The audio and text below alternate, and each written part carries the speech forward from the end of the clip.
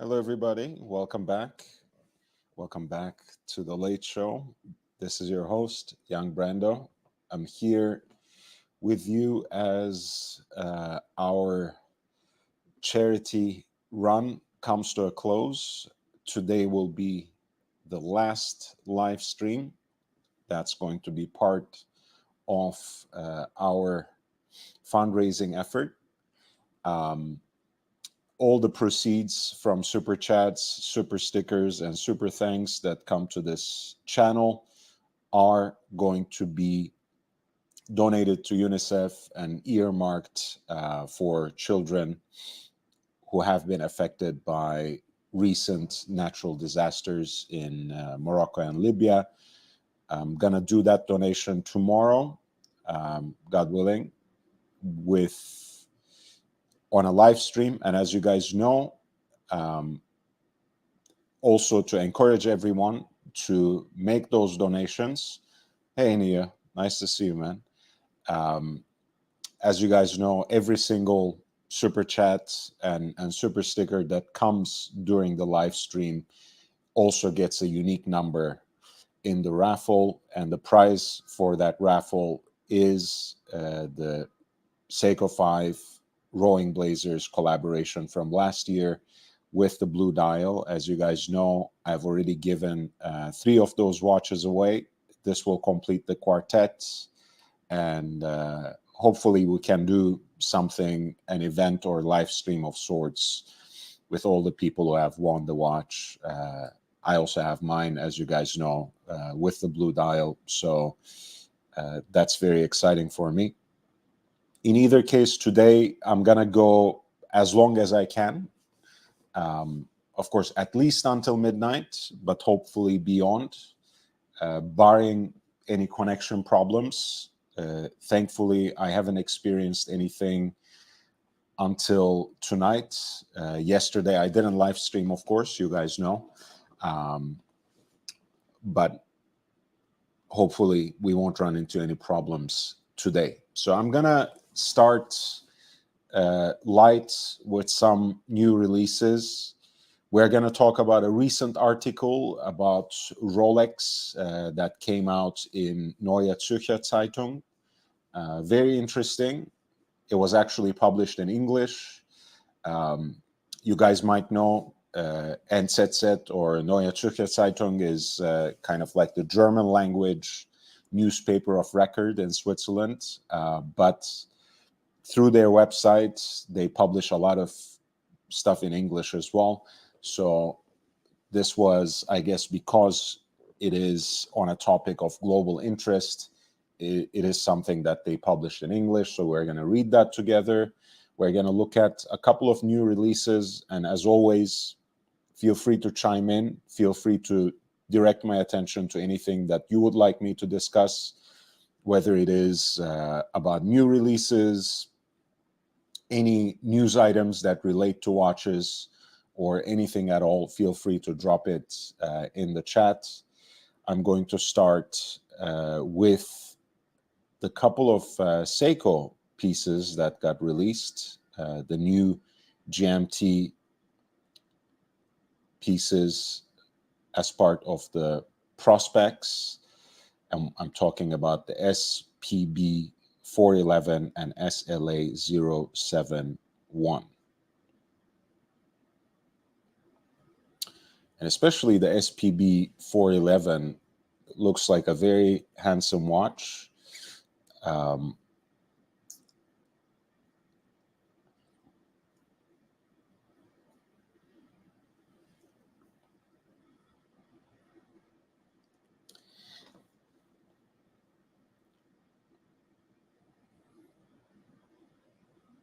Very nice anthracite gray sunburst dial, stainless steel cushion-shaped case with a 24-hour rotating bezel in matching stainless steel. It's supposed to be a recreation of an archival model, so to speak, a vintage Seiko from late 60s, namely the Navigator Timer. Their first GMT watch with a rotating bezel. So the dimensions of the case are also faithful to that original, 38.5 millimeters wide.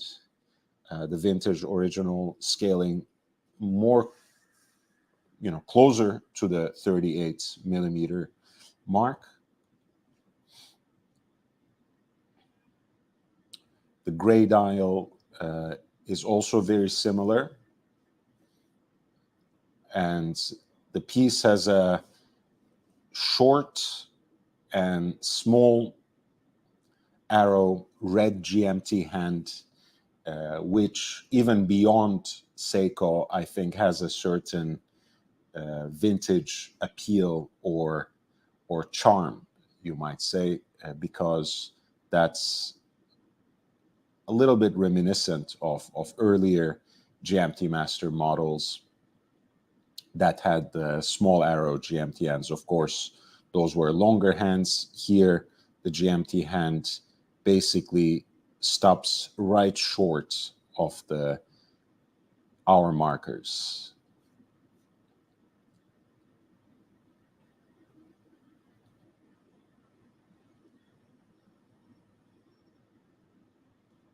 Even though the watch is a Prospex line watch, as you guys see, it's rendered in a very minimalist fashion. Just 2 lines of writing at 6 o'clock, no Prospex branding on the dial, which gives you a very fresh and uncluttered look. There is a date window at 3 o'clock, but it's not framed or magnified in any way, which I think really fits with the vintage inspiration of the design, but more importantly, behooves this sort of utilitarian, largely monochromatic look. I'm glad that hasn't been interrupted, and overall, I think the watch looks pretty amazing, including the 5-link bracelets on which it is mounted.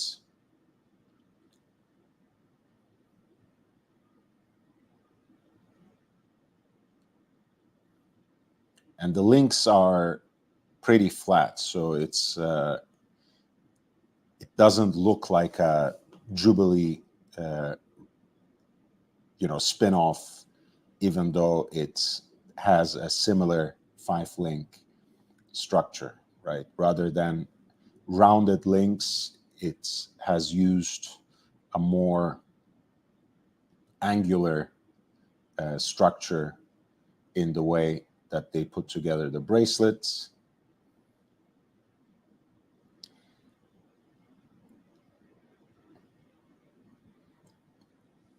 It is powered by caliber 6254. And it's the kind of collar GMT, so to speak, right? Since the movement is built actually by adding a GMT module on top of the standard 6R35. So good comes with the bad, in the sense that you do get the full 3-day power reserve, 72 hours, but you cannot set the local hour hand independently in 1-hour increments. However, the 24-hour hand can in fact be adjusted in 1-hour increments. So you do get a GMT function. You do get the additional 24-hour hands that you can set independently.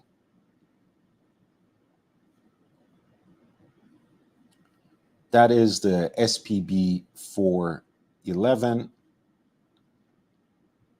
and it's actually a limited edition, thankfully not excessively limited, for about 4,000 pieces, and it's priced at a relatively reasonable $1,500 $1,100 in US dollars. Very functional, very robust, good-looking watch. Very utilitarian look with clear vintage inspiration. A watch with a GMT function and a 24-hour rotatable bezel. The second watch that Seiko released, again in a limited edition, again part of the Prospex line, is the Landmaster. This is also a limited edition, 30th anniversary of the Landmaster, 1,000 piece run.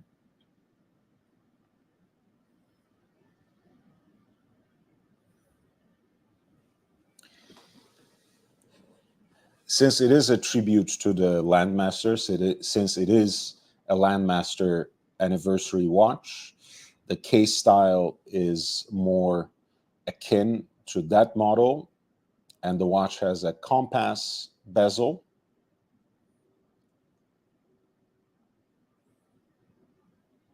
The dial is a gradient blue with the kind of texture and depth that one comes to associate with Seiko at a higher level. Of course, Grand Seiko is a little bit different, both in terms of the application of these kinds of special dials and the level of detail you can observe in them from close up. But sometimes you can see these kinds of unique applications also as part of the Prospex and Presage lines as well.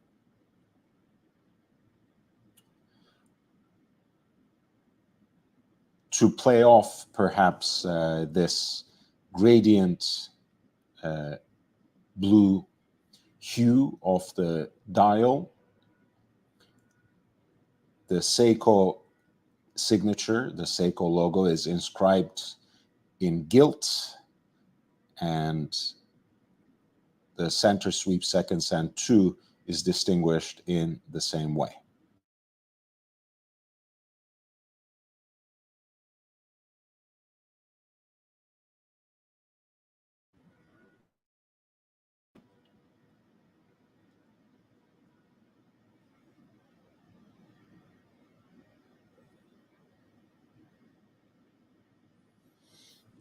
This watch is a little bigger at 42 millimeters and has, as you can see, a more traditional round case, so to speak, even though it has that slightly elongated look, somewhere between a round case and a barrel shape, very much akin to Rolex's Oyster case, perhaps. And in this case, the watch is actually rendered in titanium, both for the case and the bracelets, which is one of those things that solidifies titanium as pretty much the popular choice in terms of the variety of sports watches, in terms of the variety of luxury sports watches that have come out in the last couple of years.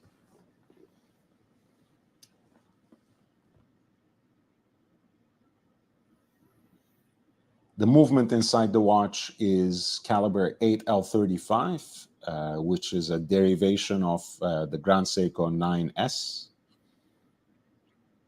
with a 50-hour power reserve,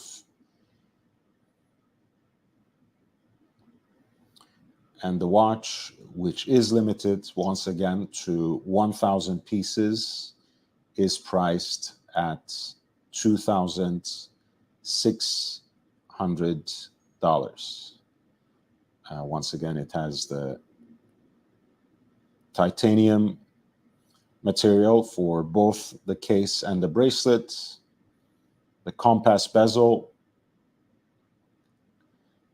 the blue textured gradient dial,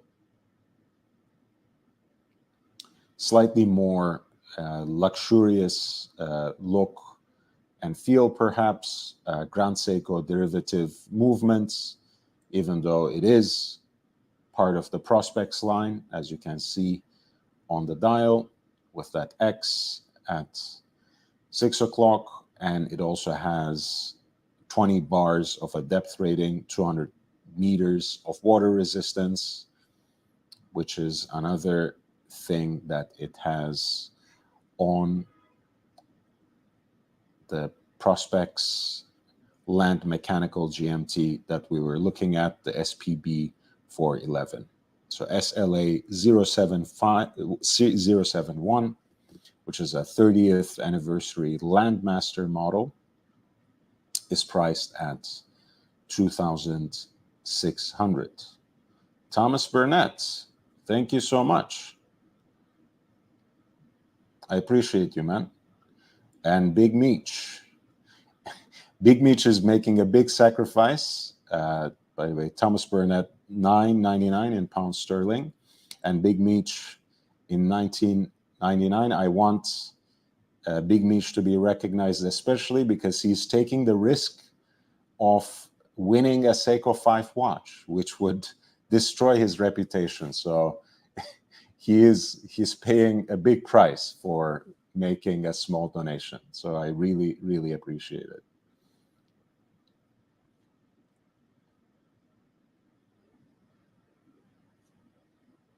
And Thomas Burnett says, I really like titanium watches. I agree, Thomas. I mean, it's not necessarily my material of choice, but it has, titanium as a material has most certainly shrugged off the stigma it had on it, right? Because for so long, especially with the way that Rolex watches have gotten bigger, more bloated, and heavier over the years, a lot of sports watch enthusiasts and tool watch enthusiasts started associating the weight of the watch, the heft of the watch, with that feeling of luxury. So titanium had that stigma to fight off. Titanium had to swim against the grain when it came to that prejudice. And also a lot of times titanium was used with finishes, like sandblasted, PVD coated, DLC coated, kind of burnished or brushed, a very dark look. But over the years, there have been so many makers, including sometimes high horological makers, of course, Audemars Piguet, Laurent Ferrier, Alan Gunzune recently, of course, had a limited edition of their sporty watch with the integrated bracelet in a remarkable finish of both mirror polished and grain brush surfaces. So over the years, over the last decade especially, we have so many watches that are fashioned in titanium, that are executed in titanium, but that have this sort of luxurious look. And of course, the lightness of the material, especially in an execution that mounts the watch on a full titanium bracelet as well, ends up creating a very different feel, and perhaps a refreshing feel compared to a similar sports watch that is all in stainless steel. right? Perhaps people are looking for something different once again, right? That's how I usually make the case of the more recent trend in smaller watches, because it's not only dress watches that are part of this trend right now. Every single brand, basically all across their lines, have been making their watches smaller, making their watches at least look smaller, creating alternatives.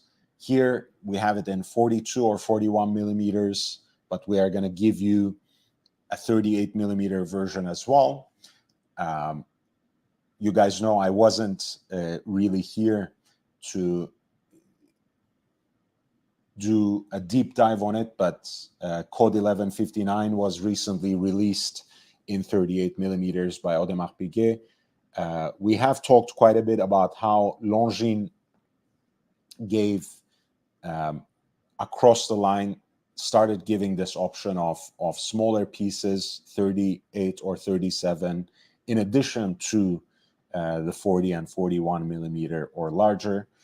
So I feel titanium is pretty much there again, not necessarily to supersede or completely displace stainless steel as the default material in sports watches, in more utilitarian designs and purposes. But it is emerging as a very strong alternative, especially for those who have perhaps become absolutely bored of having everything in stainless steel. I'm not. I don't belong to that group. I still love stainless steel over everything else. But certainly, I'll end up adding a titanium piece sooner than later. Thomas says, this Landmaster is quite nice. I don't know how useful compass bezels are and whether they are practically used. I don't know, Thomas. You know, some people still use compasses, compass functions on their smartphone. I imagine they are used. You know, I actually hate hiking, unlike a lot of people in Southern California, so I don't really know. Even when I go hiking, I never step outside of the beaten path. So I don't know whether I would find myself in that situation. But personally, I like carrying as little as possible. So I wouldn't ever go full survivalist, but I can imagine a situation where I would just want to wear a wristwatch, leave everything at home, and just go out and explore. And in that case, I guess a compass could come handy. And why not a compass bezel as a practical solution if you don't have your phone with you or if you don't have any other compass device with you? As you guys know, those kinds of watches and designs have been part of the sports watch genre quite a bit. IWC Porsche Design, of course, has that famous compass watch. Many Breitling pieces have integrated compasses into the design, so I don't think it's completely unique or practically useless. Big Me says, "Oh shit, this was just a charity thing. I'm going to dispute the charges if a Seiko comes my way." There won't be any charges, don't worry. If you win the Seiko, you can, of course, let it go. But, of course, the shipping is on me. So don't worry about it. Yeah, the titanium Odysseus is my favorite, except for the gold version. I actually do like the white gold Odysseus. I might even prefer it to the integrated bracelet versions, but I have to admit that having seen the titanium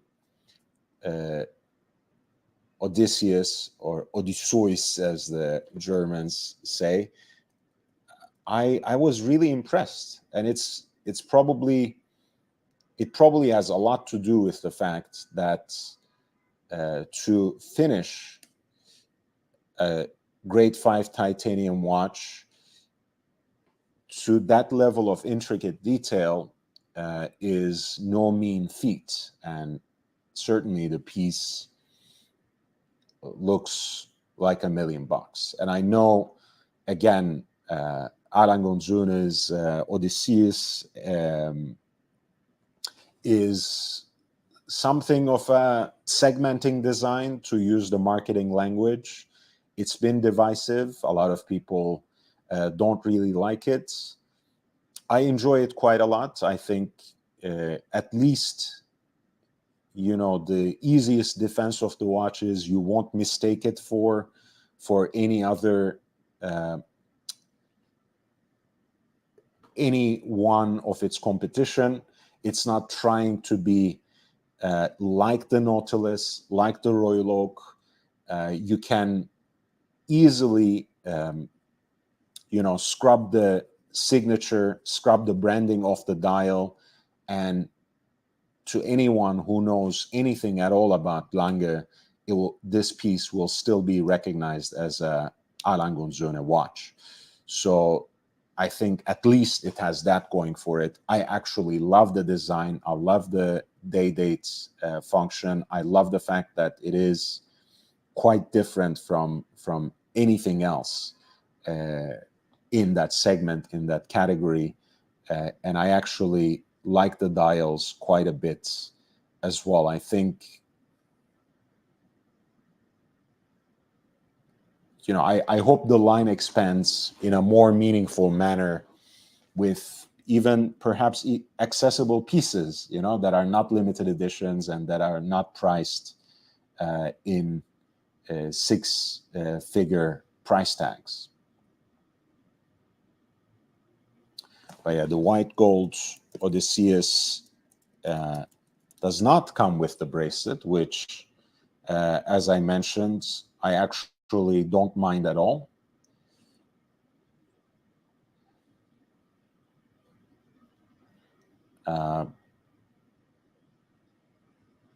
It comes either in this vintage style weathered leather band with contrast stitching, which admittedly is not my favorite, or a rubber band, which I like. Again, that I think is one of my more recent obsessions. As I said, I still prefer stainless steel, but I find something very appealing about the juxtaposition between precious metal and rubber bands, rubber straps. An interesting kind of cognitive dissonance, of which Hublot made an entire brand, of course, before it became popular for everyone else. The other new release that I wanted to discuss is a Porsche design chronograph, which is once again, much like the Seiko models that we just discussed, is something that is inspired by an archival model, inspired by a Porsche design chronograph that belongs to an earlier era, but reimagined for today. And that is the Porsche design chronograph 1 in titanium carbide.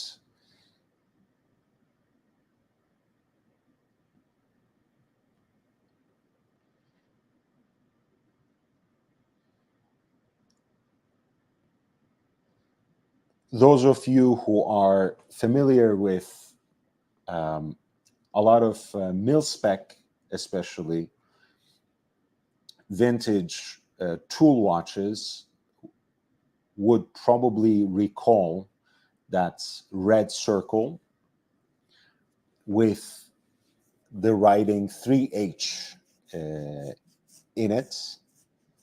Here, the aesthetic is adopted, but of course, since the luminous material on the dial is, of course, superluminova, the writing, the detail in that circle actually refers to the titanium carbide case construction.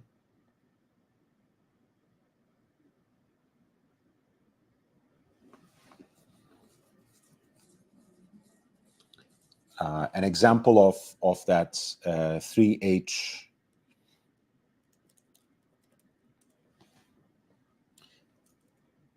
signature, of course, would be most famously perhaps the Hoyer chronographs issued to the Bundeswehr, like this number right here.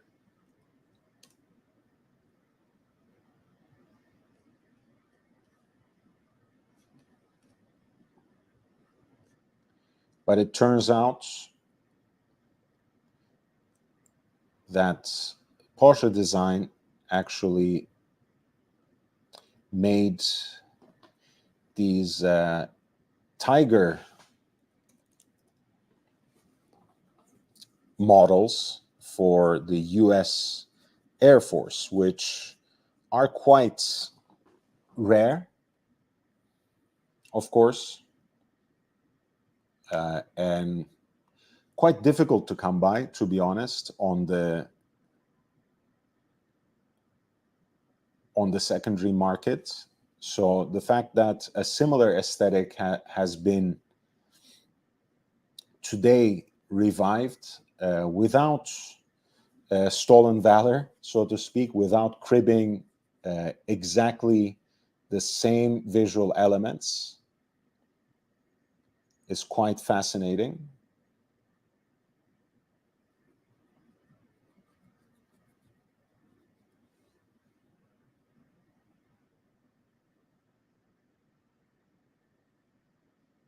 Of course, they had the Bundeswehr versions of this piece too, again with the 3H at 130, designating tritium as the luminous material on the dial. The military signature, which was part of the branding, basically, for these watches that were made by Orfina, if I'm not mistaken, at the time. And I'm sure also IWC, at least for the West German Bundeswehr version.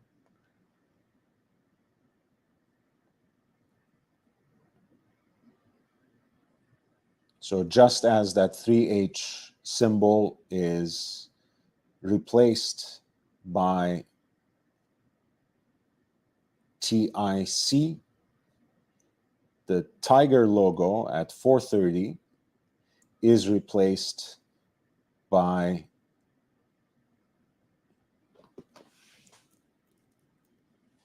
this Mankey symbol, Furious Marmot. I think Ferdi Porsche has actually a joint on the Großglockner High Alpine Road near the Studio FA Porsche.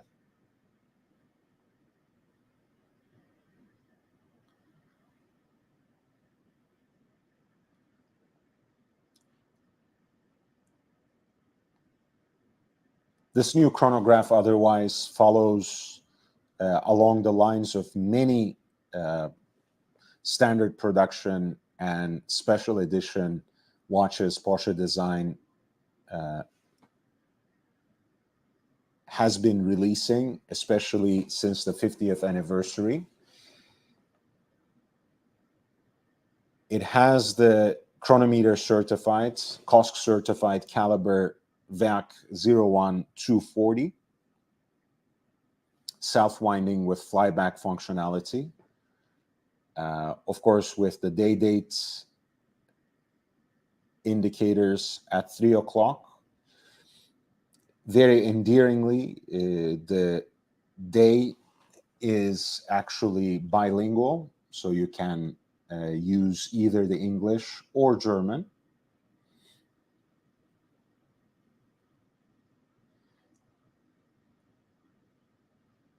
The chronograph hands for both the 12-hour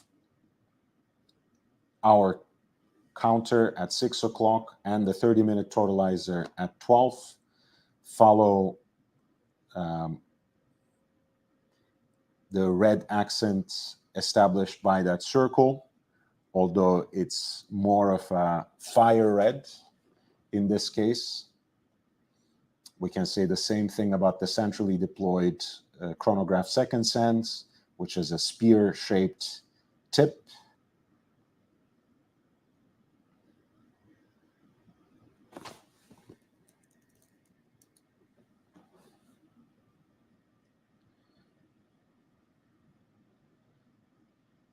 And once again, we are talking about a titanium watch, which has a carbide coating and bead blasted finish, which gives it a very similar aesthetic to those original PVD coated Porsche design chronographs, which, by the way, in 1972 were the first watches to be produced serially with that kind of aesthetic.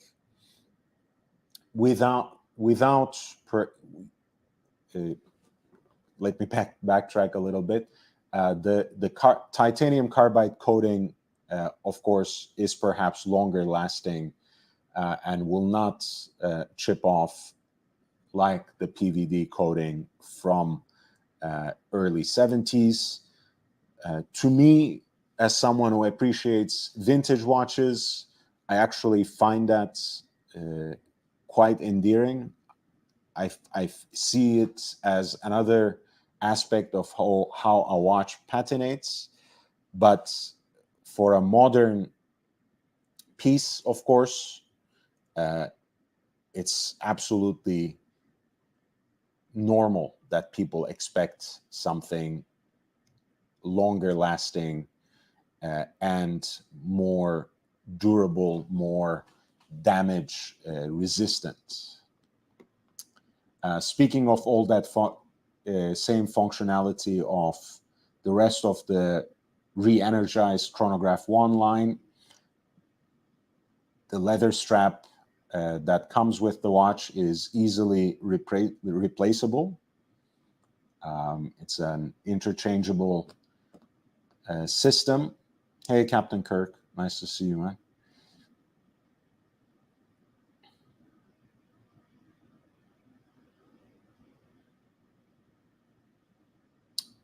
Yep, and there's the Esercito Italiano as well. That's made by Leonidas, for sure. Those are great watches. Again, flyback chronographs as it happens. So this Porsche design, utility,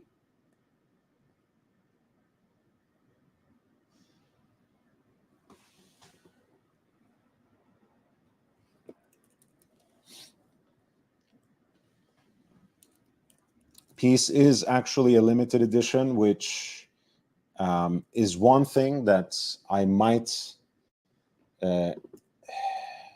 protest, so to speak, about a lot of the new Porsche design releases.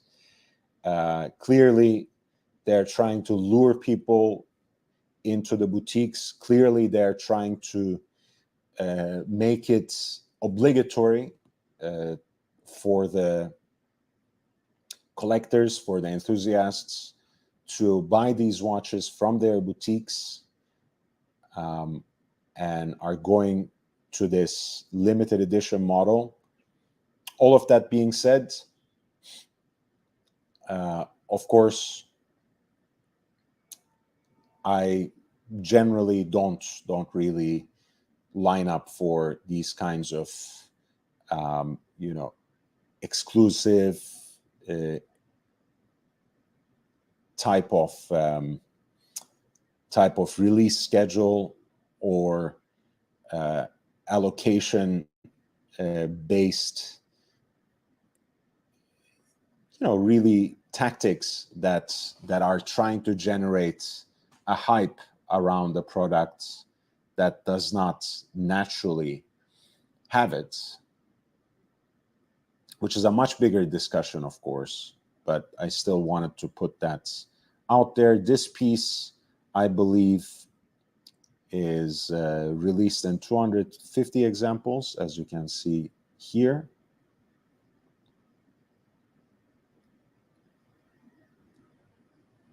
It comes with the leather Bund style strap,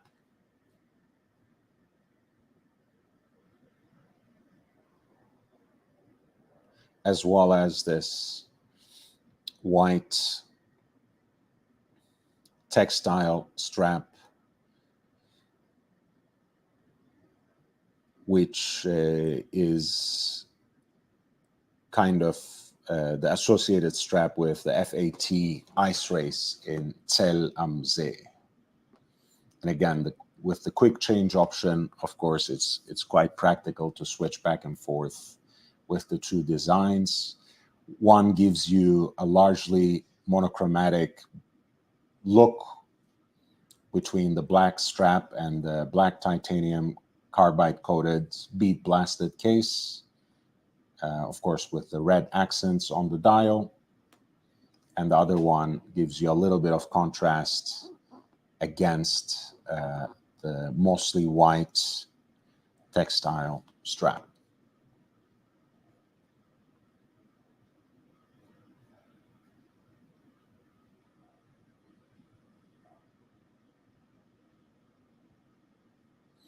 Apparently, they are already taking pre-orders at their website at Porsche-design.com and Porsche Design stores, and the pieces will be officially available in next year, as you saw on the back.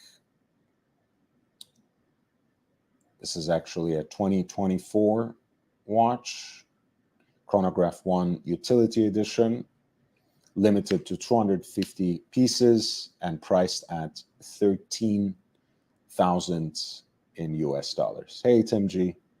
Nice to see you all, and please hit the like button if you haven't already. That really helps.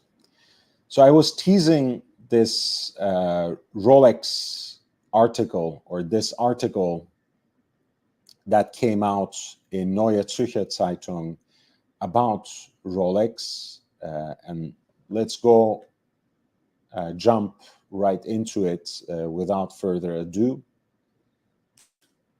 This is actually about Rolex's peculiar status as a charitable foundation, and kind of follows the trail of the revenue generated by the companies that are owned solely by the Hans Wilsdorf Foundation. This is perhaps an even more vital question now in 2023, now that Rolex acquired its long-standing dealer, its long-term partner, Bucherer, with every intention to integrate it into their family of corporations. This piece is penned by one Antonio Fumagalli, and it's titled "Rolex Earns Billions Every Year. Where does the money go?" Shares in Rolex are owned solely by the Geneva-based Hans Wilsdorf Foundation. Each year, the foundation donates hundreds of millions of dollars hundreds of millions to various causes, but some question whether the generous payouts for public projects undermine democracy.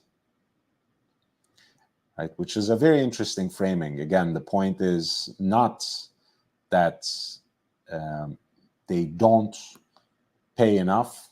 The point is not that they don't necessarily lift their own weight, but that they might, in fact, be indulging in practices that might erode the procedures set in place by democratic government. Very interesting. And the caption of this photograph of Hans Wilsdorf that you are looking at reads, "He knew how marketing worked before the term was even used in Europe." That's great.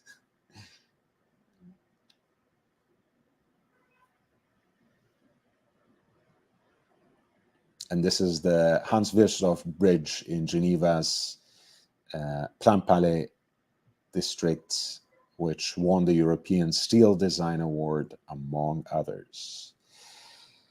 It's 85 meters long, 17 meters wide, 8 meters high, and of such architectural finesse that it has won several awards. The Hans Wilsdorf Bridge over the Arve River is the most conspicuous sign of a power so far-reaching in Geneva. People speak of a state within a state, and so mysterious that sometimes they don't even mention its name. Hans Wilsdorf is the name of the foundation that conceived, planned, and financed the bridge. This is one of the most influential, probably even the most influential foundation in Switzerland. It distributes its funds so widely that one sometimes wonders if its administrators simply no longer know what to do with so much money. Do they do it out of pure charity, or do they follow a plan?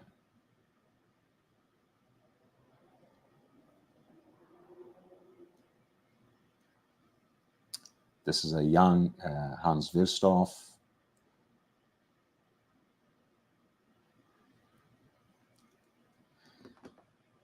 The foundation's financial strength does not come from chance. The foundation, Hans Wilsdorf, most often referred simply as Wilsdorf, is the sole owner of one of the country's most successful yet secretive companies, Rolex.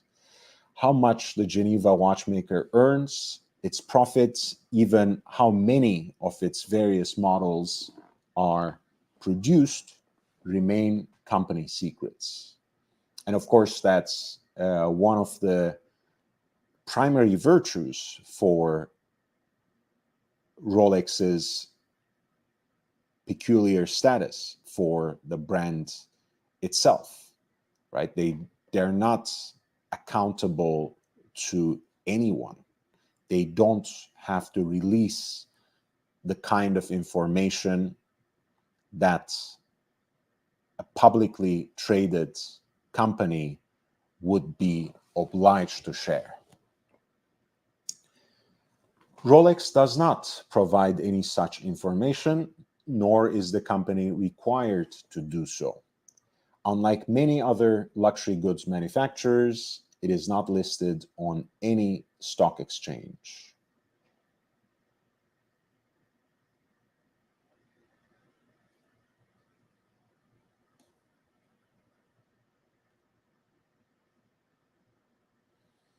It is accountable only to the Hans Wilsdorf Foundation, which owns 100% of the company's shares. Rolex executives are wary of revealing their secrets. This, by the way, is the Servette Football Club's stadium,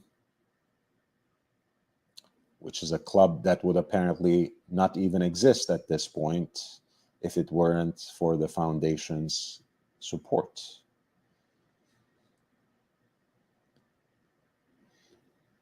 By the way, one day we might be able to go through this interview as well in a reaction format.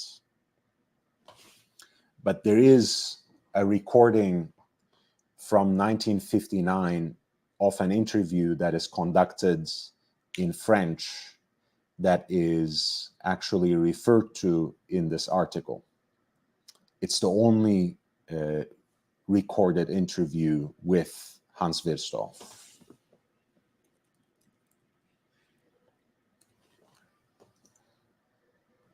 Who, of course, passed away in about a year after this interview. Rolex's discretion is legendary and has hardly changed over the years. Hans Wilsdorf, who founded the company in 1905, gave a single public interview in 1959, a few months before his death. All right, even closer to his passing, apparently.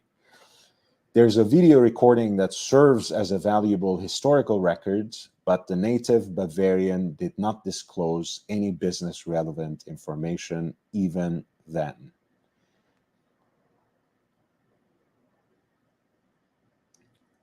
Life put Hans Wilsdorf, born in 1881 in Kulmbach, Bavaria, to the test at an early age. His parents died young, and Wilsdorf grew up in boarding schools. At the age of 19, he moved to Switzerland and got to know the booming watch industry in La Chaux-de-Fonds. In 1905, he founded the watch distribution company Wilsdorf and Davis in London, and 3 years later, he registered the brand name Rolex. Chronometric precision characterized the wristwatches even then. Having moved to Geneva, Wilsdorf registered Rolex in the Swiss Commercial Register in 1920 and became the sole owner of the company. By the way, you realize, for example, how the perpetual 1908, of course, takes its name after the year in which the brand name Rolex is registered. With the Oyster, the world's first waterproof and dustproof watch, Wilsdorf achieved a resounding success in 1926. Further cult models followed. The marketing genius always knew how to successfully position the precision watches. In 1960, Wilsdorf died childless. He left his assets and property rights to the Hans Wilsdorf Foundation.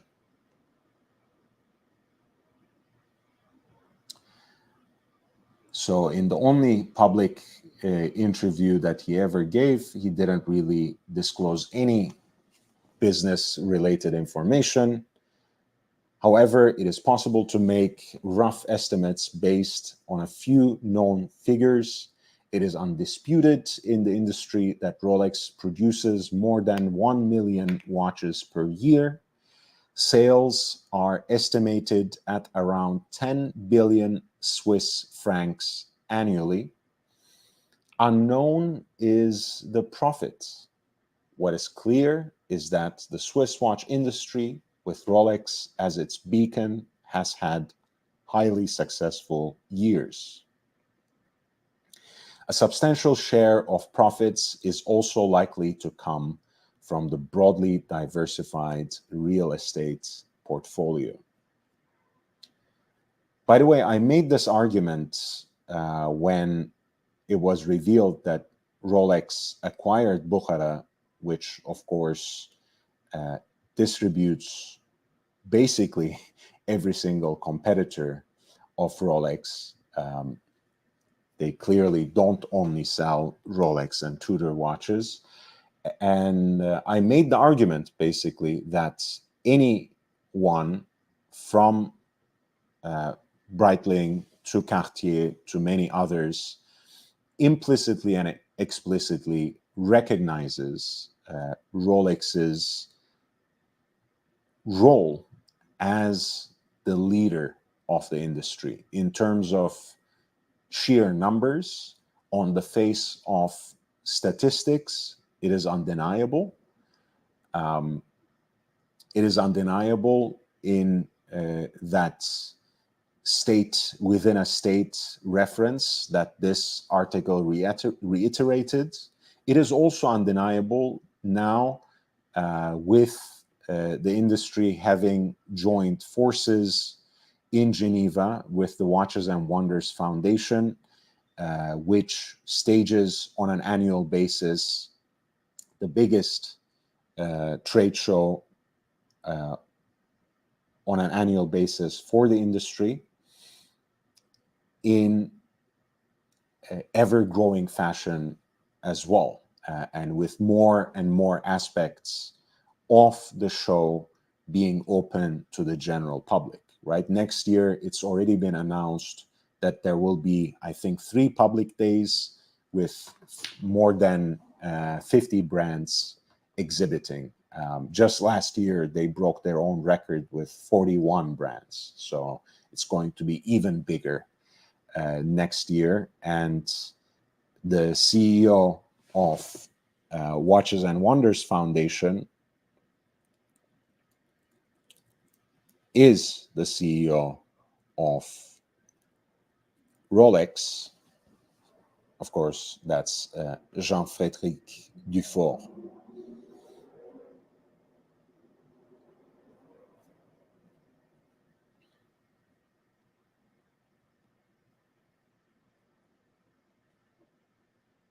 Rolex founder Hans Wilsdorf had no direct descendants. Oh, hey, man. What's up? How you doing? Good, good. Sorry, I didn't see you in the background there. I was too enamored with my own voice again. So. No worries. I thought I'd stop by. I only got like maybe half an hour, but it's half an hour more than I've had in the last month, I think, to stop by and say hi. I know. I missed you, man. I missed you.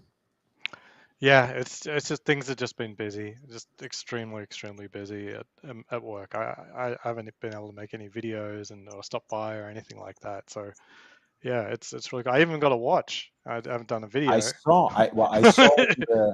Can you show let it, me take please? it off. Yeah. Let me take it I off. saw on the Discord, of course. Yeah. It's Aussie Expat has a Discord that is primarily connected to his channel, of course, of which the link I will drop, but that I have been practically using freely thanks to his generosity and hospitality to plug my own shit as well. Yeah. It's a no rules Discord, you know. That cool. is the new Pelagos FXD. Yeah, the FXD in black. You know, I didn't get the blue one. I already got a blue Pelagos. You know, that's the main overlap there. I like the idea of the whole fixed spring bars. I was a little. I didn't like the retrograde too much. I felt that it was a little busy, but I think with the numbers going in the correct way around, it sort of feels slightly less busy. Yeah. You mean Slight less cognitive overload. right? Of course, the blue FXD, the Marine Nationale version, as Ozzy was just saying, has a countdown bezel. Yeah. Fully graduated. This one actually has the more traditional, conservative, you might say, layout, which of course starts from 0 and goes to 60 rather than starting from 60, going to 0 in clockwise direction. Yeah, I love the symmetry of the watch. I mean, I'm a big fan of the no date sub, traditionally speaking. Mm-hmm. So for me, this also checks a lot of boxes. I was already a big fan of the Pelagos 39 to begin with, so this seems even better in a way. Yeah, so the way Tudor is right now, you can see a lot of watches, I was able to see the 39 in the case. It was the Hmm. first time I'd seen it, and this, and on paper, I initially loved the idea of the 39, but more and more the whole idea of a shiny Pelagos really sort of wore down on me to the extent that I didn't like the idea anymore. And then in person, it was very shiny. A lot of people say it was like you don't see the starburst or whatever. It's like no, it's very very shiny watch. I mean, I think you see it even more in a way because the aesthetic of Pelagos otherwise is quite muted. So when you Yeah, give that effect to the face of the watch and the bezel, it jumps out perhaps even more yeah, against the titanium case. You know what I mean? yeah. Now if someone hasn't got any preconceptions about what a Pelagos should be, it's a lovely watch. But I have a Pelagos. I've got other shiny watches. Um, it I sort of buy into like the Pelagos is meant to be the tooliest tool watch, and what really grabbed me about the Pelagos 42 in blue was just how matte it was. Like it wasn't trying to be anything more than a very expensive tool watch. It's like this is not the boardroom, show up at a meeting and not one up someone or anything like that. It's just a really no nonsense watch, and it costs a fair bit of money. I mean, it's not $10,000, but I think 4.5 or 4.8 or close to 5,000 now on the 42. I think after tax. Hmm. It's an expensive watch, and ultimately so is this. Like after tax, it's like 4.5K. But on paper, I started liking it. I like the fact that it went in the right direction. I'm not a Frenchophile. Francophile. Francophile. Well, that's a French word, isn't it? So like I can't use it. um, um, so I definitely like this on paper, and I have experience trying to match straps to a watch that's blue. So I started trying to put straps on my Pelagos. It's impossible, and well, it's not Yeah. impossible, but it's just difficult. And all of these FXDs, they have straps that I feel like I don't work for me. They're too big, and I'm like, I have to buy a strap. So I really don't want the problem of having to match up a particular color. So black is just an easier strap monster, to me. So Oh, it for makes a lot more sure. sense. For sure. Yeah. It's black, of course, goes with anything. And I think matching with a larger, outfit, so to speak, you either have to go with something that matches with everything if you want the most utility out of it. We were just talking about the whole genre Mm. as a tool watch, right? Or something that goes with nothing anyways, so you can actually wear it with everything because it's Right. just out there, right? Kind of like a silk tie with paisley designs on it, right? Paisley swirl Mm. on it. Like it goes with nothing, so it goes with everything in a way, if you Yeah. want. Thomas Burnett's got a good comment, I think. He's asking. How do you like the new FXD developed with SEAL Team 6? I saw it and felt that the new FXD looks more like a field watch than the dive watch the original Marine Nationale one was. Yeah. So I kind of get that feel. Like I was really gunning for a Ranger ultimately. Like the field watch is sort of like my secret passion, even though I've got a billion and one divers. And for me, this is more a field watch. Mhm. I feel like, yeah, it's a diver, but that's like ultimate diver. That's what my Pelagos is for. This I intend to like take out shooting. So I'm going to do some long range shooting tomorrow morning, and Nice. I'll wear this, and I won't have to worry about rocks crushing against the clasp or anything like that. So yeah, I see this as like a really no nonsense watch. I really intend to damage the shit out of it, basically. Like I'm gonna have a lot of fun with this one. It's gonna be a field watch despite having a bezel. I think the Ranger on paper I really loved. In person, I'm like, 7 out of 10. Like I'm close, but it's not close enough. The price is, because the price is only like 3-1, it Mhm.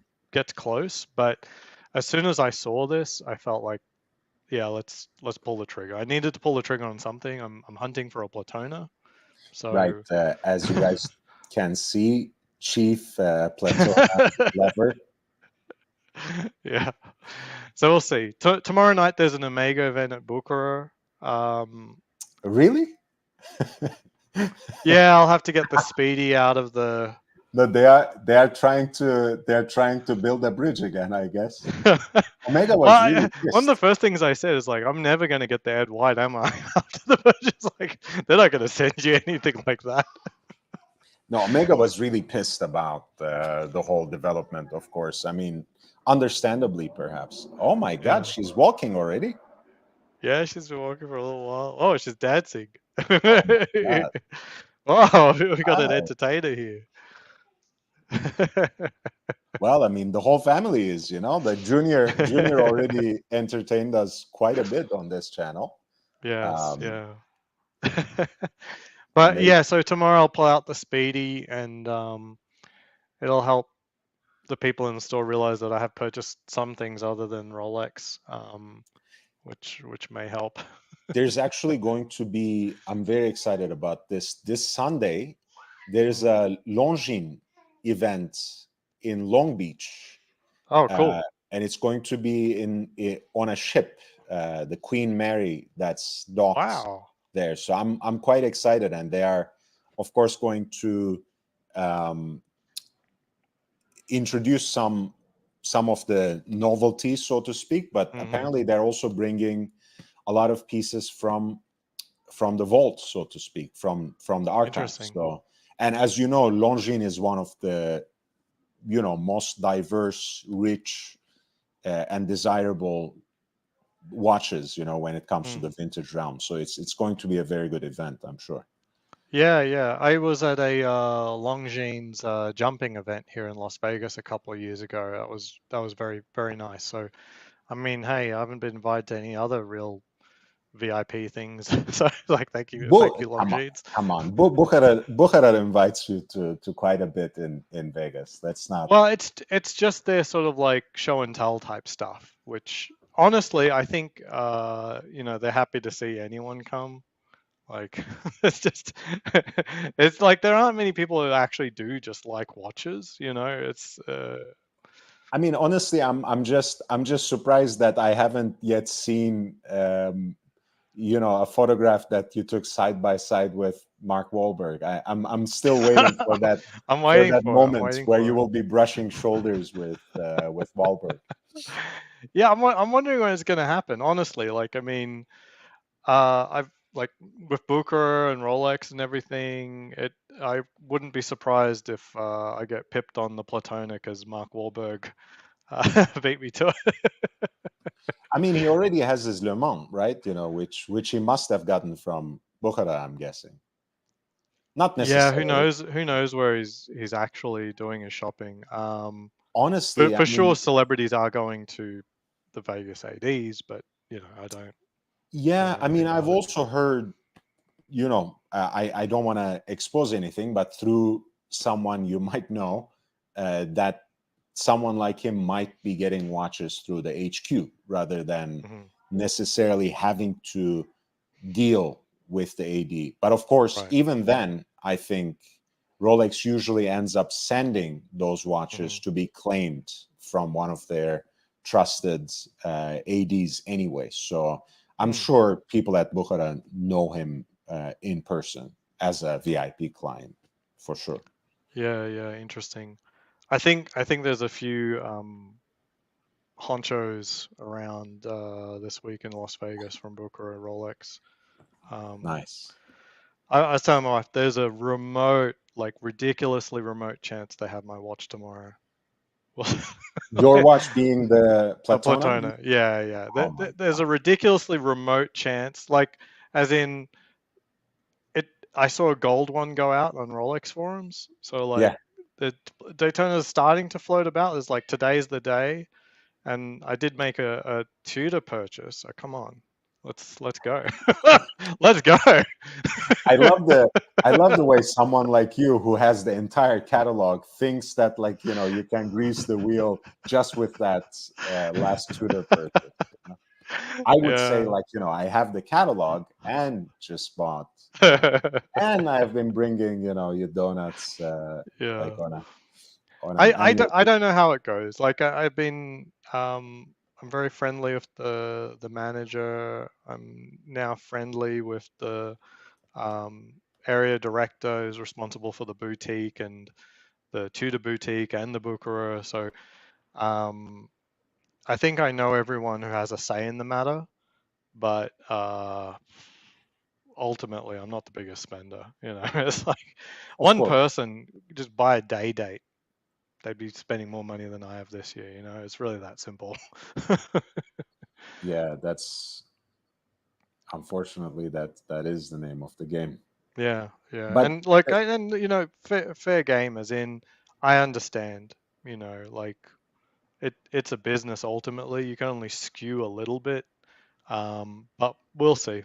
We'll see. I'm told it's possible, so who knows? It might be the same possible that other people are told. Thomas says Friday the 13th could be lucky for you, Aussie. Yeah. Yeah, Hey, you so can so it either. is an Omega event, and they're saying wear shades of blue. What what do you think they're doing? Like they haven't confirmed that there'll be a new watch. Oh no, it's the Seamaster anniversary, Oz. You remember that they released a whole line in All the blue. shades Oh, of fuck blue. that. So it's not. I They're don't think it's awful. going to be something new, but they will Yeah, yeah. probably have the novelties from that entire Oh, right, right, release. right. Yeah, I forgot that like Omega, like it just takes them forever to actually get their releases, like to actually see them in person. Okay, calm down. Ah, Calm down. I Start talking forgot. shit about the event after it concludes, not right away. This is what they No, need but a it's statement like show, I think. this was like a flash in the pan, like how many months ago? And I've already forgotten about this. I'm racking my brain. I was like, blue, blue. What are we talking about? Yeah, Uh, yeah, this is going to be it. I mean, since they basically had an entire line in, gradient yeah, shades of blue from lightest to darkest yeah, yeah. as you go deeper, I think they're rehearsing that theme. It would be interesting. I mean, if you could have a blue dial watch to wear if they actually get you the platinum Daytona. That would be hilarious. Oh, he's our top customer. Like as it like I'm not saying top customer overall, but top customer bothered to show up. Here's our top customer. It's like, oh, we're gonna sell something. Yeah, yeah, yeah, over here. Platinum Daytona. It's like, oh, okay. This is This this is is a how good it is over question. here now. This is a good one. Bruce G says, "Let us know if you see the new Ploprof." Yeah, interesting. So the Ploprof was discontinued, right? Uh, Or not? no, this one apparently was the last one, Right. probably that was gonna drop from this series. So people are still expecting it. I don't think many, if any, people have seen it in flesh. Probably it was at the Mykonos release. That Hmm. Clooney and every watch journalist attended. Um, No, what I mean is, isn't just the regular Ploprof? Am I mistaken? Did that get discontinued, or I I don't I know. don't know. It might be. I mean, I didn't follow how Omega has been doing in terms of these, Yeah. like, I these mean, I kinds of definitely saw one last minute last year, but releases. I don't know. I think they still exist in the lineup, but Yeah, I see this orange yeah, one, so yeah. But it says it's a heritage model. Is that just a? Does that mean something? Well, it shows I can put it to a wish list. So okay, there's Ploprofs. There's Ploprofs around. So 14K for that Ploprof. Um, that's cool, I guess. I give Omega a lot of poo poo, but they've got some very iconic models. I just wish they were priced a little bit cheaper. Yeah, I mean they have done it all by themselves. The last few years, they really marketed themselves up in about two scales of magnitude, I have to say. Yeah, yeah, like $8,000 now for the Speedmaster Moonwatch. It's a pretty heavy ticket, man. It's getting there. Yeah, discontinued and reintroduced in this new sizing, slightly smaller, Blue Series. Yeah, lot to interesting. lot. Yeah, Yeah, it's very confusing from the website. Very hard to tell it like the yeah. Wait, but they do have other colors, and I think I don't know. It's confusing. Just as confusing as their model numbers.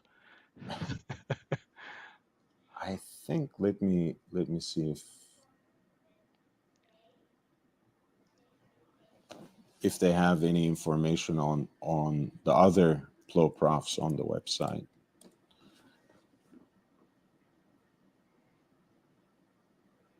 Yeah, it's like 55 by 48, the older ones. This new model is 55 by 45. Hmm. So it's 3 millimeters smaller than what they had in the lineup, and I think more akin to the vintage proportions, if I'm not mistaken. Hmm. Hmm. How much should I throttle these Omega guys to deliver on an Ed White? I'm a little I'm a little gun shy on that. It's now very expensive. Like they added another like 1 point something to it, so it's now 15,400. Yeah, It's a lot of money now. It always was money, but it's getting a little crazy. I mean, I like it. I also, as much as I love those liar lugs, so to speak, the twisted lugs of the professional case, I do find the proportions of that 321 very enticing. Um, Yeah. and of course, the fact that it is a recreation of the heritage movement, the real Moonwatch Omega 321 caliber, it has a lot going for it. If I, if I felt more inspired by the Speedmaster, I mean, it is, it is still a watch associated with the most popular feature film Mm. by Kubrick, of course. But you know,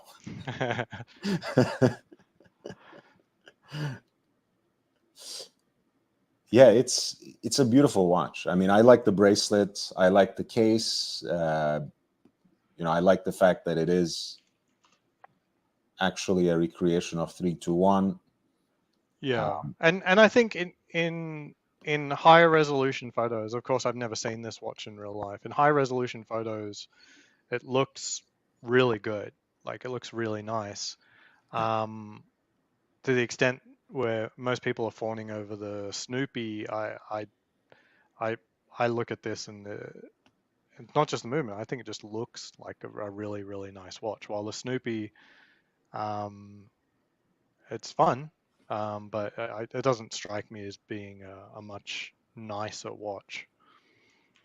yeah. I mean, Snoopy's cool, but this is like a real enthusiast watch. It's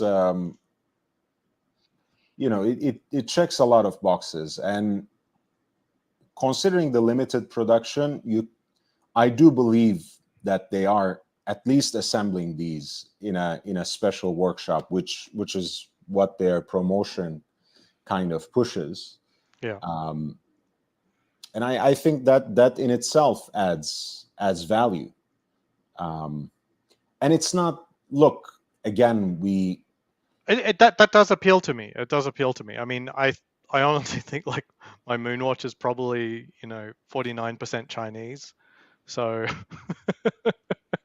not this is Not that there's anything wrong with it. Yeah, I think this is living up to the new Swiss-made criterion. So it is, yeah, it looks like a really quality piece. It's like a real piece of horology. While the Speedmaster, it's so, I don't know. I don't like how the Speedmaster, the 3861, how it actually feels.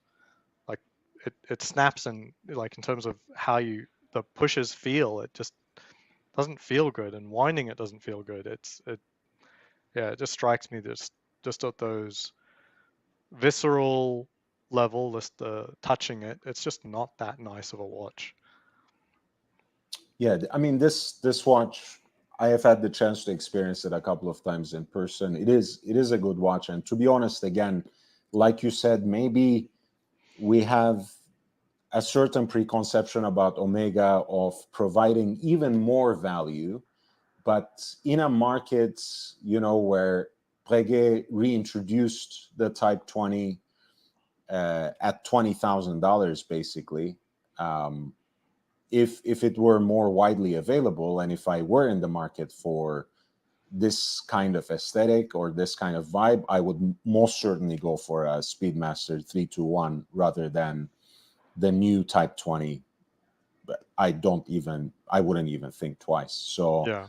by that metric, you are saving 3K, so it's at least. Thomas Burnett says the flat link bracelet is beautiful. Mm-hmm.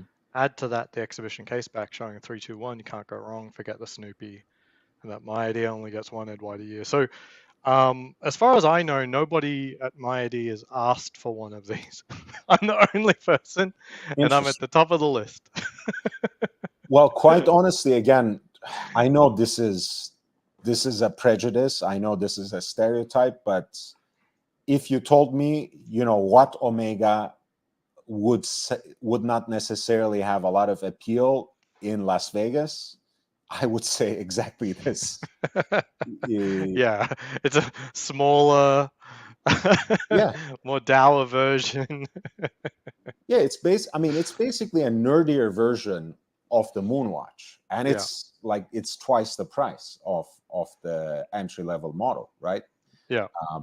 More, in fact, no, not Just under. Yeah. yeah. So I mean, they add an entire 1,000 to the Sapphire Sandwich Moonwatch. They That's right. added about 1,000 to this, but yeah, I mean, doubling the professional now. It's like, okay, it's not quite there on the 321, but it is crazy, these prices. I'm just guessing, like, ultimately they'd rather have the prices be high 2 to 3 years from now than how do you say, worry about what's happening right now this year. It just seems like they've got a plan. They have a target of where they want their price ranges to be, just based on like the watch industry stuff around, price ranges where brands seem to be dying effectively. Yeah, look, we have talked quite a bit about that. Not to beat that horse, but like you said, certain segments, especially entry level segments of the luxury watch industry, are really on the wane, and under 4K is basically 4K in USD is basically lost to the smartwatch anyways. Not that it will completely go away, but that's become a very competitive market where the margins are already too small anyways. So there's that trend. And like you said, now looking forward, the market is already coming to terms with the numbers now. Even LVMH cannot sustain the same level of growth. The reports have just come out from the last quarter, and it's not like they're shrinking, but their rate of growth has now fallen back to a single digit. So, of course, it's not missed on the Swiss watch industry that they want to ride this wave as hard as they can while they can. And like you said, if they seem to be a little overpriced 3-4 years from now, that's a problem they will deal with then. So they are kicking the can down the road in a way, but they want to make as much money as they can now before it's too late. Thomas is asking, what happens if they offer you a Platona and an Ed White? Would you take them both? So really assuming like the Ed White comes after a Platona, which is luxury problem, super luxury problem. I would take the Ed White because, yeah, it's still a great watch. I did ask for it. I haven't withdrawn that ask. And eventually I want the black stainless steel Daytona. So I got to pad something between the Platona and then maybe the stainless steel Daytona. Cool. I think that black Possibly stainless steel both. Daytona is gorgeous. Yeah, I'd take both. Yeah, get them all. I'm past the point of no return. I now have 11 luxury watches, which is bigger than my watch box. So it's just there's no limit now. There's no. Yeah, you even got rid of, deleted your Excel file where you were tabulating, like, how many Yeah. times you gave up at this point. No value for money. There's no value You just want proposition more. left. You just want there's, more. There's just sickness left. Guys, by the way, if you have just joined, we're talking watches. Hit the like button. This is also the last day I'm fundraising for UNICEF for those who have been affected by the recent natural disasters in Morocco and Libya, the earthquake in Morocco and the floods in Libya. And every single super chat, super thanks, super whatever is all the proceeds from that are going into the charity effort. Full amount will be donated between the dates September 12th and October 12th, between September 12th and today, to UNICEF. And every single super chat today is being entered into the raffle, the price for which is the Seiko 5 Rowing Blazers piece from last year, collaboration with the Blue Dial. So just to keep that in mind.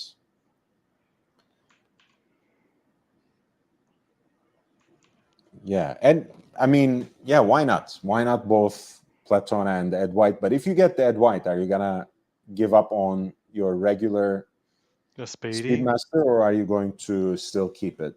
I've never sold anything, Right. So that's a real practical consideration.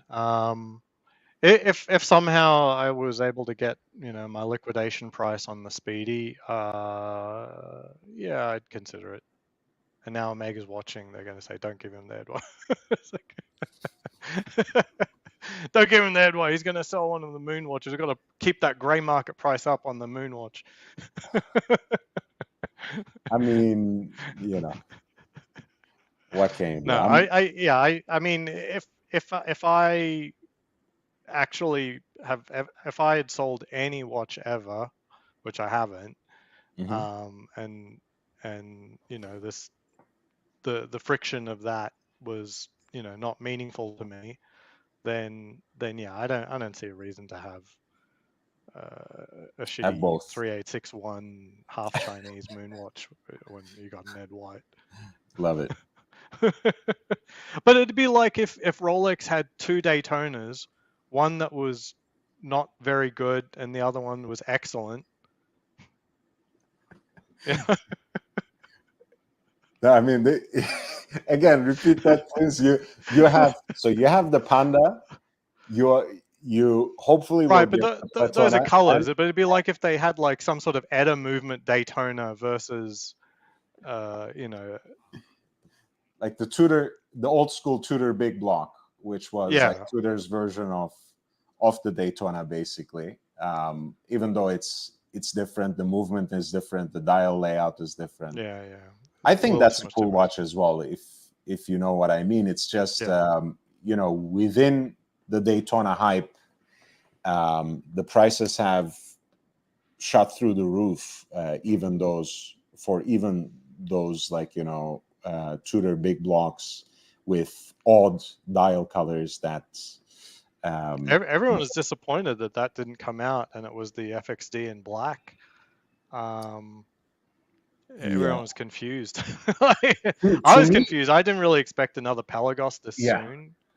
Honestly, I was also disappointed on the first day because I just didn't have time for the watch, right? And because I was just tired of having to cape for Tudor every time they come out with a new release. Guys, Black Bay just means oyster in Rolex. You know, it's not the same watch. I got just so tired for having to make their case for them. I was a little disappointed, not necessarily because it wasn't a new chrono, but because it was just another dive watch, basically. So I was like, oh, okay. But another dive watch, another color variant, which, you know. Yeah. So but then again, I think people don't. No, go ahead. People do want the color variants. They just don't like the hype for one, as in like anticipation for a color variant. Like it's not a real release. Like people don't want to spend brain cells on a color variation unless it's the color variation that really speaks to them, you know. So I get it. I don't know what Tudor should do. Like maybe not make a big thing out of color variants, but this is slightly more than a color variant, but it's still a color variant. Like, I mean, like if you looked at the release and stuff, it was kind of, I'm not really into like, oh, it's a military watch, Spec Forces. But honestly, I was surprised to see that its heritage was genuine, as best as I could tell. So that's kind of cool. It's kind of cool. Yeah, you know, I don't know if you have seen it, but the Watches of Espionage actually did a little post on it where he talked about how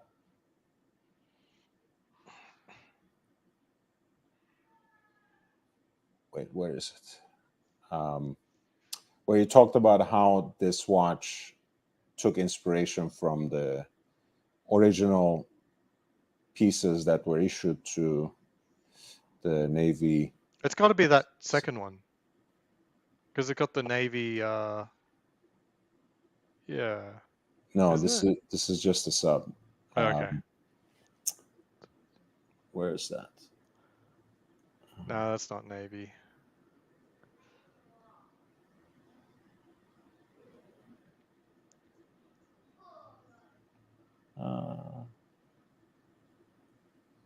Did it remove it? Yeah, you might have removed it. It's misinformation, that's why.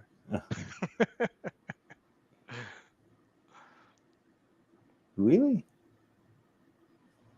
On his website, he had something, I thought. We'll see. Maybe they needed him to remove it.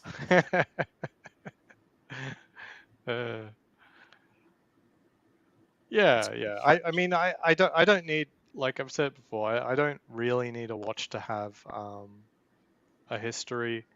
It's a way to pull you into it, but ultimately the watch is something you wear. You have to actually like it as a watch.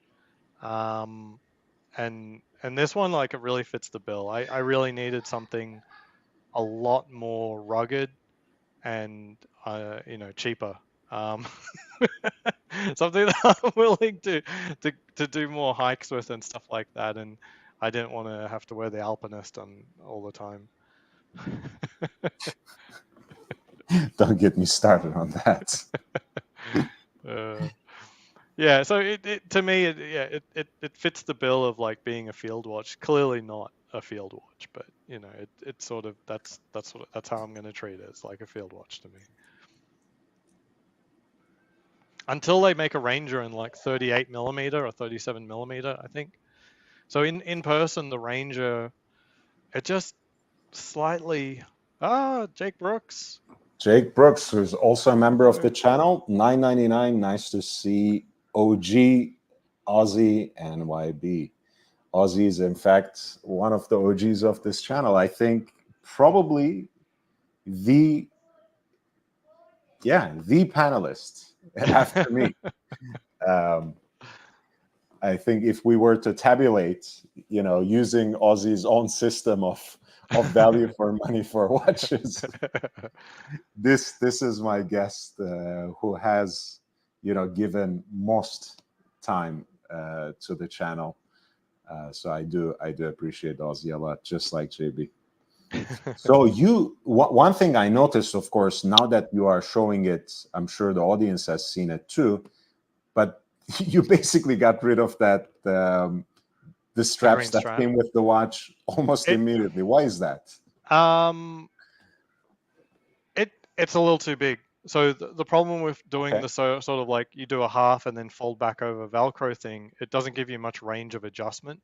Just full stop, like just the whole fold back.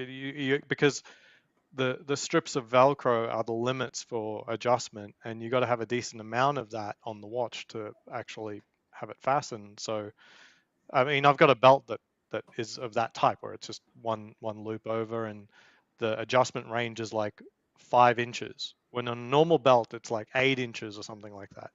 So it doesn't adjust properly. All right, so that's the main problem. It's not an aesthetic choice, really a practical choice for you. Yeah.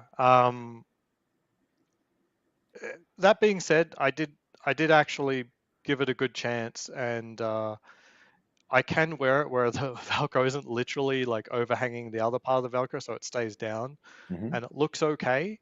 I just don't want to deal with it ultimately. And the rubber strap is terrible. Just it's garbage. You don't like textured that texturized rubber strap. It looks really cheap, and I don't know. It looks like it's dirty. And you touch it, and it's just got a layer of skin on it immediately. It was really a huge no, huge no. But that being said, I said I'm willing to accept on this. So I was also offered the FXD Alenghi, and I just don't look. I know on all of these I have to replace a strap. I just don't have the wrist size that is needed for these straps, and I didn't want a colored watch that I'd have to worry about like matching up the strap for. It's just too much of a problem. Honestly, I mean, this watch again, it's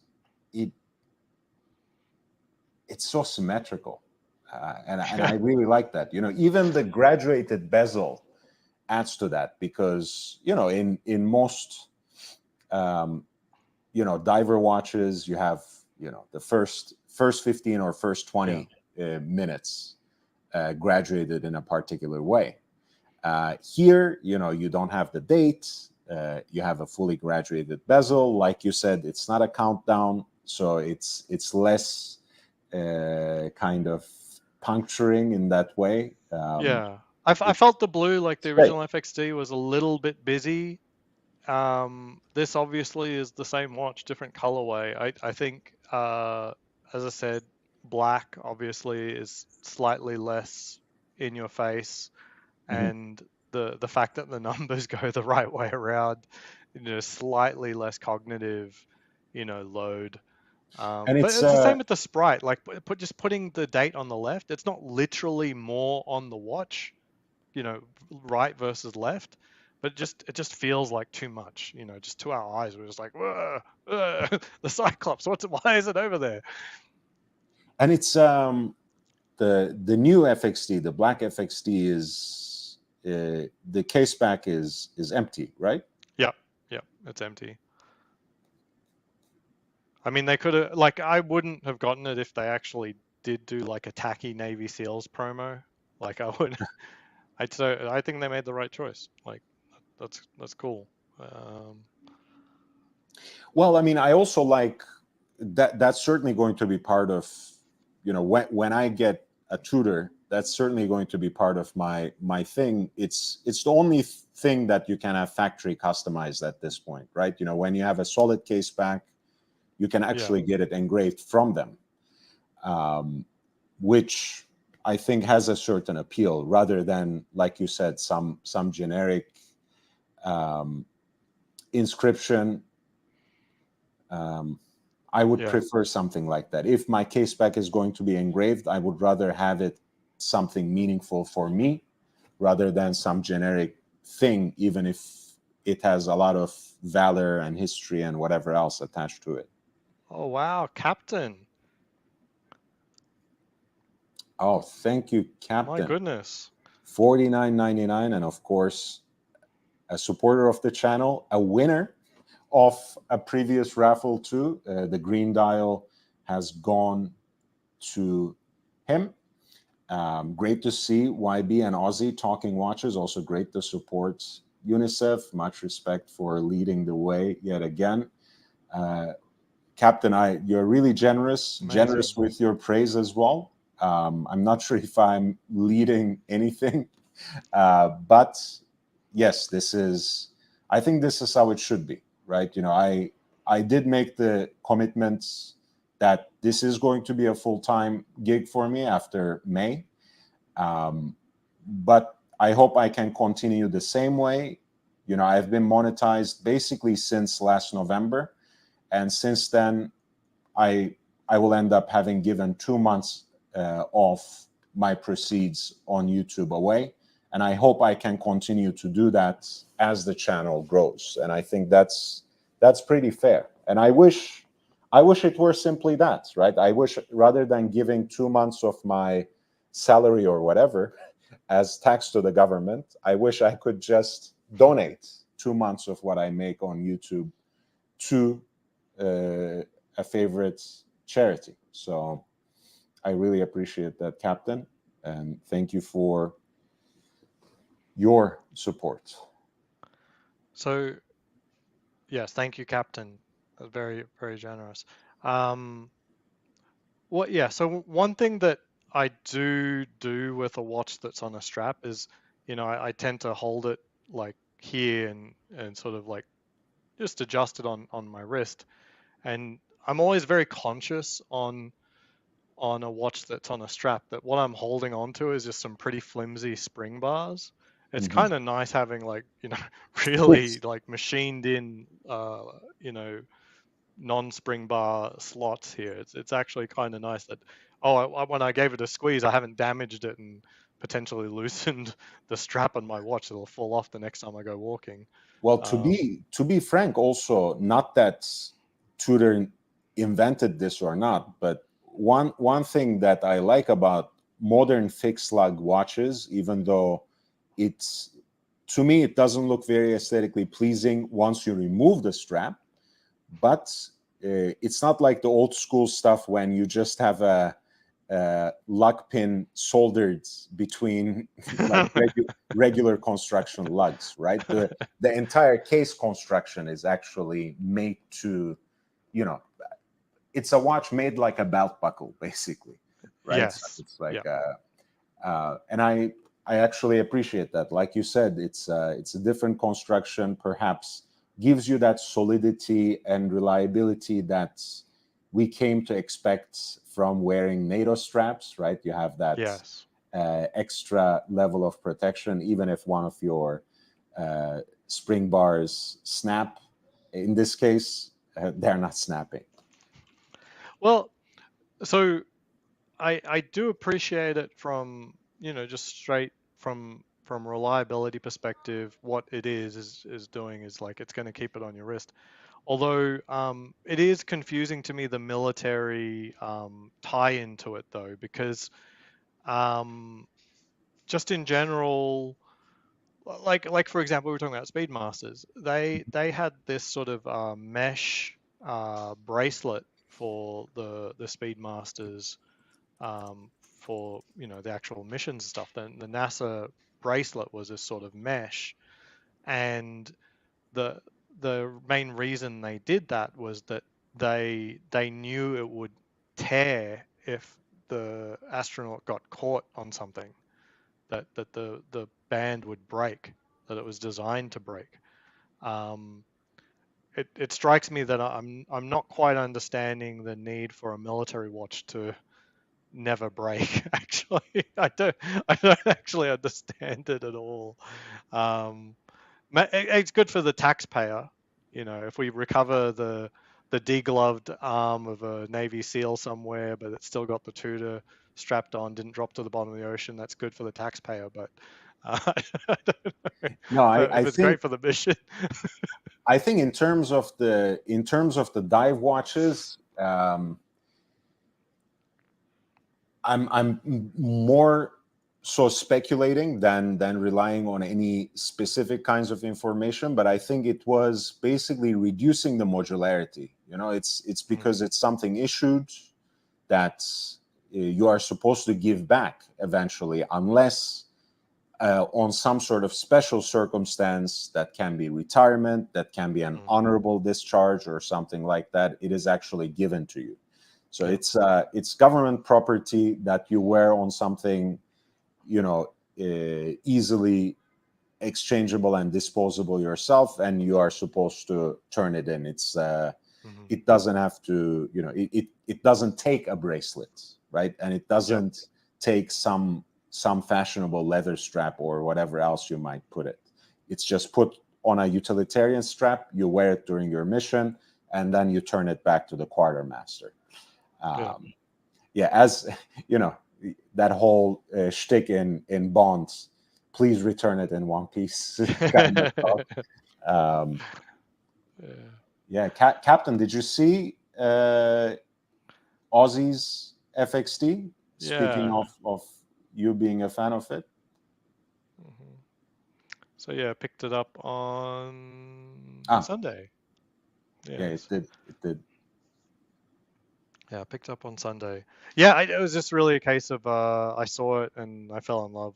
I couldn't hide how much I was really adoring it. And the Pelagos 39, I said, no, put that back in the case. You don't want to put it on? No, I don't want to put it on. Which by the way, it says a lot. I'm not even being funny, but Aussie actually, in addition to being, genuinely a great human being and establishing this kind of connection with people, he's also very careful in playing his cards when he gets or doesn't get these kinds of watches. So for him to not be able to hide his enthusiasm means he got really excited. I did. I like the reason I got this was I loved it. Like there's a lot of watches I've been like eyeballing for a long time. But this one I fell in love with immediately, and I'm like, if I could have an excuse to buy it, I'll buy it. It's really the case. And it's been like the last watch I bought for myself was in June last year. The Explorer 2. So it's been a while. I know that sounds very privileged to like, oh, it's been a year since I bought a luxury watch. But hey, I spent like 70-something thousand dollars on my wife in the last 12 months, mostly watch purchase. So like it is something. It is something. Like it's hard. It's kind of hard to see like hot stuff go on the wife and I got nothing.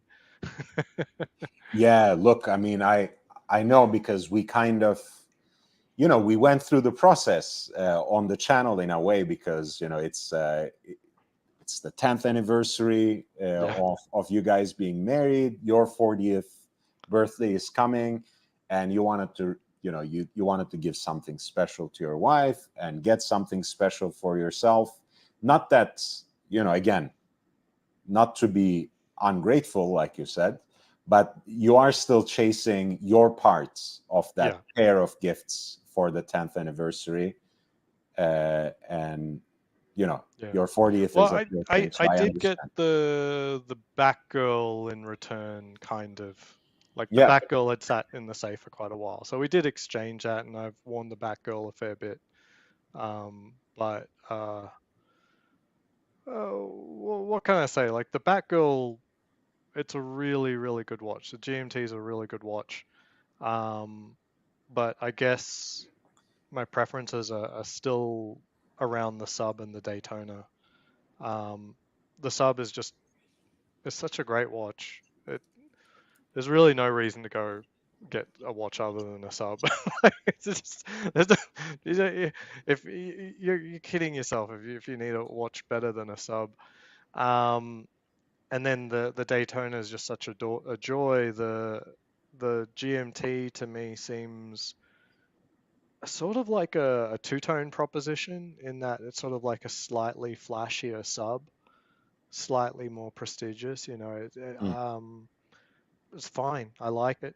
I like it, but at the same time, there's a lot of watches that I would say that's one and done.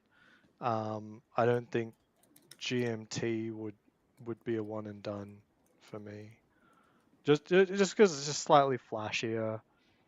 That's fine, but if I had the choice, it would be fully brushed and just a sub. It would be better. Yeah, look, I mean, the thing is also, ever since Rolex started releasing modern GMT Masters on the Jubilee bracelet, it really brought out the flashier side of that particular family of watches, right? I mean, even of course with the Oyster bracelet with polished center links, the watch and the bicolor bezels, of course, the watch already shows a lot of color and glimmer.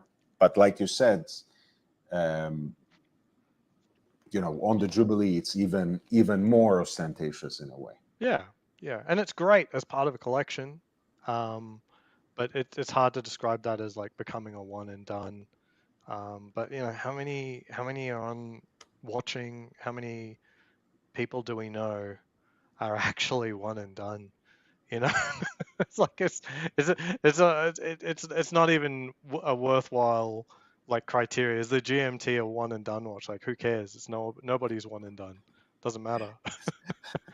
The thing is, it's really we are degenerates. I mean, at Yeah. some level, that's it's even more important to remember that when we are closing now today a fundraising effort, because that's a theoretical discussion that we like to have on Watch YouTube, but 99% of the time, if you are so obsessed to log on a live stream and in fact proactively participate in a discussion like this and become a panelist on it, chances are that you will never be a one and done person.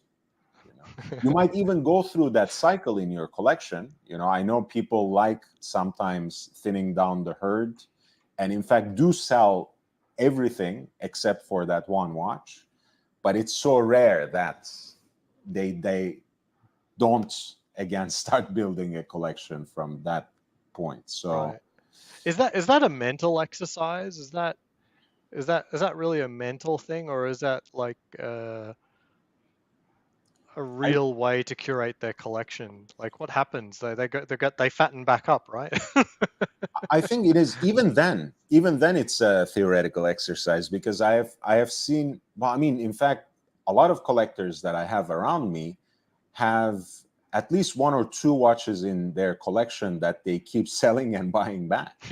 Speedmaster kind of is the ultimate example of this for the widest possible range of collectors. But I have seen people do that to any number of watches that they feel like they don't need anymore because they have gotten something better, and they keep Right. coming back to it for one reason or another. It strikes me as a bit funny. So when I started getting into luxury watches, I felt one of the most important things is that I'm making these choices for life. Like I'm not, I have no intention of selling anything, Mhm. and if I do, like that's a huge mistake. But even if I settle into a position where I think a watch is on the chopping block, I think I'll put it on the chopping block for like 3 years before I would pull the trigger, because yeah, people totally go in and out of the same watch all the time. Even me saying like I'll get rid of the Speedmaster or something like that, then I'd have 0 Omegas.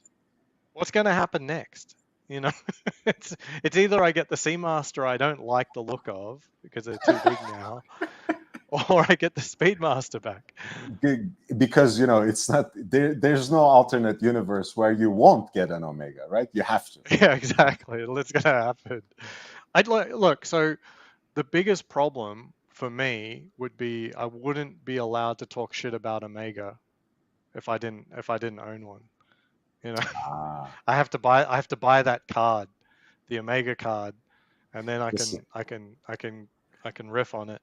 yeah, this is a watch YouTuber problem that Aussie is experiencing there. There are channels, that's feel like they have to have an Omega Speedmaster because they have to look like an enthusiast. They Yeah. have to have one very expensive watch from an extremely obscure brand because they value horology. There are channels that I try to build but precise. even just as a collector, I think every collector feels pressured into ticking the Speedmaster box, and I think I felt that. I never did.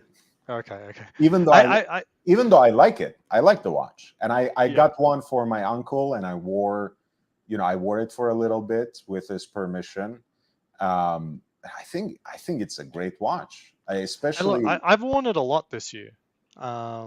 Like compared to like the value of it on the rest of my collection, it's actually gotten a disproportionate amount of time. The only reason it hasn't gotten even more is because I just put it in the bank and I will not pull it out.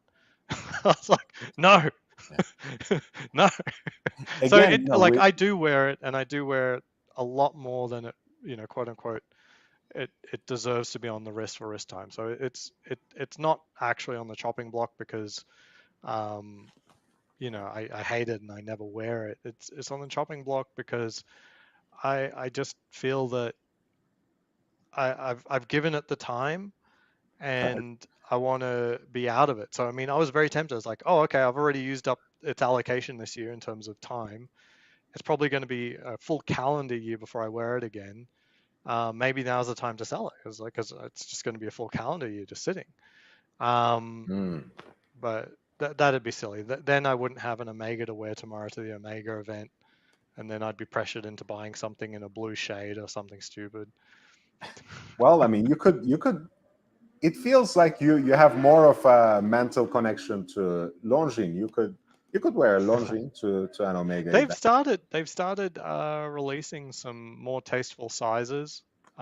Yeah, So that's good. I think Longines has a great lineup, um, especially especially the flyback chrono they have. I really like the Avigation um, flyback chrono. I like that one. Hmm.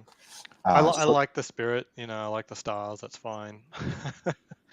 Um, well, talking about another watch, I know it's a non sequitur a little bit, but sorry, I don't I I'm only don't talking think about. that's a flyback. Just to not, Okay. I kind of misled myself. It has the big eye, but I'm not sure if it has flyback functionality actually. But sorry, go on. I didn't want to interrupt. Um, so I went to an event for the uh sorry, I'm pulling a blank. The Streamliner, um, the Moser. So I went to an event for Moser, and I really like the Streamline. That perpetual calendar is very, very cool. I just love how like you have to look so hard to realize it's a perpetual calendar. It's just ridiculous. Um, Did they have the new tantalum cased version of the perpetual calendar, or no, they didn't bring anything special. okay? Um, the most special thing I think was like this new blue dial something heritage, I think. So there wasn't anything special, unfortunately, but I did get to meet Bertrand, I think his Yeah, name. Yeah, I did get to meet Bertrand and talk about like the early days of Moser and them designing watches and the engineering process and stuff like that. It was very interesting. that's pretty cool. Yeah, yeah, it was very Pretty. cool. So What you was like the? you like the Streamliner? Huh? You're I one of do. those It's guys. so crazy. Like price range wise, I like it may be fair for a perpetual, but it's still that's a lot of money. I think the US dollar price like $55,000. So it's just too much. I don't think I'd want a time only watch from Moser, just Mm, from the perspective is like I don't know what's fun about that. You know what I mean? to me, the perpetual is fun because they've got the, a super crazy movement. I mean, just listening to Bertrand talk about the capability of their perpetual. I don't know enough. I'm not a big perpetual guy. Mhm. Rolex is my number one, so I'm not a big perpetual guy. I'm pretty convinced this is probably the best perpetual. I don't know. It seems like a very, very, very solid perpetual. Like you cannot break it. Like go ahead, start winding backwards through 12 or whatever. You cannot accidentally set it too far into the future and need to send it off for service. They say like he says it's like a baby-proof watch. You let your baby start, hammering on the pushes and and and twisting the crown while they're holding things down. Like okay, all right, interesting. Um, and I was very impressed. I don't know how many other watches do it, but I was very impressed by the date window. It's very big. They don't need a Cyclops, and he said the way Mhm. they do that is that they have two separate discs for the date, and that way each disc can have like Yeah. nice large numerals on it. They so this movement was originally designed for Moza by the famous watchmaker and movement designer Andreas Strehler, and it won them, like right next year, it won them the Grand Prix for the complicated watch. Hmm. And they have been, kind of modifying and building on that same caliber for quite some time. The date function, actually, visually and technically, it is the highlight because it's a flash calendar, so to speak. So it changes right at midnight. Um, and there's a micro hand under the hand stack for the 12 months. So that's what takes care of the dates and the month. And you have a leap year indicator mounted on the movement on Okay. most versions. I'm sure that's the case with the Streamliner Yes. version as well. Yeah, it's got Um, the star on the back that has the leap year indicators, yeah, fantastic. um, and it's got an astonishing 10-day power reserve. Yeah, Just completely ridiculous. Just it's got 10 days. yeah, it's a beautifully designed movement. The Streamliner case and bracelet must be, for me, one of the most god awful dated designs ever. I've never warmed up to it, but that perpetual movement, which you can find across the line, basically, you are not wedded to the Streamliner, Mhm. is one of my most favorite things about Moza. I also love the double striped decoration they have for their bridges, which is kind of their take on the Geneva stripes. The mustache styled, balance bridge, another one of my favorites. This thing right here. Hmm. Um, And yeah, I love the tastefulness of the quote unquote invisible logo. It's sort of yeah, done underneath the surface treatment, so it's you need to shine light on it to be able to glimpse it. It's very, very tasteful. Um, I would say the only thing that feels um, like it could, I don't know, it doesn't scream awesome. The handset, I don't know, it doesn't really sing to me, the handset, mhm. but it's not bad. It's just uh, I just think like compared to everything else, it's I don't know. It doesn't strike me as like this is the handset for this watch. Yeah. I mean, the more I look at the Streamliner, the more I find, not to like about it. I like the Endeavor version of the perpetual calendar for sure. I wanna So they prove had that. the Endeavor with the newer dial. I don't know how to feel about it. It's clearly a sportier watch, but no bracelet, and I'm weary of rubber ultimately. I'm convinced only the Oyster Flex is a good rubber bracelet. I mean, of course you are. Yeah. Incorrigible, you know. You're even a bigger Rolex fanboy than I am, which always surprises me. Yeah, this was a novelty earlier in the year. Tantalum case with that special abyssal blue dial, enamel. And What's crazy? I think which one is the entry level? Is it the Pioneer or is it the yeah, Endeavor?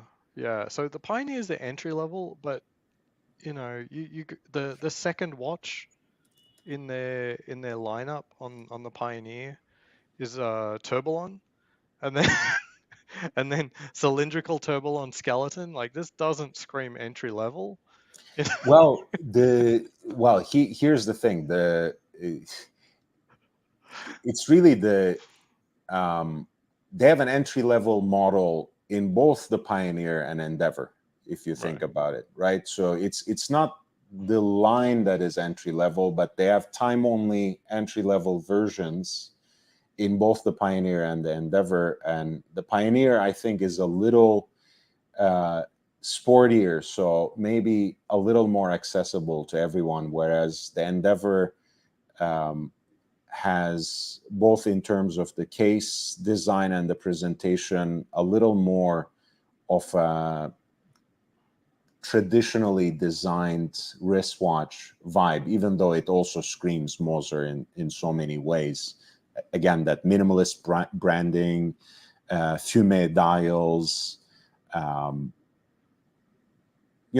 finishing, etc. It still screams Moser, but it's a little more traditional. The Pioneer is I think a little more accessible for that reason in particular, because it comes with a rubber band, so on and so forth.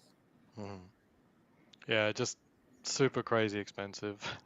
Well, I mean, it's partly because you sort of really want to get something like a perpetual or something like that. I don't see the point in getting the time only Moser. I don't know. It's not funny. It's not crazy, you know what I mean? I just like how crazy some of their watches are, and there's nothing really crazy about this. Hey, Artie. Artie has a question for you, but it's an original interpretation, but you can explain Interesting, yeah. yourself. He says, "Is your name a play on Archie Luxury? He is, after all, the OG Aussie sexpat." Yeah, I love Archie. I'll always have, and still do. But my name is actually a play on Dubai expat. I was like, and I don't like Dubai expat, but I stole his name anyway. I have no strong feelings. Actually, I may not. Maybe I haven't watched a single video by him from beginning to end.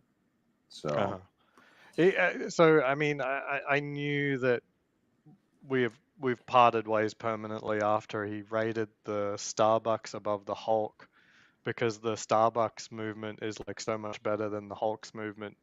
The 32 versus the 31. I'm just like, oh come on, man! He's like, this cannot be the tipping point for these two watches. And honestly, the more I've looked at it in depth, um, and like most of my watches are 32 movement powered, I I think the 31 may actually be the better movement, like long term, like generations from now, when servicing and all that kind of stuff is really important. The 31 series seems like the watch to have. Like it seems like it's probably more reliable, and it definitely is more serviceable. So yeah, my vote's definitely with the 31 series being a solid watch. In fact, I've been meaning to do a sub versus sub video, and the hardest thing about it is that if you do like Submariner video, like 11 series or 12 series Submariner, Hmm. do a comparison of them. It's a video for people who probably don't have any luxury watches or a watch at all. And so you really do need to amp up the presentation a little bit. You're not just talking to whizzes and they know what you're talking about. You're going to have to show them what you're talking about. So Hmm. it's a technically harder video to make. And I've just been sitting on, like, I haven't been wearing them. I wore both subs for like 2 months straight in preparation to like prepare my thoughts for the video. And I just haven't had the time to actually sit down and, you know, because you need a little bit better photography than I normally do, and it's a Submariner video. I really love that watch, so I don't want to phone it in.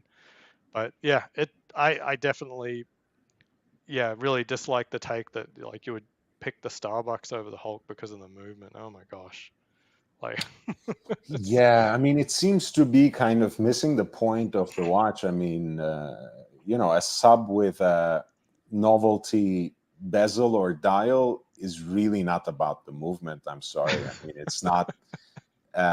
Sometimes when I say these kinds of things, people think I don't care about horology, or like, I don't yeah, care about mechanical watches or precision timing. But sometimes you just need to, be specific and get your priorities straight when you look at a watch. I mean, a Hulk or a Starbucks or whatever you want to call it, or Kermit, um, believe me, the movement inside the watch is not the highlight of the watch. That's not why you are drawn to it in the first place, well, and especially that's not the not why how differences people between two collect it. Rolex, time date movements, like of Right. separated by only a single generation.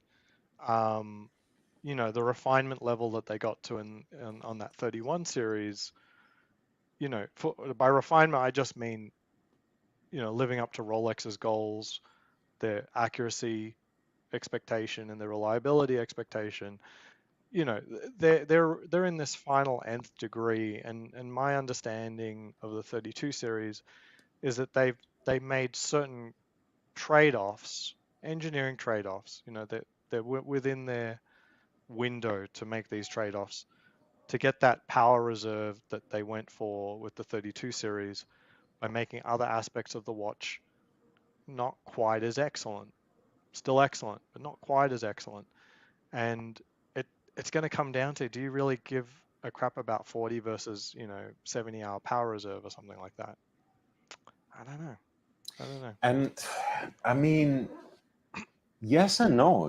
It's very strange, the power reserve question for me, because on the one hand, again, being a vintage guy, I'm already quite impressed when I hear, like, 70, 10-day. Of course, I have Yeah. my Reverso, which is like, 8 days on full crank, and it's actually 8 days with precision without loss of amplitude, but Wow. it can still work a little longer as well. So it's, yes, of course, I'm impressed by that, but I also know, again, being degenerates or addicts, whatever you want to call it, we all have a collection that stretches longer than 3 or 4 days, actually. So, especially, if we count, like, all the Seikos and whatever else, at least in my case, it's just, you know, it, a 3-day power reserve, what's that? I mean, it's still gonna, even at full charge, next time I get back to the watch,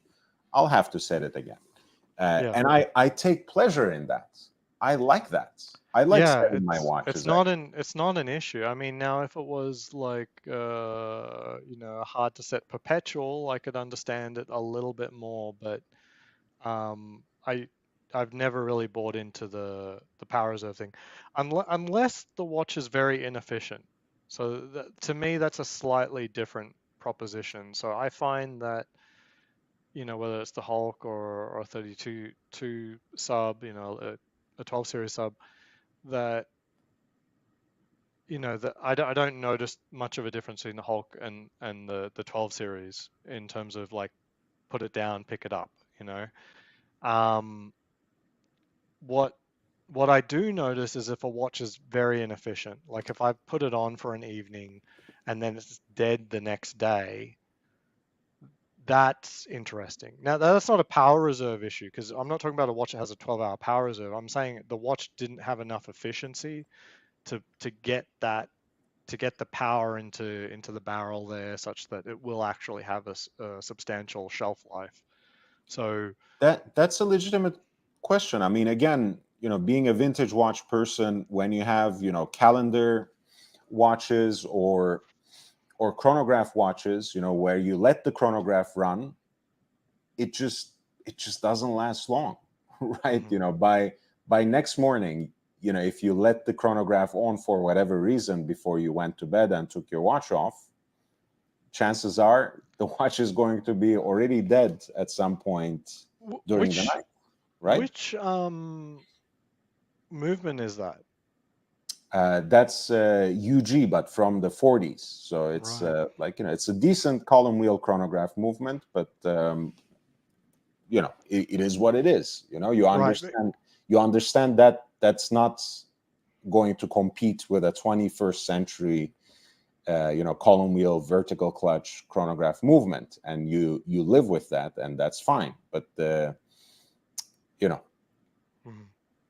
So, like I was doing a lot of reading about the 3861, like how it worked and power reserve and stuff like that.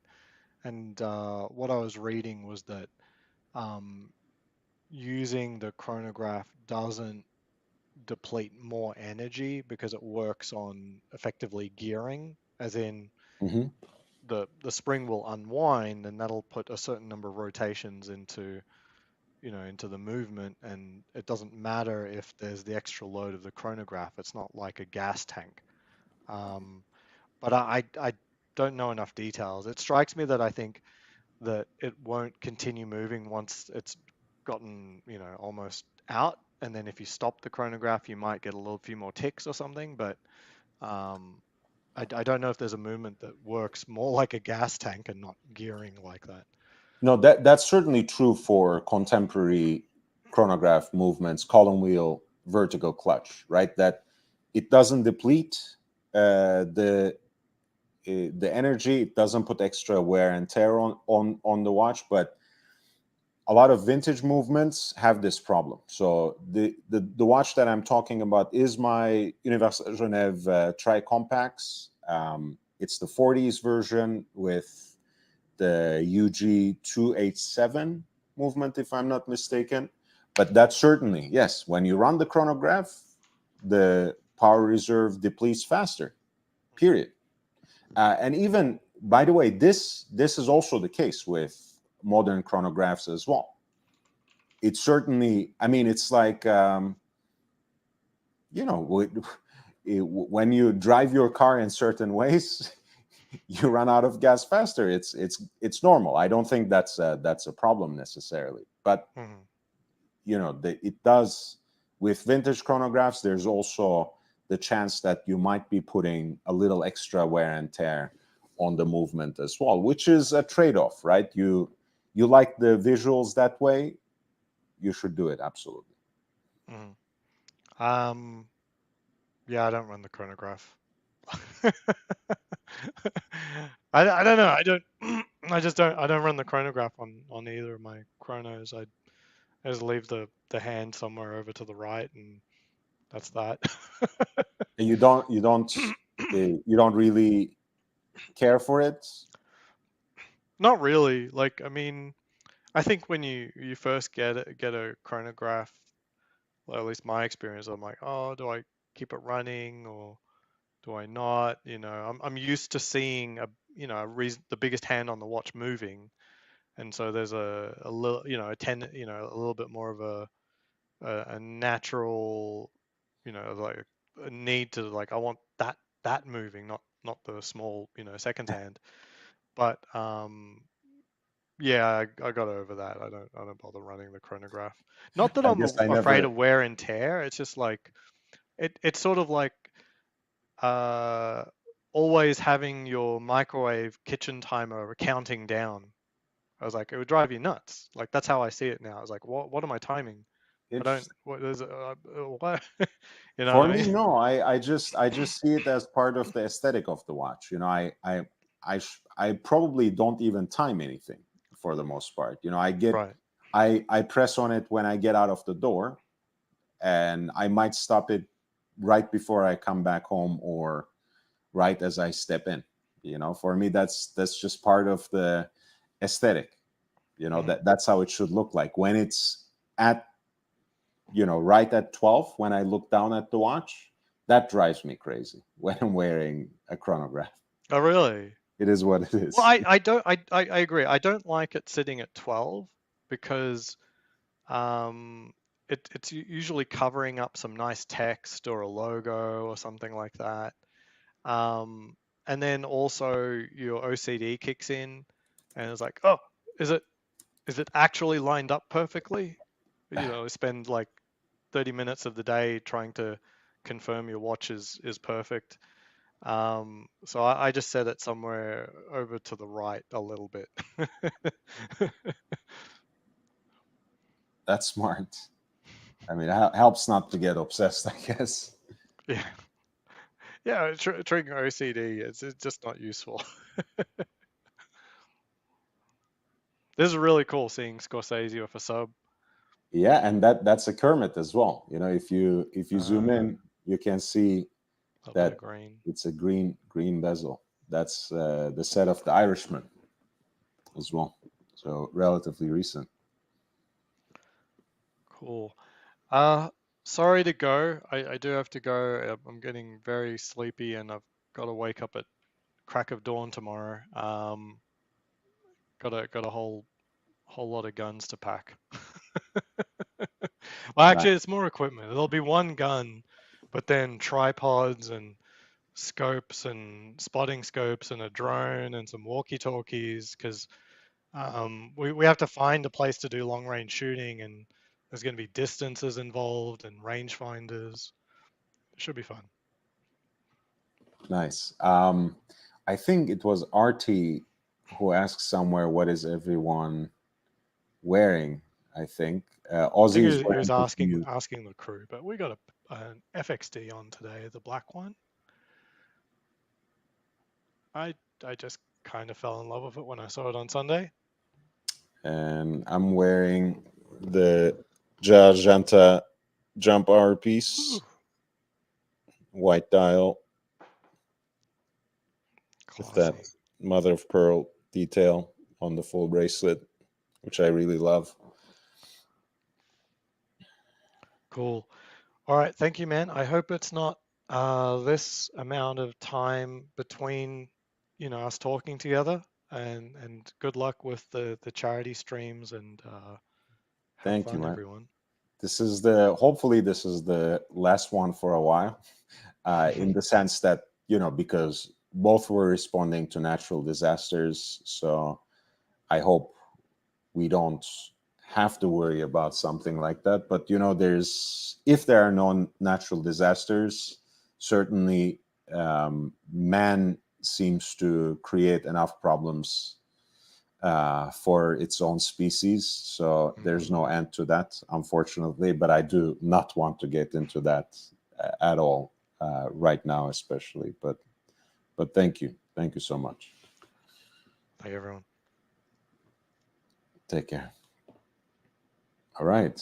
It was so nice to see Ozzy after a long while. He has been really busy.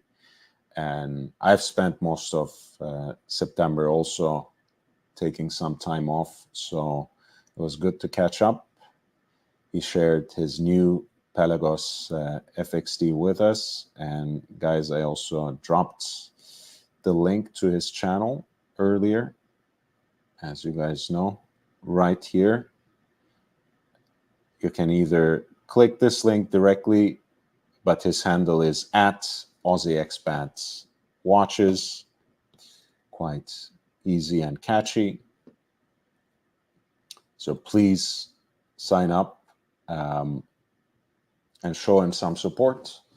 He's about to cross into 1,000. So let's help him get to that first milestone, after which I hope it's on to bigger things.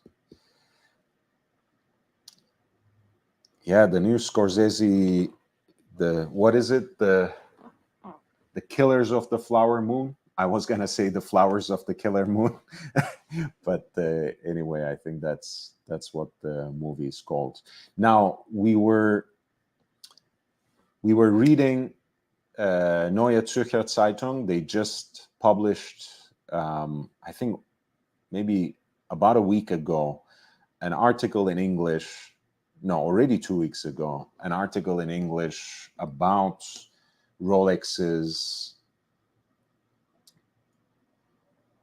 peculiar status as being owned by a charitable foundation, and what kind of power that foundation, the Hans Wilsdorf Foundation, wields in Geneva, in Switzerland. In fact, the article begins with some of the landmarks that carry the name and that carry the imprints of Wilsdorf and Rolex in Geneva, and how people speak of it as a state within a state. In fact, sometimes not even needing to mention the name of the brand to be understood.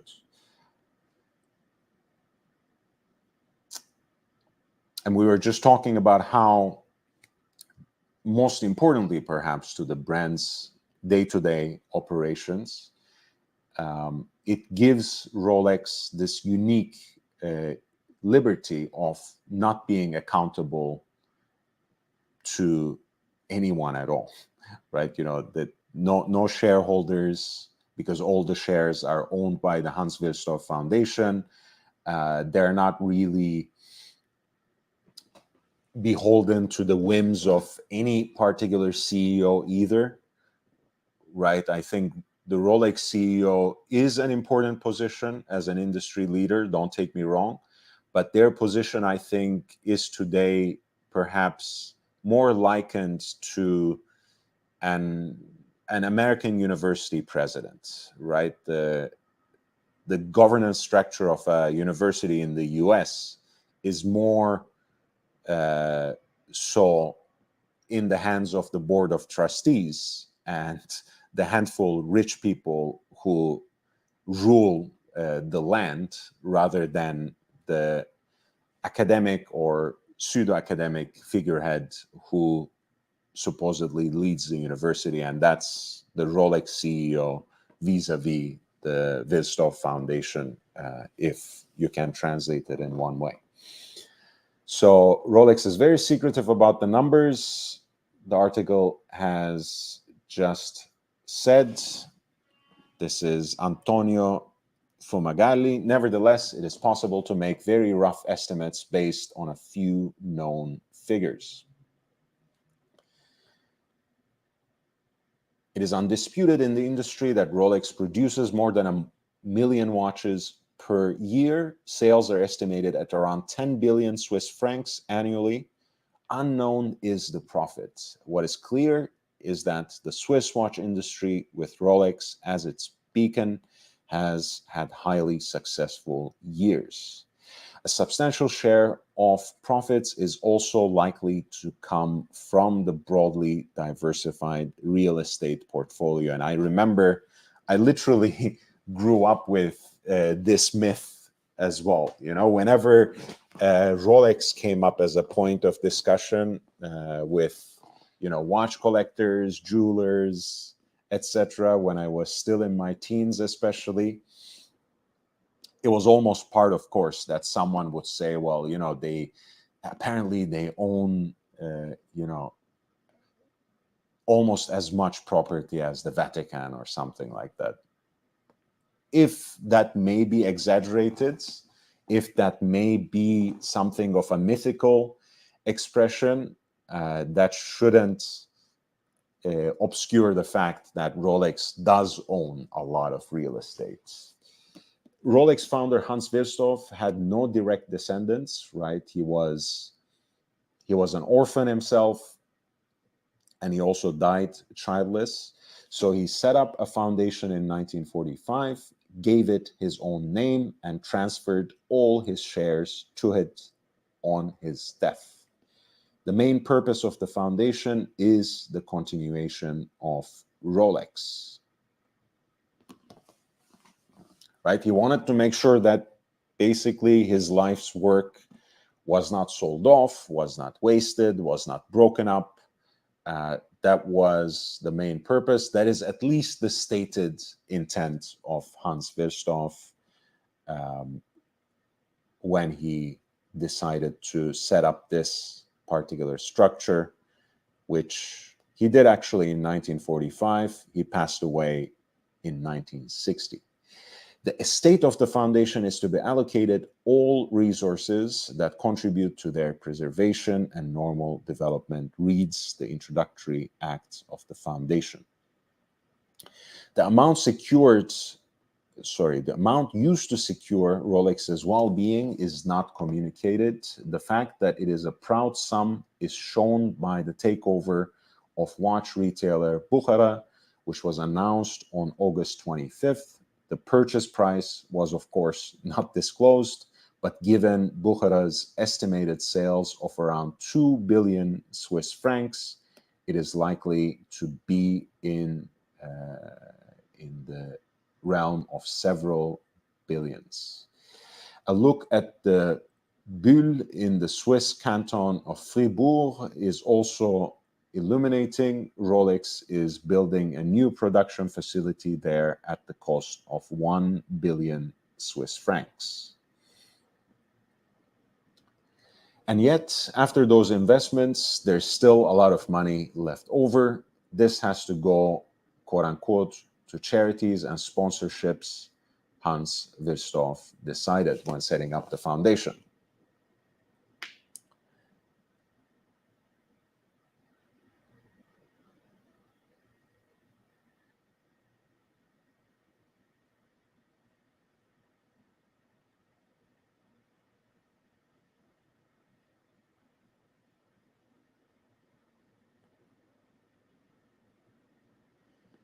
According to the original scope of the foundation, the distant family members were also supposed to be compensated. However, since the 2006 revision of the foundation law, this is no longer permitted. The beneficiaries at the time, there were dozens of people, were paid by mutual agreement, which is fascinating. So, people were cut off after 2006, or rather paid off or bought off. The Hans Wilsdorf Foundation does not communicate precisely what amount is used for philanthropic purposes. Representatives hardly ever appear in the media, yet they are more open than they used to be. Recently, Secretary General Marc Moguet opened the doors of the modern office building in the posh Geneva suburb of Carouge to the Neue Zürcher Zeitung and said, every year we have around 300 million Swiss francs available for charitable purposes. Wow. This is the money left after Rolex's own investments, mind you. Every year, they have around 300 million Swiss francs just for charitable purposes. That is Hans Wilsdorf Foundation, which owns all the shares of Rolex, and of course, Tudor and Buchara as well. Not to mention Tournon. As the sole owner of the watch brand, the foundation can ultimately decide on its own how much it wants to pay out. As the annual investment volume of a single foundation, 300 million francs or more, is a gigantic, sum. According to experts, it is presumably the financially strongest charitable foundation in Switzerland. So why is the Colossus only known to insiders, at least in German-speaking Switzerland? The answer is simple. According to the foundation's purpose, the money may be used almost exclusively in the canton of Geneva. When Hans Wilsdorf drew up the statutes in 1945, he enumerated countless actors who were to benefit from the charity. Among them are a few that from today's point of view seem rather outdated. For example, cultivated and deserving women should receive discreet help. That was in quotation marks, so it is actually part of the original statutes. Cultivated and deserving women should receive discreet help. Behind practically every point, Hans Wilsdorf noted à Genève or Genevois, even though he himself was an immigrant and in 1926 had to cede an estate he had recently acquired to the canton by parliamentary decree. Thanks to the broad range of topics chosen by the founding father, the 8-member foundation board can consider almost every conceivable recipient in Geneva, sometimes with a little interpretation. The list of major projects that the foundation has supported in recent years alone is correspondingly long. In 2015, Wilsdorf saved the Servette FC soccer club from going under with an amount in the double-digit millions. In 2017, the foundation purchased several buildings for 100 million Swiss francs so that the head school for art and design could build its new campus.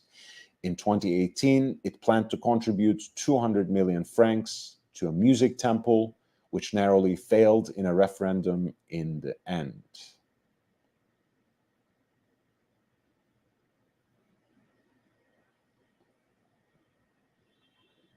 In the same year, the foundation financed HC Geneva Servette. It also financed the hockey club, whose foreign players catapulted the team to their first championship in April.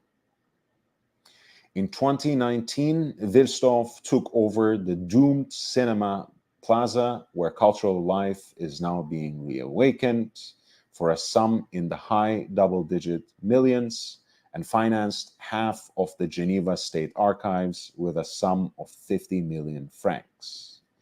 In 2020, Wilsdorf and 2 other patrons established the Aventinus Foundation, which in turn owns the majority of shares in the newspaper Le Temps and the online portal Heidi.news.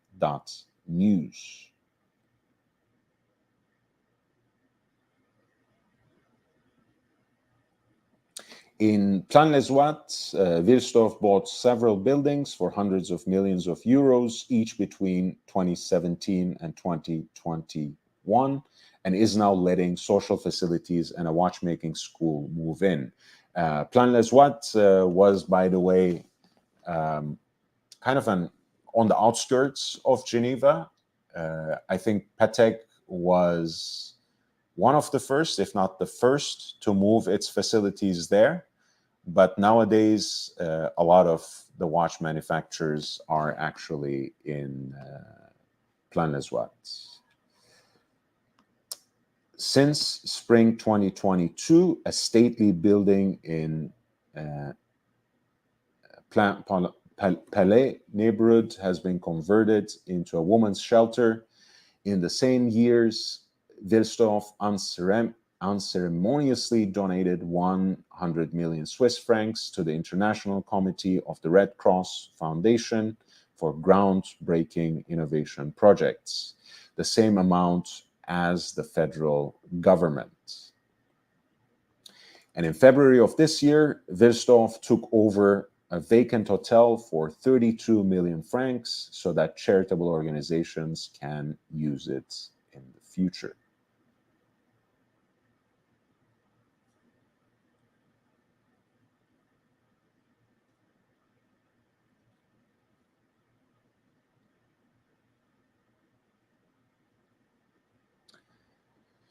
It is major projects such as these that the Geneva public associates, if at all, with the name Wilsdorf. But actually, they are the exceptions that prove the rule, because practically no one has any idea about the majority of the donations.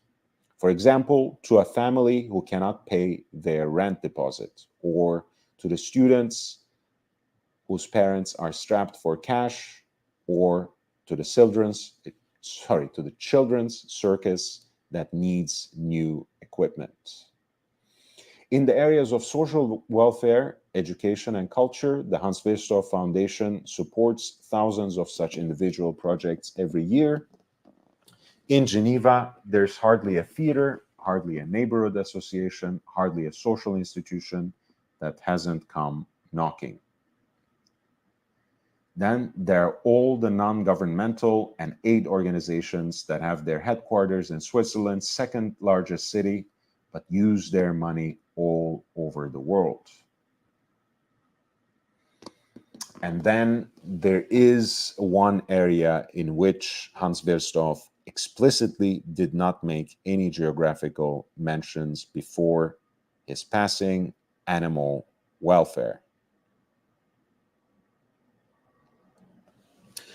According to Moguet, the approximately 300 million Swiss francs per year are divided roughly as follows: 1/3 for humanitarian aid, 1/3 for animals and ecosystems, 1/3 for local projects in Geneva, plus the costly large-scale projects that arise according to the need and opportunity. Imagine, so 100 million Swiss francs annually for humanitarian aid, $100 million for animals and ecosystems, sustainability writ large, and another 100 million for local projects in the city, in Geneva, or in the canton as well. No wonder several people who spoke to the Neue Zürcher Zeitung referred to the foundation as the state within the state in Geneva.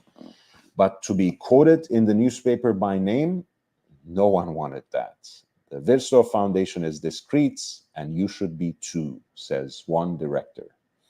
The secrecy goes so far that people involved with Wilsdorf sometimes come up with aliases. One might call it W, pronounced in English, or simply the foundation. Everyone knows who is being spoken about nonetheless.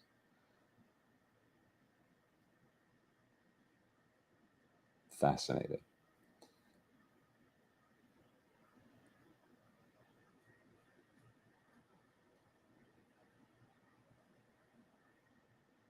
One observer says that one won't find any decision makers in Geneva being publicly critical of Wilsdorf.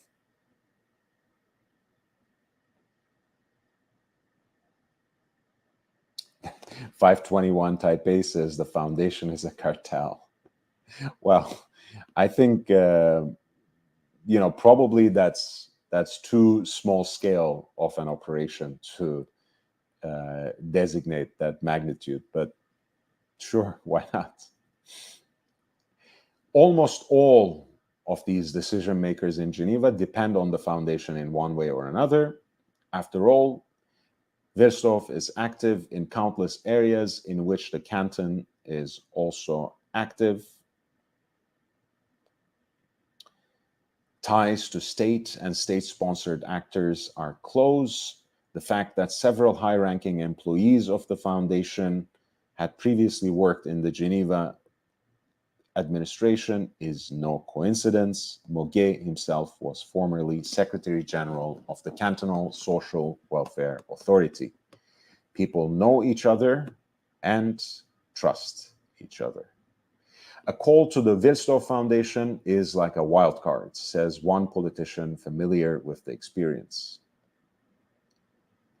A call is kept in reserve if no other source of funding is available. But it is always about projects that are nice to have, where the core government's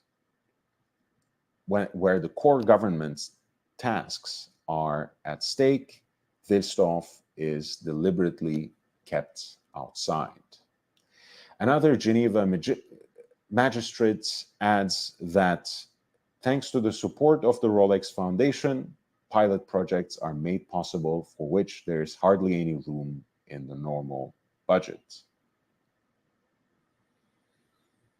He has trouble understanding the criticism of Wilsdorf anyway. He says, after all, their grants allow projects to be realized within a short time and above all, without taxpayers' money, which would otherwise take years or even decades. Well, of course, the problem, you might say also the good thing about money, but the problem with money also is that it is fungible. So it means giving the government money for those projects that are nice to have and not necessarily integral or essential to the daily affairs of the government, of the regional government even, of the cantonal government and the municipal structure. It means that it frees up resources in other areas, which can, of course, be then manipulated by exactly the same kinds of people or foundations that are making those charitable donations. So without taking one side or the other, I can certainly understand why people raise some concern, that people criticize. I mean, we should be able to criticize everything anyways, right? Just because someone is philanthropic doesn't mean they're above criticism. And I'm not saying this ironically either, right? I am running a charity stream after all. After all, Wilsdorf Foundation's grants allow projects to be realized within a short time and without the taxpayers' money. Indeed, due to the lean structure of the Wilsdorf Foundation board, once it is convinced of a cause, it can move quickly, huge sums or not. But where does nice to have begin? And where does must end? Right? Where do we draw the line between what is essential, integral, or core to the government, and what is extra, what is kind of the sort of life enhancing and more charitable pursuits that the foundation allocates money towards. This line is not easy to draw. Nowhere is this more evident than in dealing with people with disabilities. For many years, Tal Schibler was president of the foundation board of Foyer Handicap, a private organization, but one in which the canton is the main financial backer. Schibler says that the Foyer Handicap is careful not to knock on Wilsdorf's door for amounts that would have to be covered by the service agreement with the canton, that is, not to pay wages, for example. In addition, they are deliberately in contact with various patrons. He says, of course, Wilsdorf is an extremely important building block for which the company is immensely happy, he adds. This is especially true when it comes to real estate. Hardly anywhere is land as expensive as in Geneva. When Foyer Handicap built a costly new residence several years ago, private donors contributed 1/3 of the expense. A significant portion of this came from the Hans Wilsdorf Foundation. However, smaller contributions are often involved, says Schibler, citing the purchase of a new transport vehicle as an example, but Wilsdorf's support makes it possible to offer better quality. Wilsdorf Secretary General Marc Moguet says that they're of course aware that private funding for public projects may seemingly trump democratic processes, but assures that this awareness guides every award decision made by the Board of Trustees. The very first question that is always asked is, does the canton pay for the operation? Only if the answer is yes, is money being made available if necessary. But what about the Hans Wilsdorf Bridge I mentioned in the beginning? Because the city and the canton could not reach an agreement at the time, the foundation pulled the strings and to a certain extent slipped into the skin of the legislator. Moguet says that such a case is no longer possible. We learned from that and we wouldn't do the same thing today. In the meantime, support is only provided for projects that have political legitimacy. In other words, Wilsdorf will give money for an infrastructure project that the city or canton would have wanted to provide anyway, but did not yet have sufficient funds for it. How the project is then specifically designed and operated is decided by the authorities. Fraud has practically never been, How the project is then specifically designed and operated is decided by the authorities. The foundation receives almost 10,000 applications per year. The majority receive positive responses, says Moguet. We review each application individually, but when in doubt, we say yes rather than no. Our maxim is vigilant but benevolent. By means of a random generator, a certain percentage of the awards are verified after being given out. Fraud has practically never been detected, Moguet says. The high percentage of accepted applications is mainly due to the fact that many are prepared by social institutions and often even submitted directly. So they receive about 10,000 applications for awards, for grants per year, the Wilsdorf Foundation, and they award a high percentage of them. For example, if the Caritas Relief Organization becomes aware of a family in difficulty, but itself has too little funding, it reaches out to Wilsdorf. This simplifies processing for the foundation, especially since the aid organization does not want to risk its good reputations with applications that have no chance for success. When money flows, hardly anyone finds out about it.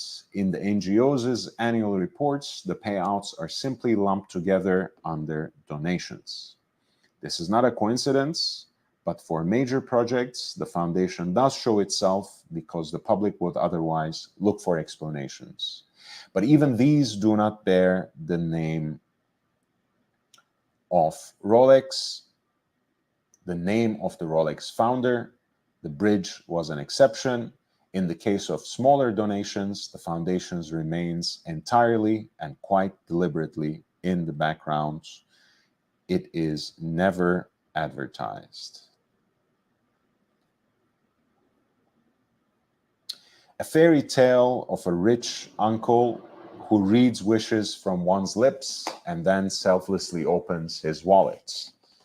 This actually sounds too corny to be true. What hidden goal does the Wilsdorf Foundation or even the global brand Rolex pursue with its generosity? None. We act solely as the founding father had wished, assures Moguet. This is the Secretary General for the foundation. In the city of Calvin, this is a Protestant-tinged understanding of philanthropy. The fact that Rolex makes its money from luxury par excellence makes it seem perhaps just slightly insincere.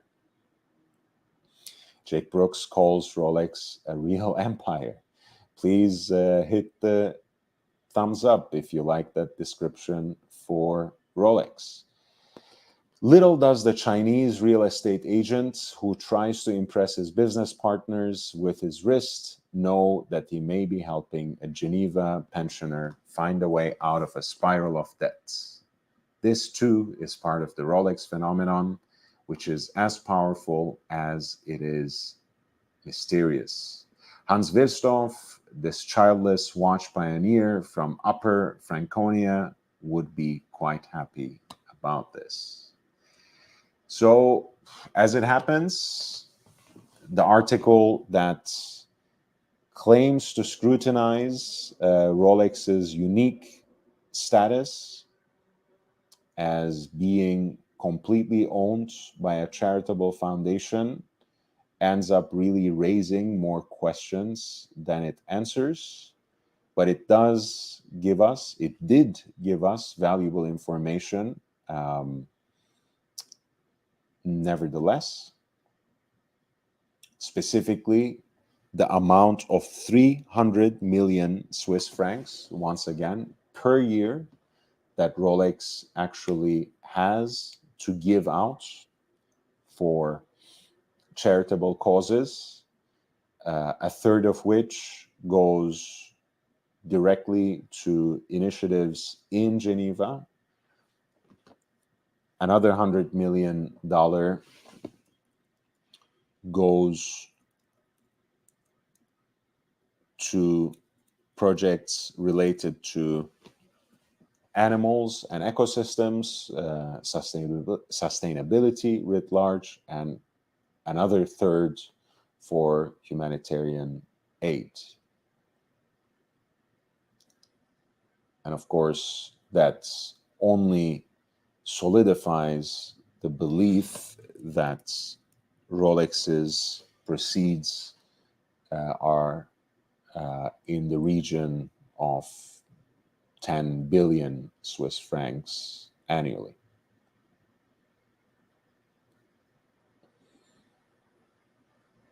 All right.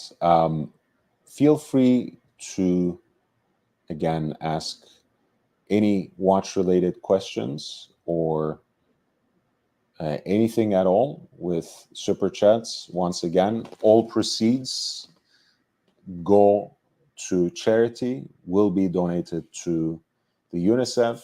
All the Super Chats, Super Thanks, Super Stickers that were received by this channel between September 12th and October 12th are going to UNICEF. I will do the donation live tomorrow on a live stream, and they will be earmarked for children of Morocco and Libya that have been affected by the recent natural disasters. And for these last 3 marathons, I have been giving a unique number to every single donation for our raffle. Before that, it was just the first and last of every live stream. But since I took a significant portion of September away, I thought I could make an exception. So I've done that. And the drawing for that raffle is going to be also done tomorrow by a Google random number generator, again, live. If you want to check the status of who has how many numbers and which numbers exactly, you can go directly to the community tab of the channel. I will update it after this live stream, going into the drawing for tomorrow.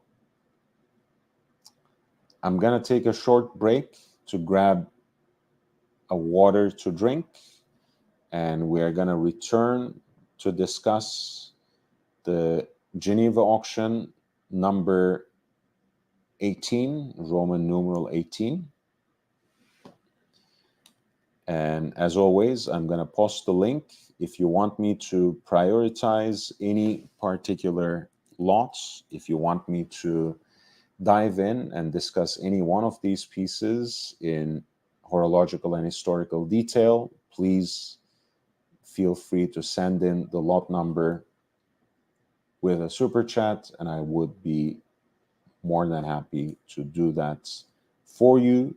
In the meantime, please enjoy this beautiful mid-40s piece by Vacheron Constantin, a gorgeous hand-wound chronograph.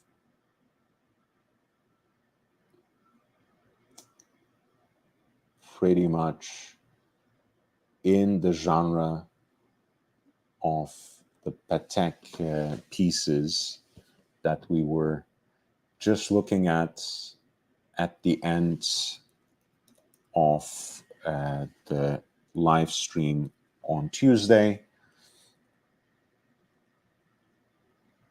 The reference 130.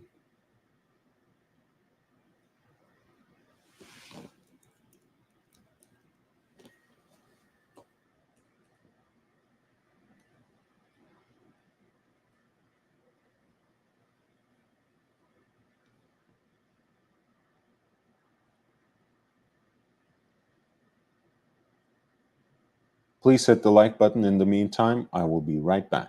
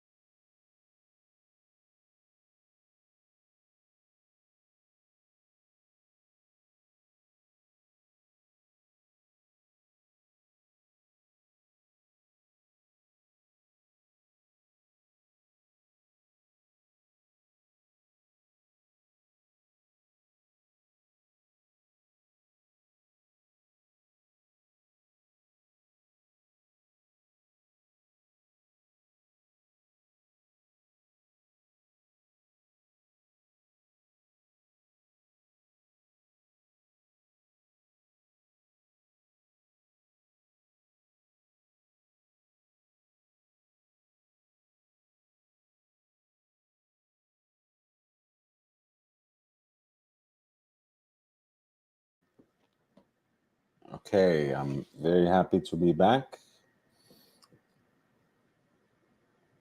There's so many great chronographs on this particular curation for the fall auction coming up at Philips Geneva on November 3rd and 4th, that they in fact did a whole piece on the 13 incredible vintage chronographs featured in this auction. And this was one of the pieces that they ended up choosing.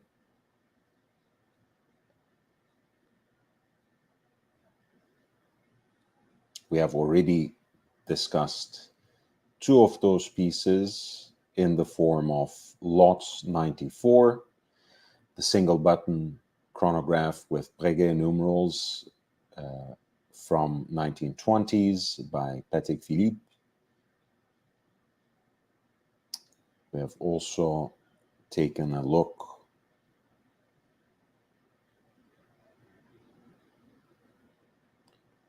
at the 1943 Patek Philippe reference 130 in stainless steel at Lot 91. And this is a two-tone piece by Vacheron Constantin from around 1945, a reference 4072, beautiful, classic hand-wound chronograph. Has that wonderfully proportional look where you have two chronograph registers perfectly sized and aligned in relation to the crown, which here is rendered in 14 karat pink gold.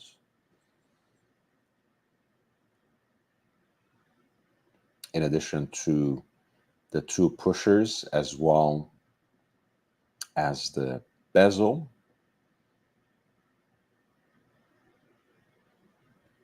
The dial itself has this delightful two-tone champagne look.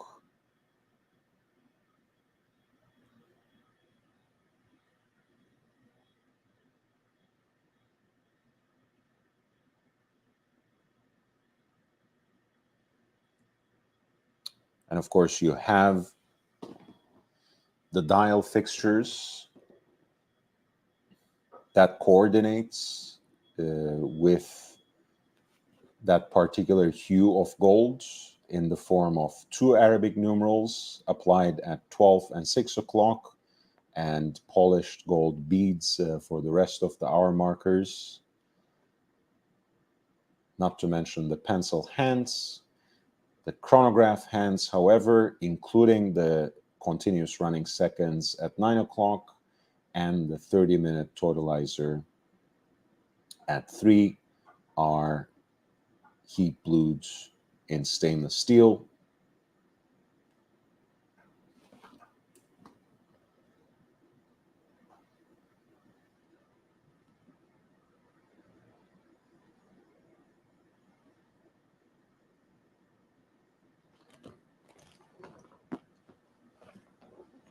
Very similar proportions again to the Patek 130 from around the same period of time, 34 millimeters in case diameter.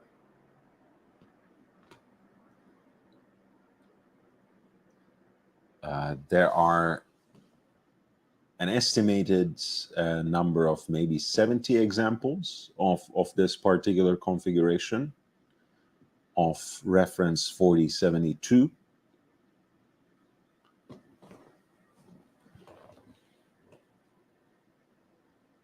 And as much as you can discern from the pictures, the case seems to be very well preserved. I mean, the watch overall seems to have been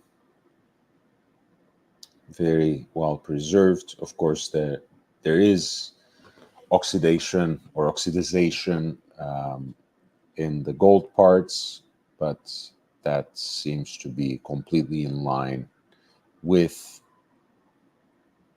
the age of the watch. And here is the beautifully decorated movement with the distinct Geneva stripes on the bridges, or bridge plates rather, and the column wheel, of course.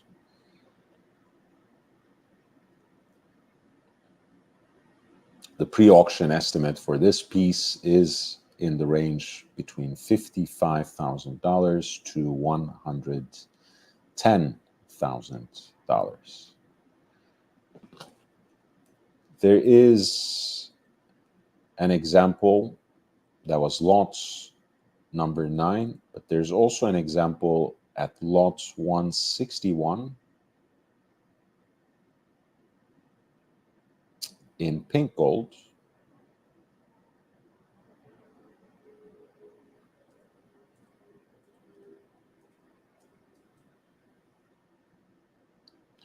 This is a piece from the 50s, and it is, at least in terms of the estimated value, a more reasonable proposition.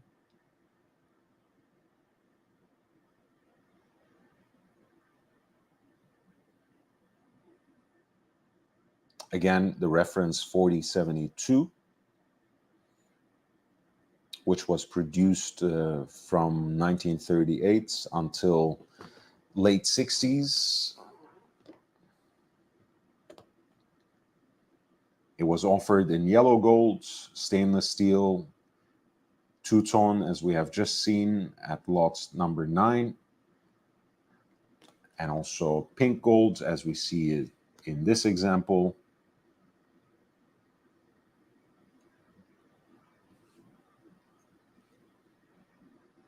It is estimated to be one of the 108 examples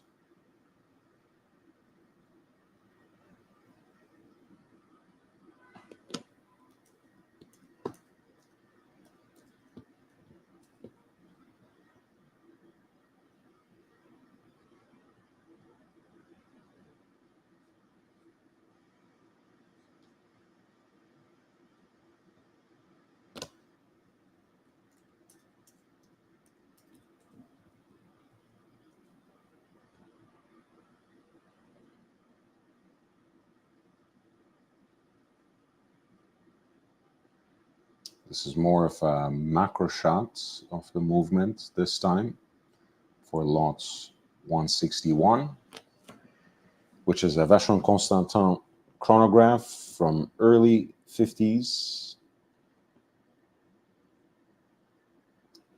Beautiful pink gold case.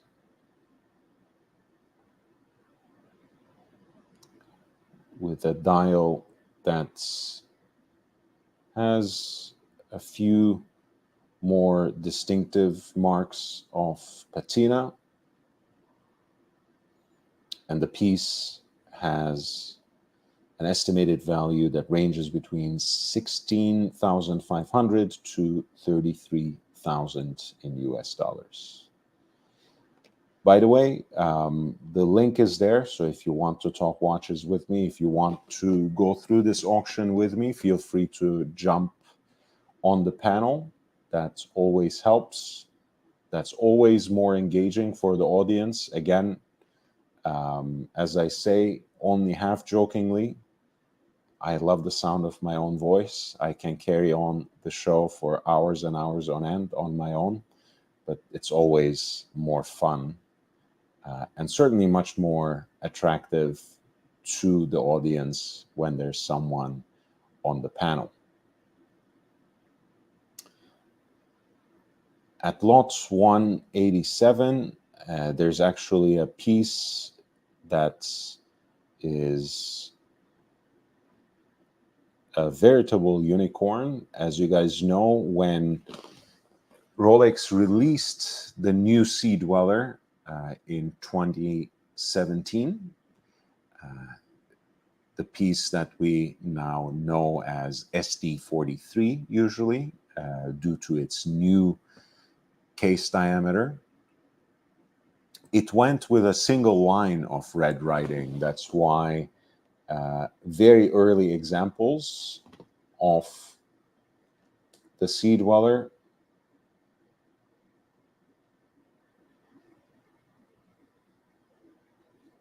the prototypes were actually signed this way. So that was why the anniversary edition, the 50th anniversary edition that was released in 2017, went with a single line of red.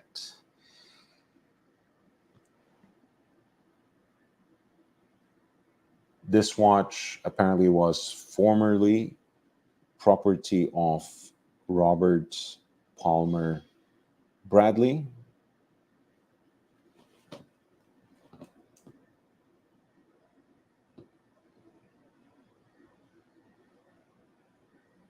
Who is an American diver, a naval pilot, and a marine biologist. I'll share some details from the lot essay with you. And this particular timepiece was apparently also featured in the book A Journey into the Deep by John Goldberger and Daniel Bourne.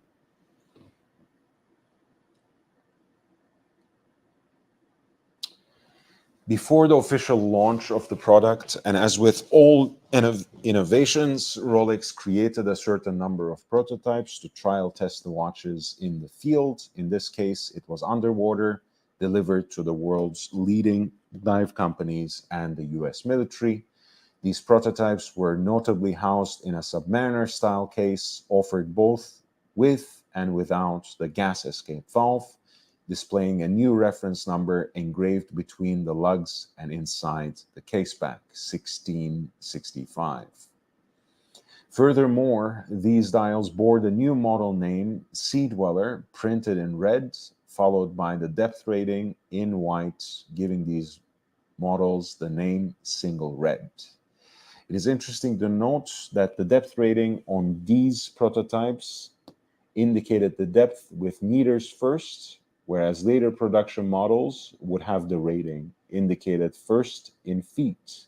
The depth rating was 500 meters, 1,650 feet, while subsequent models would have a depth rating of 600 meters, 2,000 feet.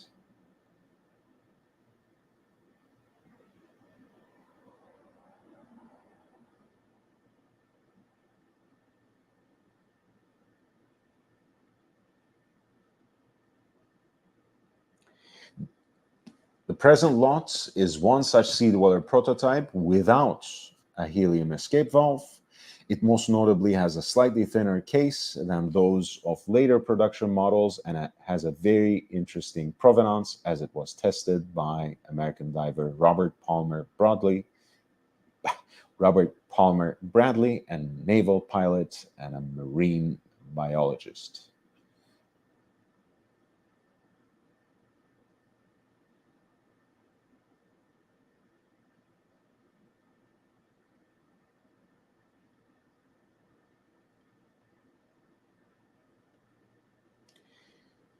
He was a pilot of the Deep Star 4000, a deep-sea submersible designed by the famous ocean explorer Jacques Cousteau. The U.S. Naval Oceanographic Office used the Deep Star 4000 for numerous dives along the east coast of the United States and in the Caribbean to study marine geology, biology, and the physical properties of the water column. It is believed that Rolex offered this watch to Robert Palmer Bradley in November 1968 to commemorate the 500th dive of the Deep Star 4000. In fact, the case back shows traces of an engraving that has mostly rubbed off, but where the name Bob and a date 1108 can be distinguished, which presumably refers to November 8th.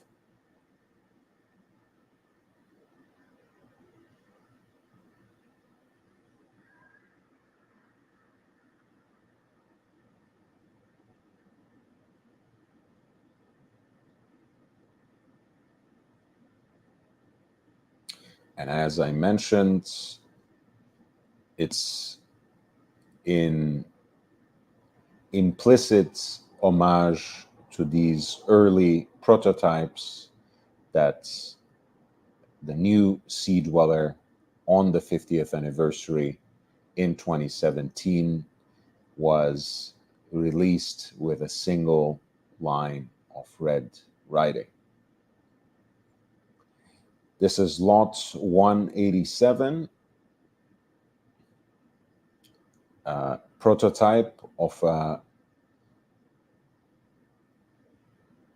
True Blood Rolex tool watch with genuine provenance and an estimated value that reflects all of these attributes between 385,000 to 769,000 in US dollars.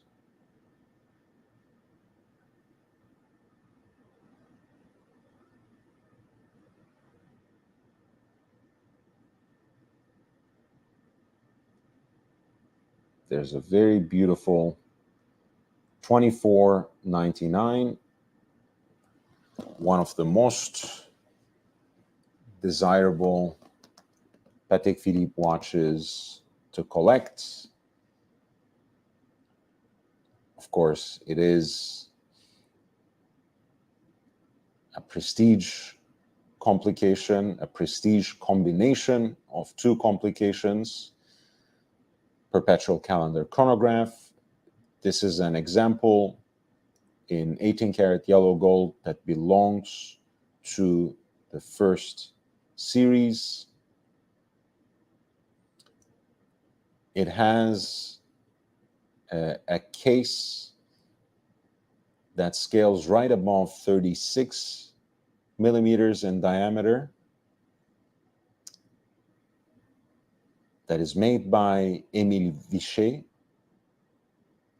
and that has those stepped claw-like lugs that give the watch a larger-than-life presence on the wrist, certainly larger than what that number might indicate on paper, what 36 millimeters might inspire in your mind. Of course, the classic design elements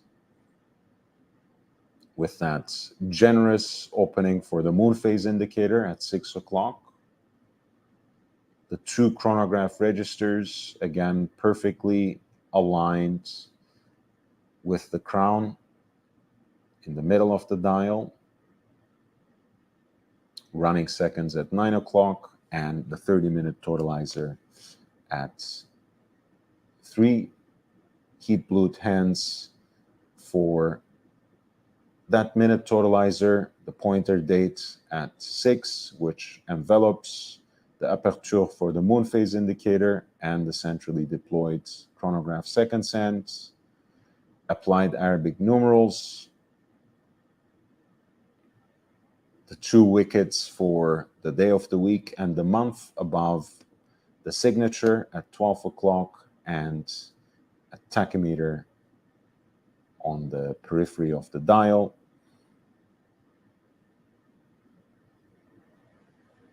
The hands are styled in the leaf shape, feuille hands for the hour and minutes.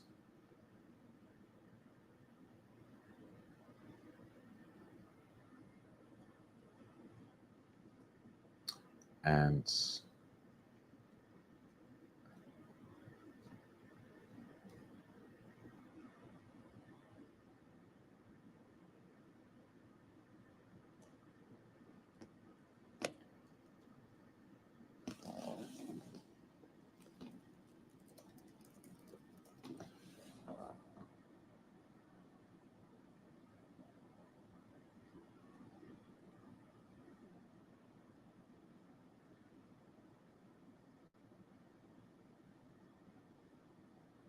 here's a picture of the movement of that distinctive Patek Philippe cap on the column wheel.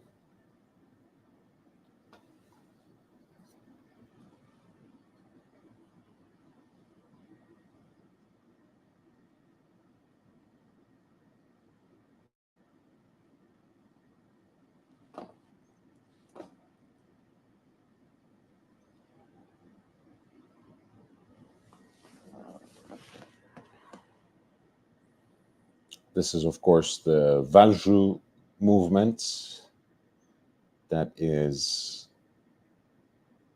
beautifully finished, assembled, and regulated by Patek Philippe.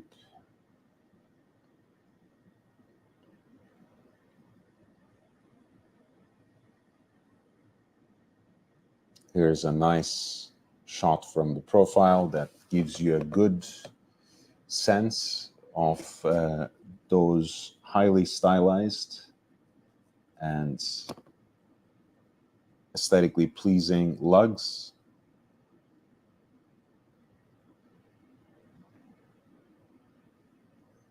The first series has square pushers rather than round pushers.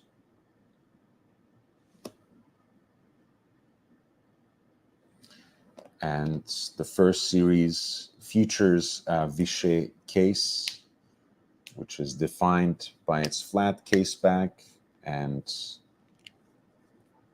by the sharper downturn of those claw-like lugs.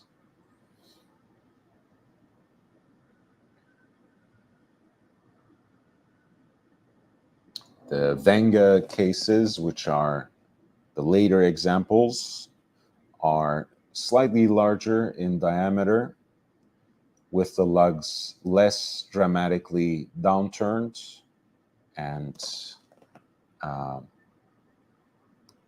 curved case back.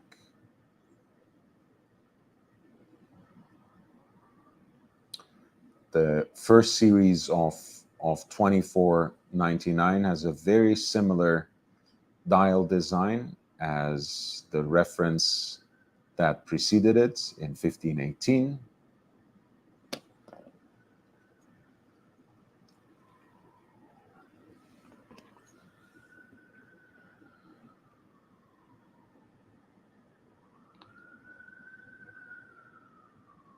And this is certainly a beautifully preserved example that will probably perform quite respectably on the block.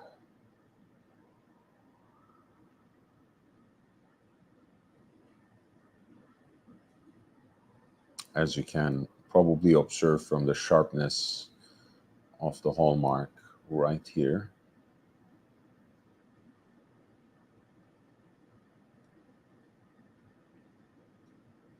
This is lot 189, a first series Patek Philippe reference 2499, a perpetual calendar chronograph in yellow gold from around 1951, with a pre-auction estimate in the range between 879,000 to 1,760,000 in US dollars.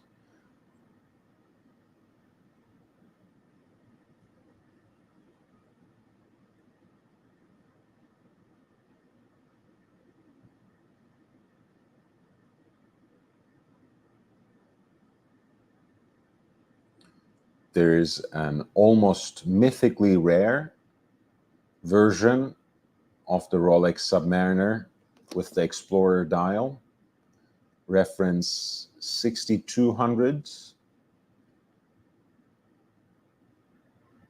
with the big crown.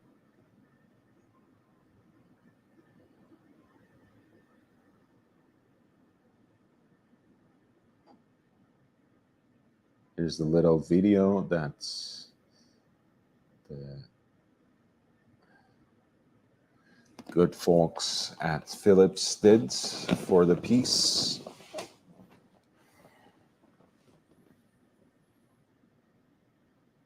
Unlike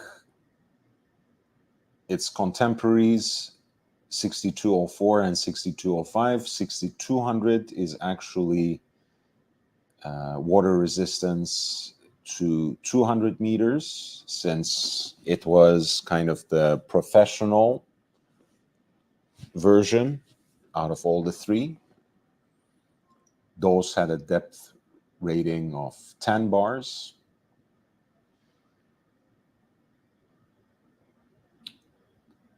This piece has the 8mm brevet crown that is called Big Crown by the collectors, part of that cutting-edge water resistance associated with the model.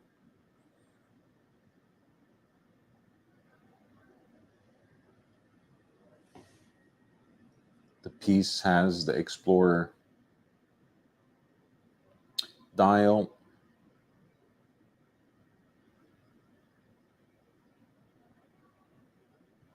distinguished by 369, which is usually associated with the other iconic model of the Field Watch by Rolex. Speaking of, dive watches that perhaps lean towards that genre, the 6200s, of course, along with the 6205, were the first Submariner models or Submariner models to use the Mercedes style hands rather than the pencil style. This is a particularly early example with the longer or larger hour hand, as you can probably already glean from this close-up.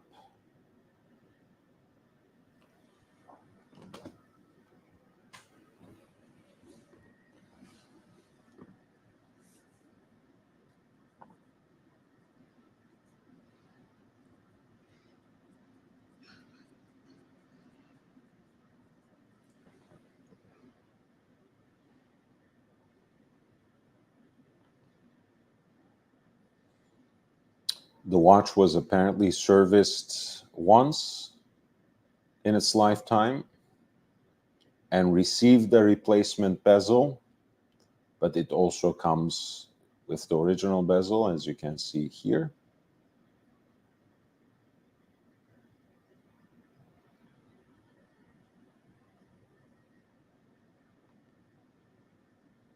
And looks absolutely remarkable on the wrist.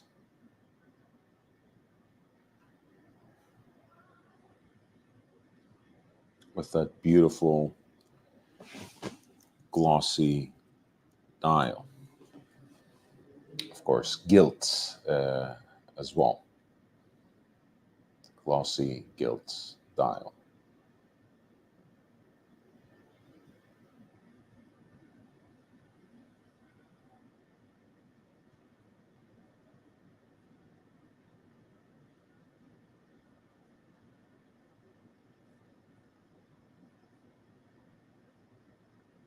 This is lot 183 for Rolex Submariner reference 6200. Big crown with the Explorer dial from around 1954, with an estimated value that ranges between 275,000 to 550,000 in US dollars.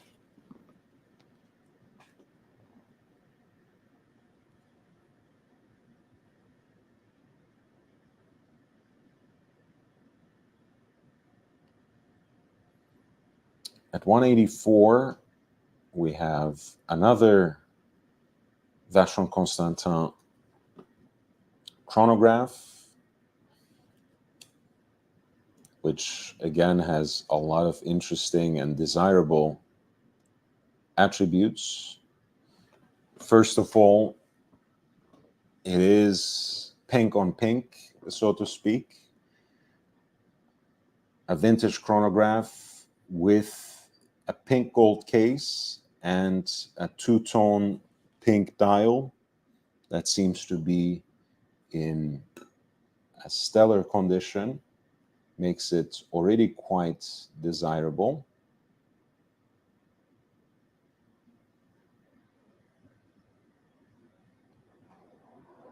This watch was apparently retailed by Meister Rio, a retailer that is based in Rio de Janeiro in Brazil, that is still in business today, apparently.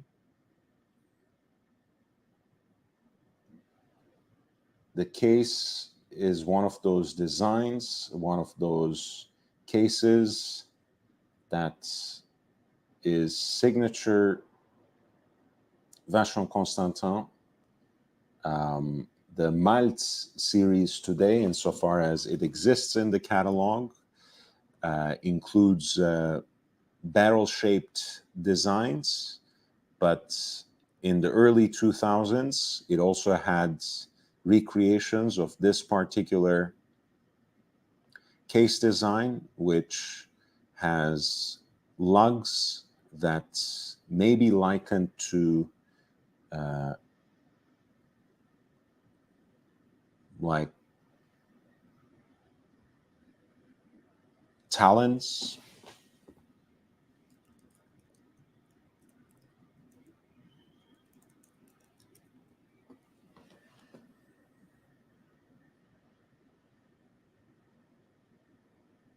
right? As if we are talking about a Maltese falcon and its talons, and they're beautifully stylized and slightly flaring out or splaying out.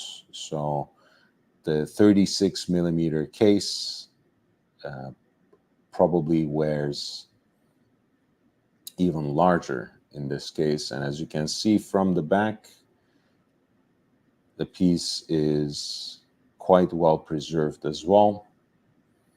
And with the case back removed, there's a glimpse of the movement for you. This is a reference 4178.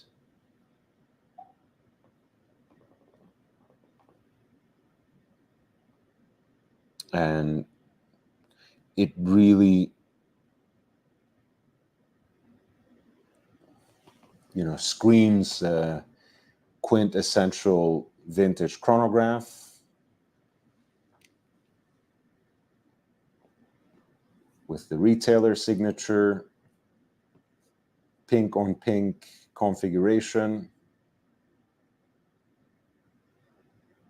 beautifully preserved, and really signature Vacheron Constantin in terms of the case design.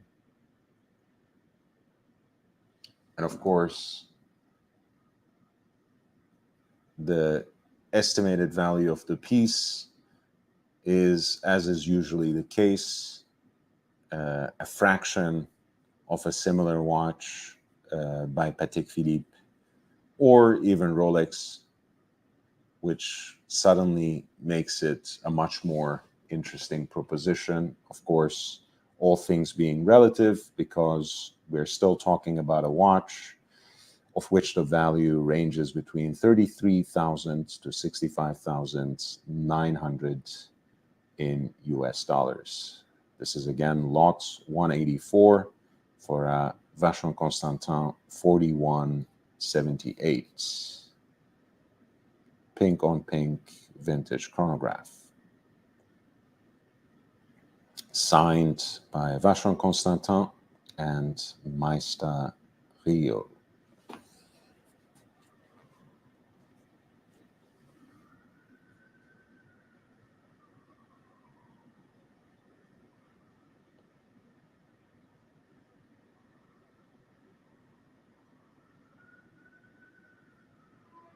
At 182, we're looking at Rolex Cosmograph Daytona, reference 6264, with a Panda dial, of which the chronograph registers have patinated into this tropical chestnut color. Pieces in stainless steel with pump pushers and a bakelite acrylic bezel insert.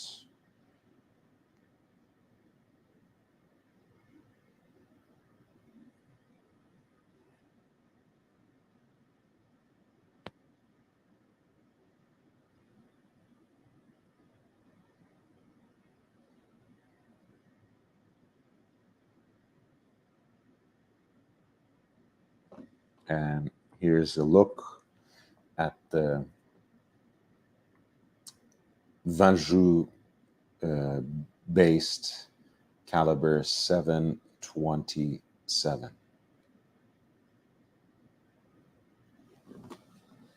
It's a piece from early 70s, of course, of a reference that was introduced in late 60s, reference 6264. One of the last Daytona references to feature pump style pushers rather than the screw down pushers, which serve the purpose of enhancing the water resistance of the case.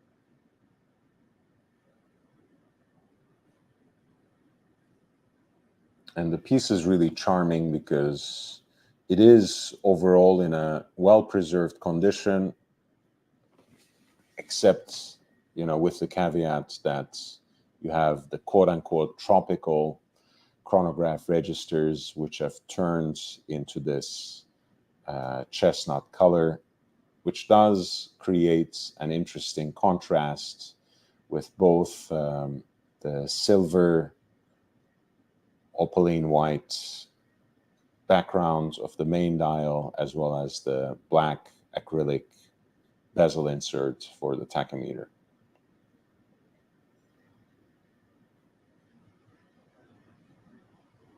This is lot 182 for a Rolex Cosmograph Daytona 6264 with a pre-auction estimate that ranges between 76,900 to 154,000 in US dollars. Thomas Burnett, thank you so much. Sleep well, rest well. I look forward to seeing you on live streams, and I hope on the panel as well soon enough. I look forward to your return on my panel. It's always a pleasure to have you on board. Thank you so much. $4.99.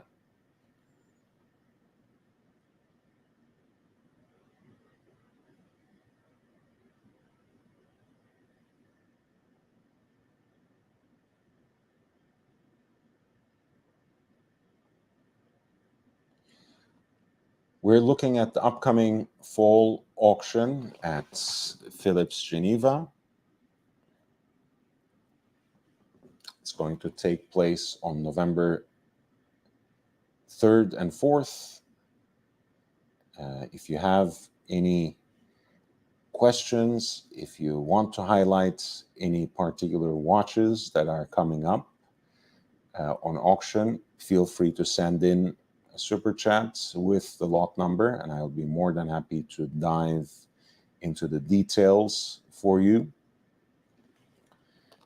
As you guys know, this is the last live stream, last marathon as part of my fundraising efforts for a UNICEF donation to the children affected by the earthquake in Morocco and the floods in Libya. And every single super chat gets a unique number for the raffle. I'm going to make the donation live tomorrow, and the winner of the raffle will also be decided live by the Google random number generator. And the winner gets a Seiko 5 Roaring Blazers collaboration piece from last year with the blue dial. Speaking of which, here's a lovely blue dial watch.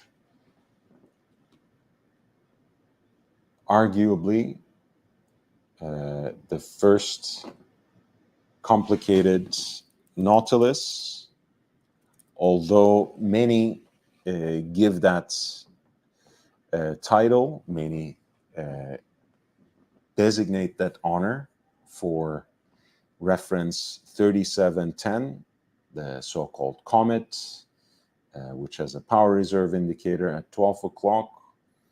I really think 3712 is the model that opens the age of complications for Patek's sports watch, Patek's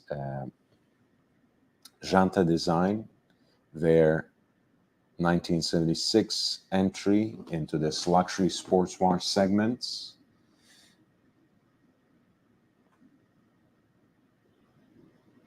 It checks a lot of boxes again. The asymmetric dial, even though it is an acquired taste, seems to captivate the imagination of many collectors. The moon phase, of course, is one of the most romantic, seemingly useless, but certainly a fascinating complication. And of course, the micro rotor movement here built on the base of caliber 240 is in and of itself quite an attraction, since it makes this watch quite slim, very sleek profile. And of course, this is 3712. So as cool as 5712 is,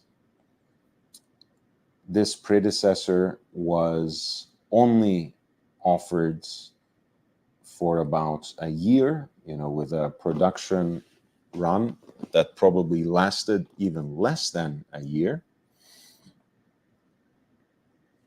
and therefore is extremely limited in number. This particular example comes with its certificate of origin and box. A certificate of origin apparently is stamped by the Maastricht-based retailer that is in the Netherlands, Leon Martens. And really, it comes with the full set of its accessories, product literature, leather document holder, numbered envelope, presentation box, and outer packaging.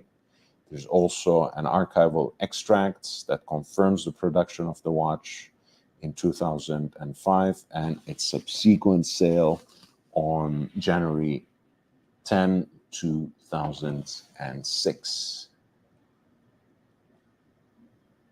I Love Maldives actually has a reference 3712, which again is a true collector's watch, extremely limited in number. And honestly, I'm already a fan of the Nautilus moon phase. So this is a very fascinating watch to own. And I have in the past talked about the minute details between the two models. So it is also visually distinctive, ever so slightly from the 5712. And this example at lot 181, Patek Philippe Nautilus moon phase, reference 3712, line 1A, has an estimated value in the range between 76,900 to 154,000 in US dollars.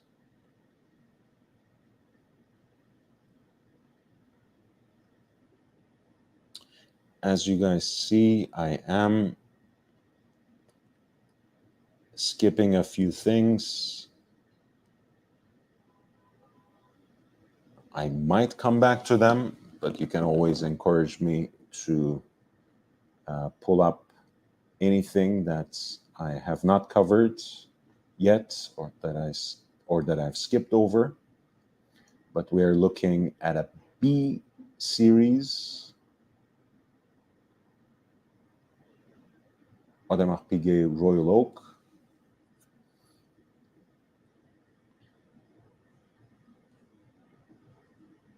Gerard Janta's masterpiece, his first creation in this particular segment of the integrated bracelets, stainless steel watch, of the luxury sports watch.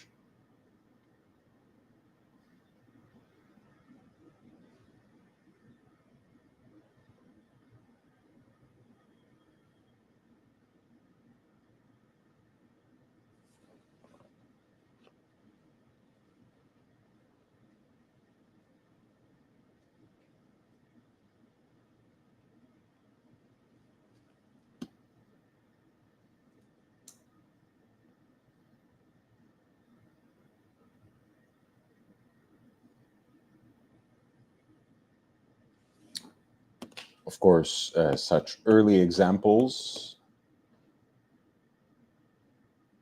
of the Royal Oak are particularly distinguished by the layout of the dial.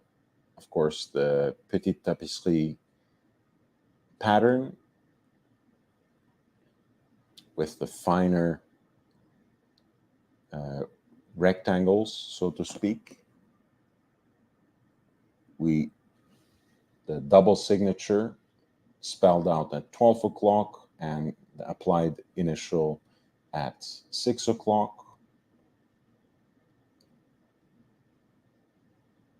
And of course, you have just the 2 hands, no seconds hand, and the date window at 3 o'clock, which has a white background, of course, for reference 5402. That is for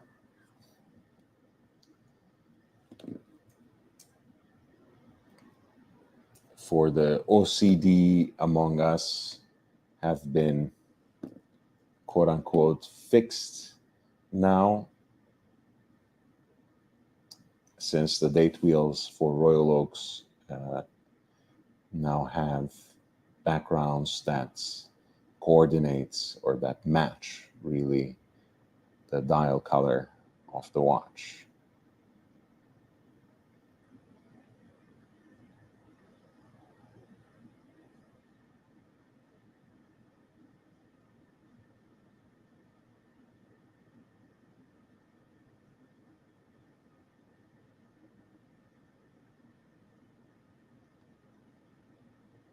The piece comes from around 1975.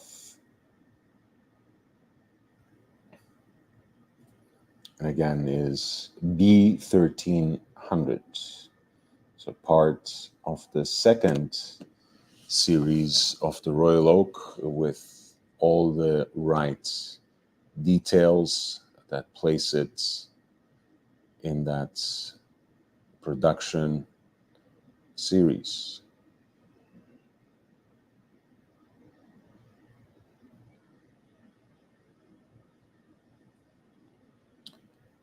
This B series Audemars Piguet Royal Oak Jumbo, reference 5402, has a pre-auction estimate in the range between 76,900 to 154,000.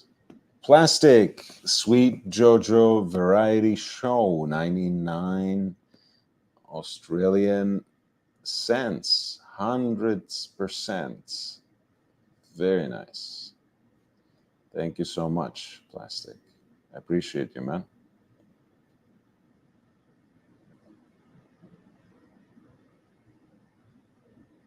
This was lot 177 for an original B series Royal Oak Jumbo with an estimated value between 76,900 to 154,000 in US dollars.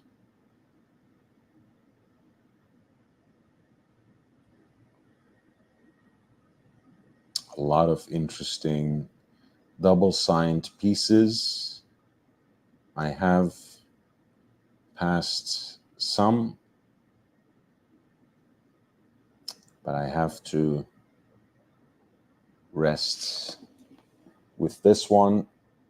This is a so-called Tasti Tondi, a Patek Philippe chronograph with the reference number 1463 with the round pushers with that engine turned decoration. Very distinctive. Once again, what we have here is a vintage chronograph from 1950s, early 50s, that has a pink gold case, a two-tone pink gold dial, and a retailer signature. So you have Patek Philippe Genève at 12 o'clock and the signature of that famous Caracas-based jeweler and retailer of Rolex and Patek Philippe watches, Serpico y Laino. Beautiful leaf-shaped hands. Coordinating with the pink gold shades of the case. And the chronograph hands, including the micro hand in the 30-minute totalizer. And centrally deployed chronograph seconds end.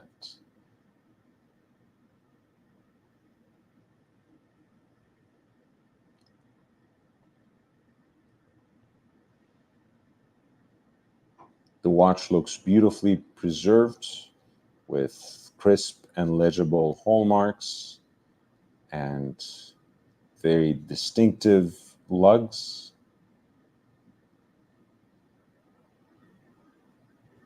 And of course, it also has the Serpico y Laino signature on the case back as well. As you can see, right next to the 18 carats engraving.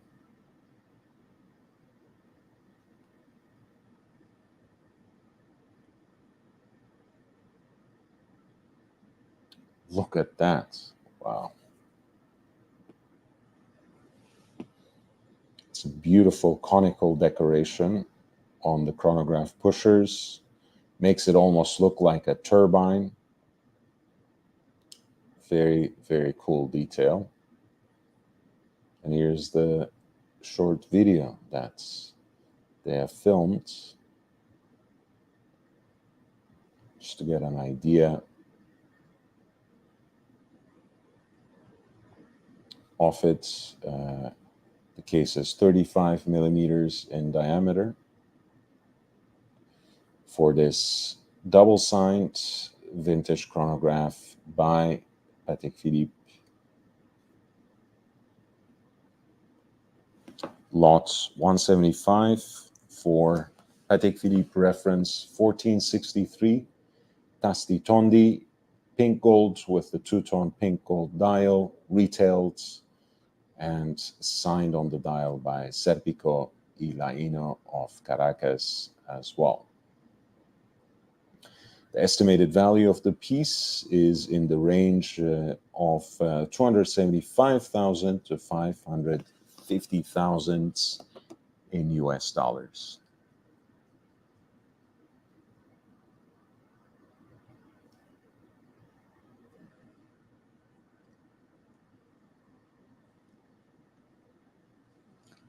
Lot 179 is a Rolex Cosmograph Daytona, reference 6239, with the Paul Newman exotic dial, stainless steel with the matching stainless steel bezel for the tachymeter and pump pushers.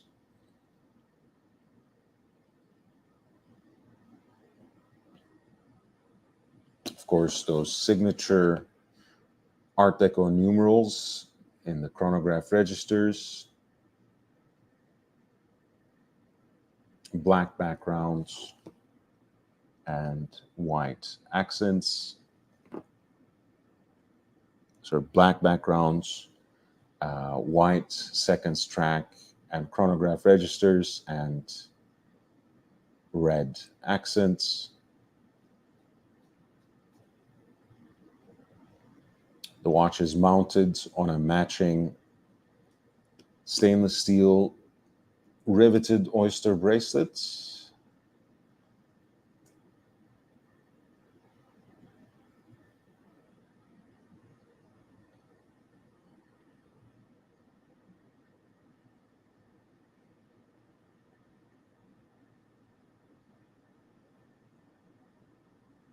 And this is a nicely preserved example that is accompanied by a Rolex presentation box.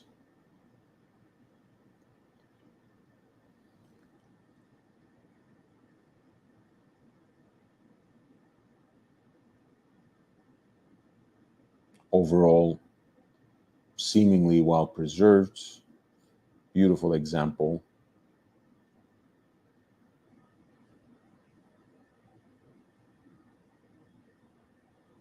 With a pre-auction estimates of 165,000 to 330,000 at lot 179 for this Rolex Cosmograph Daytona, reference 6239 with the Paul Newman exotic dial.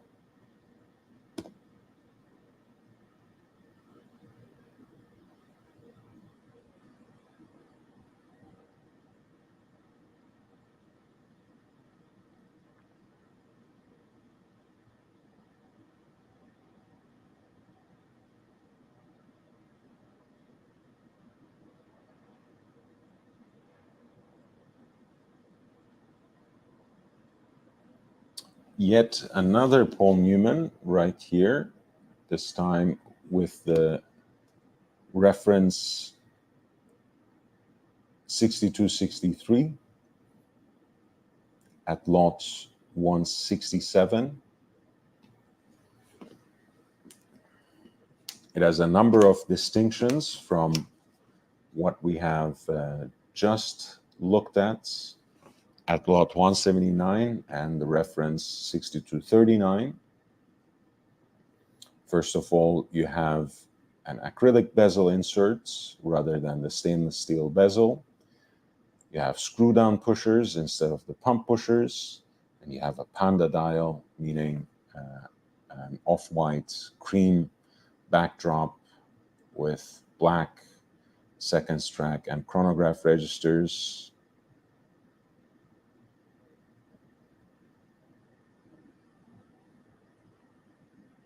This piece is likewise mounted on a folded link, matching stainless steel oyster bracelets.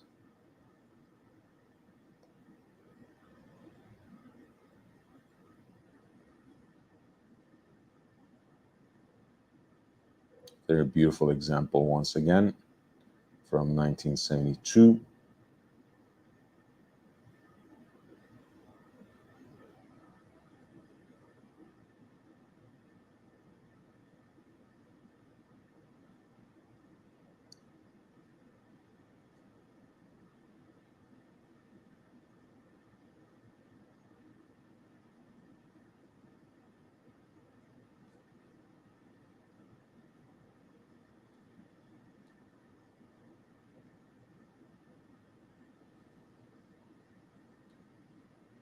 This piece with all these distinctions that I've just highlighted has an even higher estimate that ranges between 330,000 to 659,000 in US dollars. This is lot number 167, Rolex Cosmograph Daytona, reference 6263 with the Paul Newman exotic dial.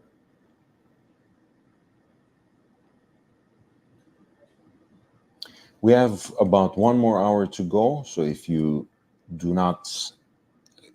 haven't clicked the like button yet, please do.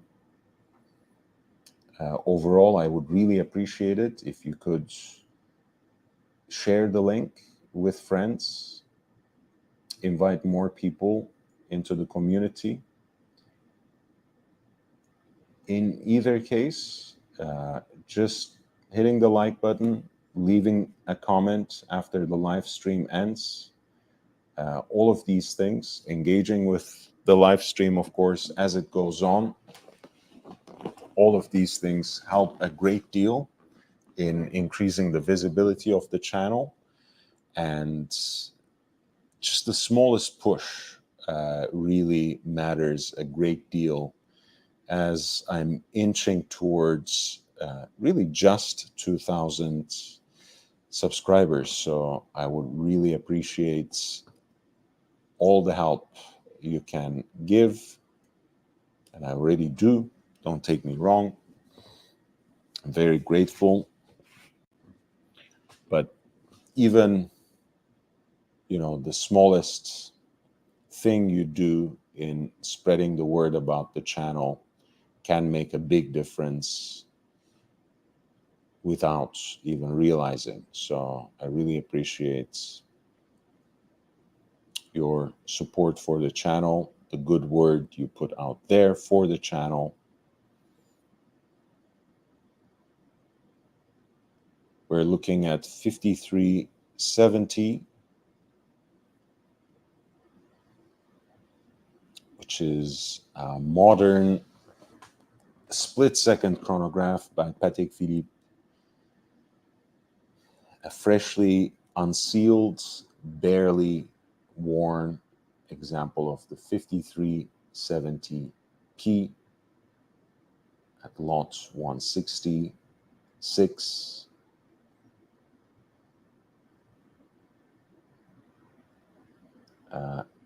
Chronograph, Rattrapant split seconds chronograph in platinum with a black enamel dial and applied Breguet numerals.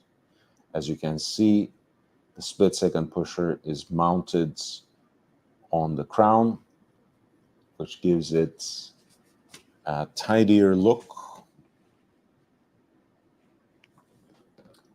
The tachymeter is on the perimeter of the dial, and the two chronograph registers are roughly between 3 and 4 o'clock for the 30-minute totalizer and 8 and 9 o'clock for the continuous seconds.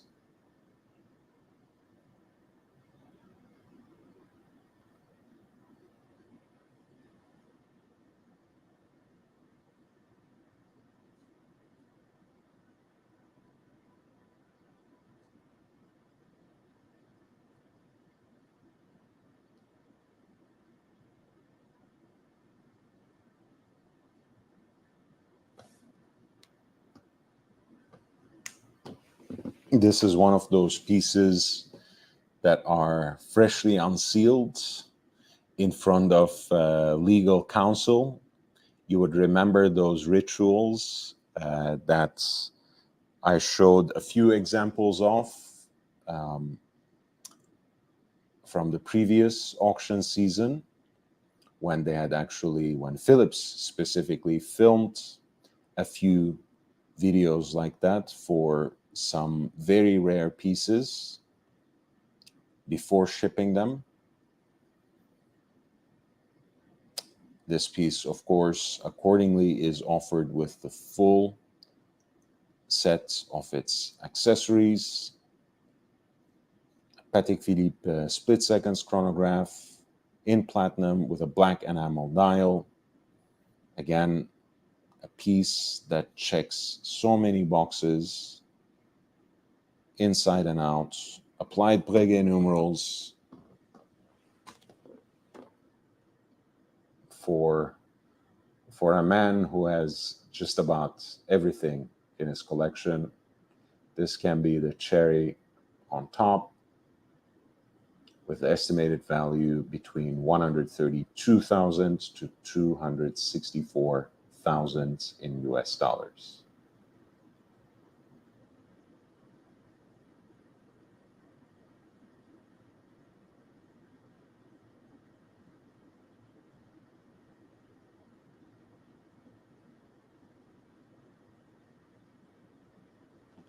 Lot 172 is a Patek Philippe Hourglass, which is once again signed, retailed and signed on the dial by Serpico y Laino, that's illustrious, that famed Caracas-based jeweler. I'll tell you a little more about it. I do want to get a drink of water before that. I'll be right back.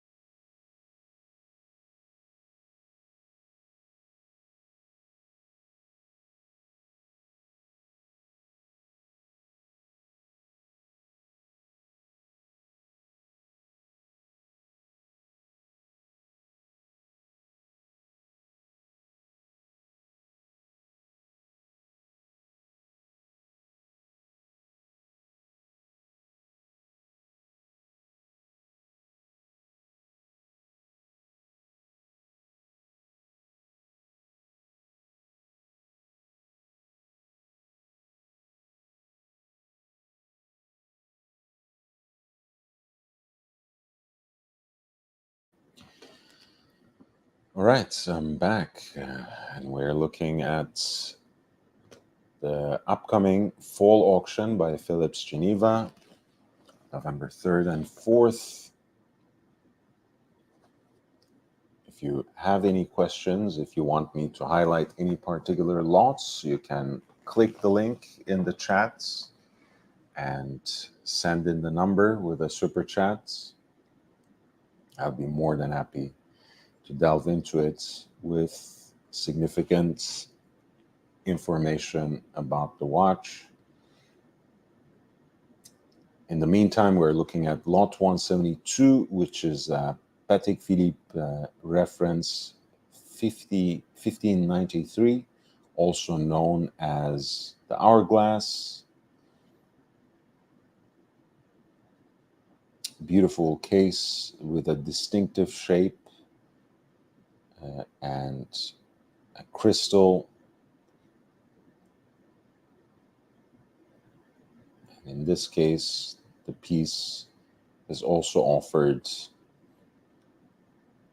on a straight end link mesh style white gold bracelets as well.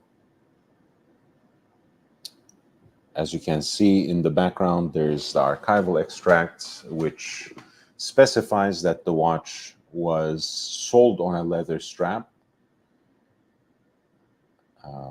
But I can't fault the mesh bracelet that accompanies it for this lot, because it really does fit the vintage vibe and charm of the watch.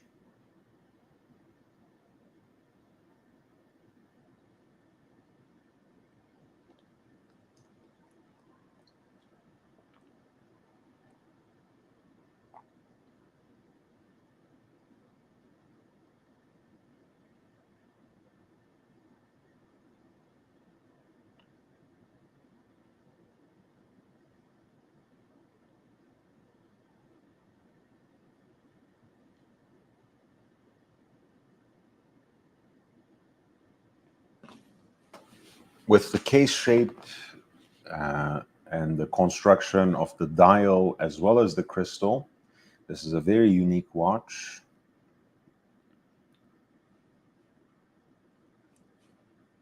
In platinum, the reference 1593 is probably the rarest. Here it has a silver dial with hard enamel print and diamond hour markers. Small seconds at 6 o'clock.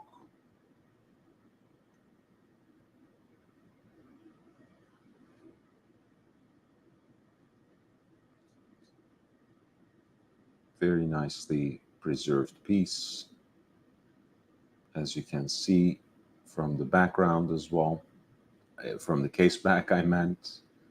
Again, the crispness of that platinum engraving and the SNL signature for Serpico y Laino. An exquisite example of a very rare watch in platinum and with a double signed dial. Patek Philippe reference 1593. Hourglass retailed by Serpico y Laino from around 1954, sold in 1958, and with an estimated value between 44,000 to 87,900 in US dollars.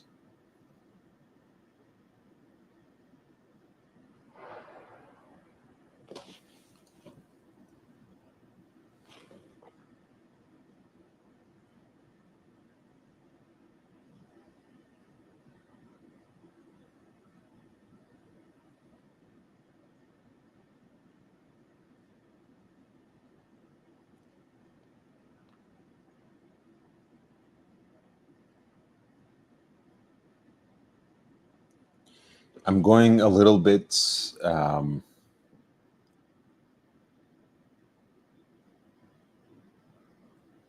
in a unique tear, choosing interesting examples from different parts of the curation, not following any particular order. Of course, you are free to direct me any way you want from where you're sitting with, of course, a super chat. At lot 143, we're looking at a Daniel Roth chronograph from 1992. This is one of those examples from his true independent era. As you guys know, the brand went through several phases after Daniel Roth set off on his own path, having had to leave Breguet, which was facing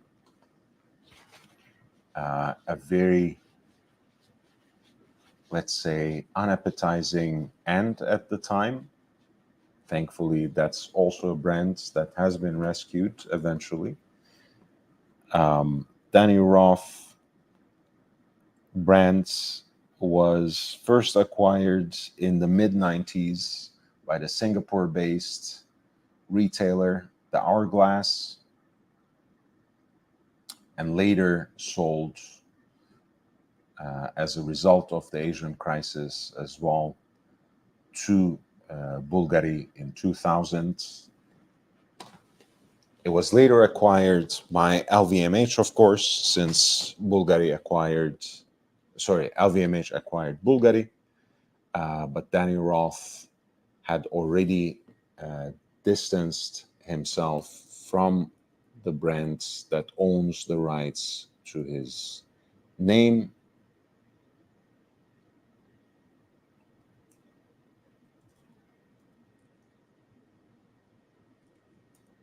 Nowadays, of course, well, not only owns the rights to his name, but also to the unique case shape, right? The double ellipse or ellipsocurvix as well. In either case, Daniel Roth brands saw a recent revival under the auspices of Louis Vuitton and in the premises of La Fabrique du Temps, which is the centerpiece of their watch manufacture and their high complications workshop in a way, their high horology workshop. This is a chronograph, reference 2147, pink gold case, 38 by 35 millimeters, and a pink gold dial, which is engine turned by hand with the distinctive gadroons of the Daniel Roth brand, signed on the dial both with the name and the number of the movements and the watch. Of course, the dial itself is made out of a gold blank, the hands heat blued and fashioned out of stainless steel.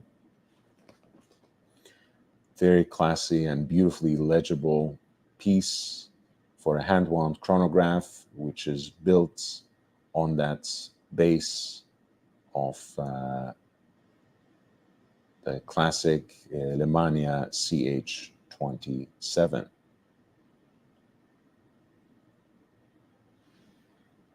This particular piece comes with the original box and papers, as well as the outer packaging.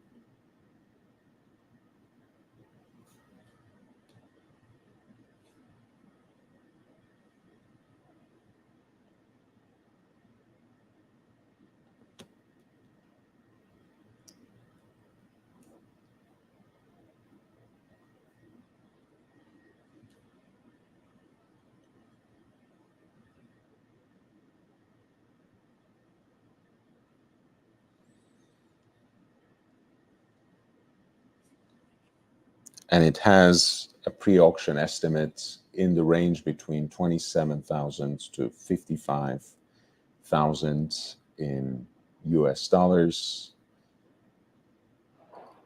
Lot 143 for a Danny Roth chronograph built on the Lemania CH27 base with the reference number 2147.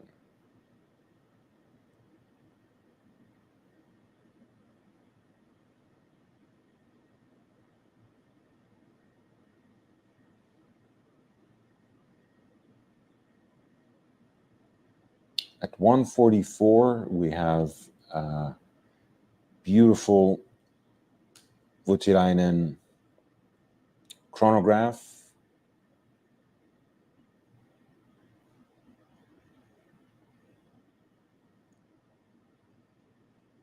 The prototype of the masterpiece chronograph,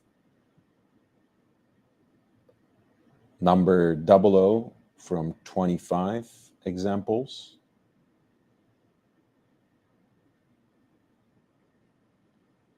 With the distinctive teardrop-shaped lugs of Kari Voutilainen.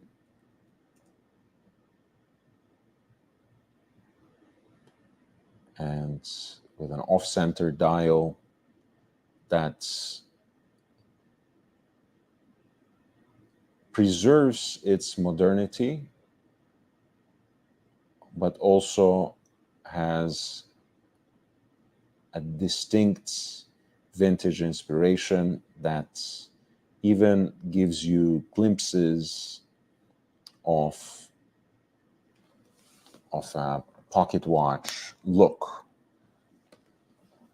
Of course, the off-center dial means that you have an oversized continuous running seconds at around 11 o'clock, a separate 30-minute totalizer on a subdial in the environs of 3 o'clock, and the main dial for the hour and minutes is situated at 6. Beautiful observatory style hands, both in rhodium plated white gold and heat blued steel,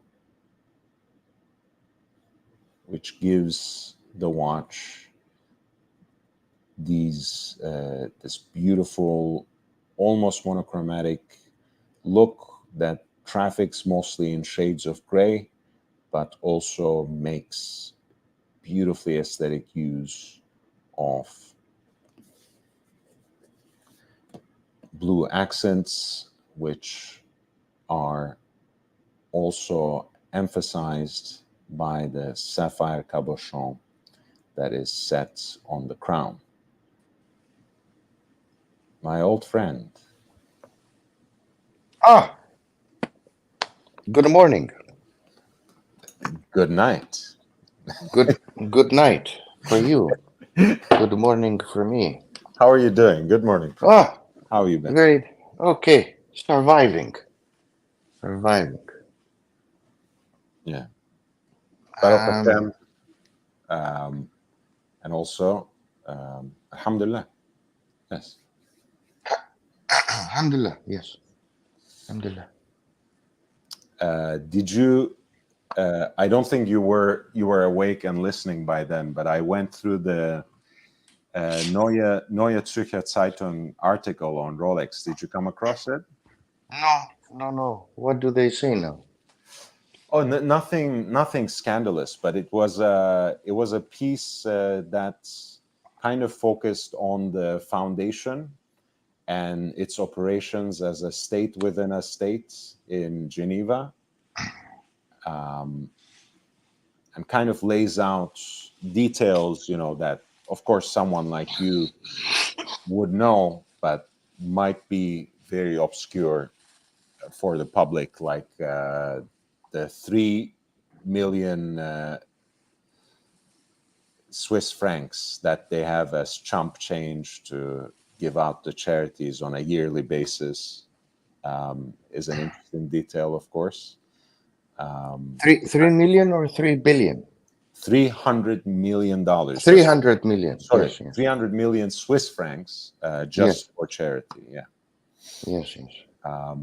But yeah, it was a very interesting long form read.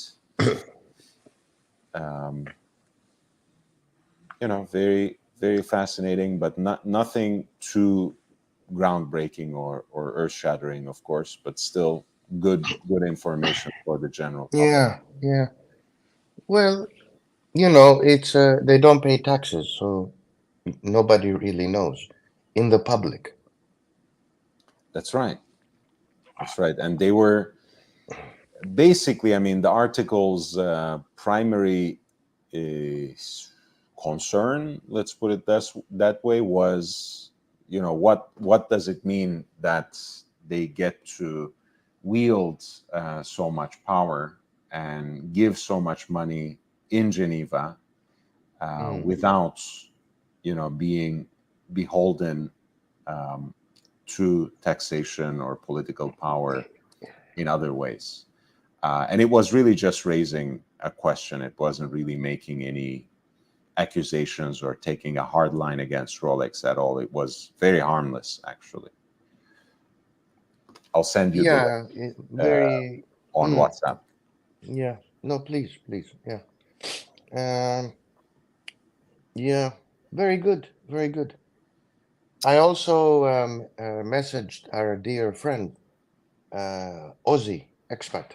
Yeah, he just left. He was I here. heard him just 5, for the end, and then I backtracked what he said. And I feel for our friend who keeps on lamenting and salivating over this Platinum Daytona, which unfortunately he will not see. I keep on saying this, but it will not be the Le Mans. I'll give you an example. The Le Mans, not example, but the Le Mans will not be seen by humans. It will become a specimen watch, and we will not see it, and it will be soon discontinued. So it will not be, you mentioned this actor, what's his Mark name? Wahlberg. Mark Wahlberg. Yeah. So, he has one and few others have and all of that, but it will not be for the common person. I like what I like about this is that it's nice. It's nice, harmless drama in either case. Yes, it is. It is. If Ozzy doesn't get it, we get to make fun of him. If by some miracle he does we get have it, party. we can tease you. Well, you can tease me. Yes. You can tease my tease. Very good, Professor. You can tease my teasy. Which, of course, this is a joke you and I only understand, and this is the loving thing that I have with you. You'll be surprised. I actually have a lot of Arab viewers. Really? Okay. Some of whom might stay silent for the most part, but they're there, and I love them. They are They're very supportive. Yeah, the poor guy keeps on saying this Platona. I'll go and see my AD. The AD, this AD will probably see one in 2 years. Well, I mean, what's the worst? What's the worst that can happen? The guy will. Oh, nothing. He's going to buy another watch. The guy will buy 3 more 5 Tudor, 6 Omegas, and 3 more dozens of donuts at most. I mean, that's yeah, what he does. Yeah. Don't worry too much about it. But I like how it's a perpetual concern, and I like this perpetual concern. And then the AD, they never tell the truth. It's a perpetual lie for them. Yes, please come back. Oh, they put a smile. You go back and, oh, hello, and yes, we have this garbage. Take the garbage and go home and come back. the reason I always agree with you, but the reason I surround myself with people like Ozzy as well is because we're too cynical. To see people like Oz gives me a semblance of hope. Because we're just bitter. Yeah, We he's don't too green. The guy puts a smile. we don't The see AD lies. He goes back. He smiles more. we don't see the possibility of these kinds of things happen. Mm. And maybe there's a lesson in that, Professor, because this is a guy who also got a Panda Daytona at a time he shouldn't be able to. So good things happen to Ozzy, and I think there's a reason for that. But even if there isn't, I like that positive attitude, because it's basically the opposite of my general approach to life. It's Yeah, well, refreshing for me. I agree. I mean, we have seen a different type of life. First of all, he has a young family. He works in a sector that creates a lot of greenery and smiles. I don't work in a sector that has pleasantries. I deal with the more cynical side of humans. So, and I deal with a region that is completely corrupted and cynical. You don't say. I don't say, yes, exactly. So, a guy who works in a company living in Las Vegas, where he has clueless people around him, in the sense of they know nothing about the world or very little about the world, and they go and play casino, and they come back and well, I remember he was telling the story. I find it amusing, and I'm not saying this because of his absence. On the contrary, No, I have no. a lot of respect for him. His neighbors are these guys who come with a new car every 2 weeks. And then Yeah, the story about he talked about this in the exactly. live stream before. Yeah. And then another story, he said that the car is getting pounded, or their cars are getting pounded, or something happened. And he said something, these guys are strange wheeler dealer types, his neighbors, and all of that. And, given this environment, and he has a very pleasant family environment, his wife and the kids, and nice kids. And now, I have older kids and I have to worry. My one child says to me, "Shut up." The other one says, "Shut up" to the other child. I'm in the middle of a crisis with all of this happening. Plus, our fair region going completely crazy, right? I mean, Yes. how can you describe that? So, I of can. course, Ozzy's world is should continue to be that, and our world, because we experienced the difficulties of our region, we tend to be more cynical about human behavior. Uh, yes. I'll take that as read. Um, yeah. How are things otherwise, Professor? Otherwise, okay. This is. I really enjoy listening to your motorbike friends. Um, I I, really. yeah, I enjoy them. I particularly enjoyed your second one with this actor. Well, they're basically all actors, but I think you mean James Chalk, Yes, British. the English one. Yes, yes, sir. I really enjoyed him because he said a few things that resonated, and I've gone through similar uh, challenges, Hmm. and I his relationship to God and how Hmm. he has tried to overcome the crisis or crises he had by referencing things with God was very interesting. yeah, it's very inspiring. I mean, all of those people are very good friends to me, very dear to me, um, and And I like the they're all background. very inspiring.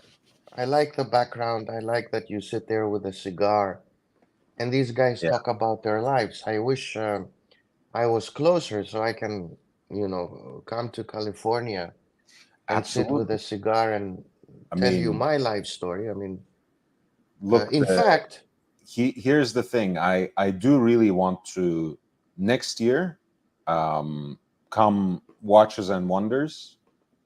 I really do want to come.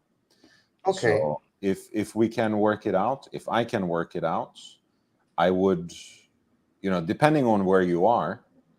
I mean, I don't have I don't have any objections to going to Switzerland directly, but we could meet in London and then go together yeah, from there. And during that, trip, we would have a chance to sit down and film something for sure. But in either case, overall, that would be a very fun trip. So, and of course, it has a lot to do with how the channel goes and grows until then. But in either case, it's a possibility. I would like to do that. yeah, that will be great. And maybe we can get the our Aussie friend to join. That's a possibility. That's a Yeah. possibility. He was even at a certain point, because he had a little more time on his hands. He was thinking of perhaps even visiting you ahead of time. I don't know if that happened. No, Uh, no, he didn't. He didn't. I had a very difficult schedule I know, of course. over the last 6 months. I mean, I've seen I've seen a lot of pain, but Of course. no, it will be good. It will be good to have him and you, and we can visit Geneva and see. I mean, by April I would have gone to Geneva a few times. I'm due to go probably next month Mhm. for a visit. So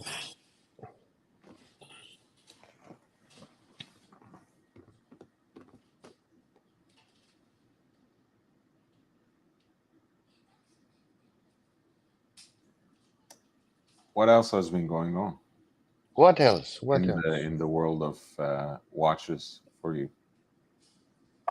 No, nothing.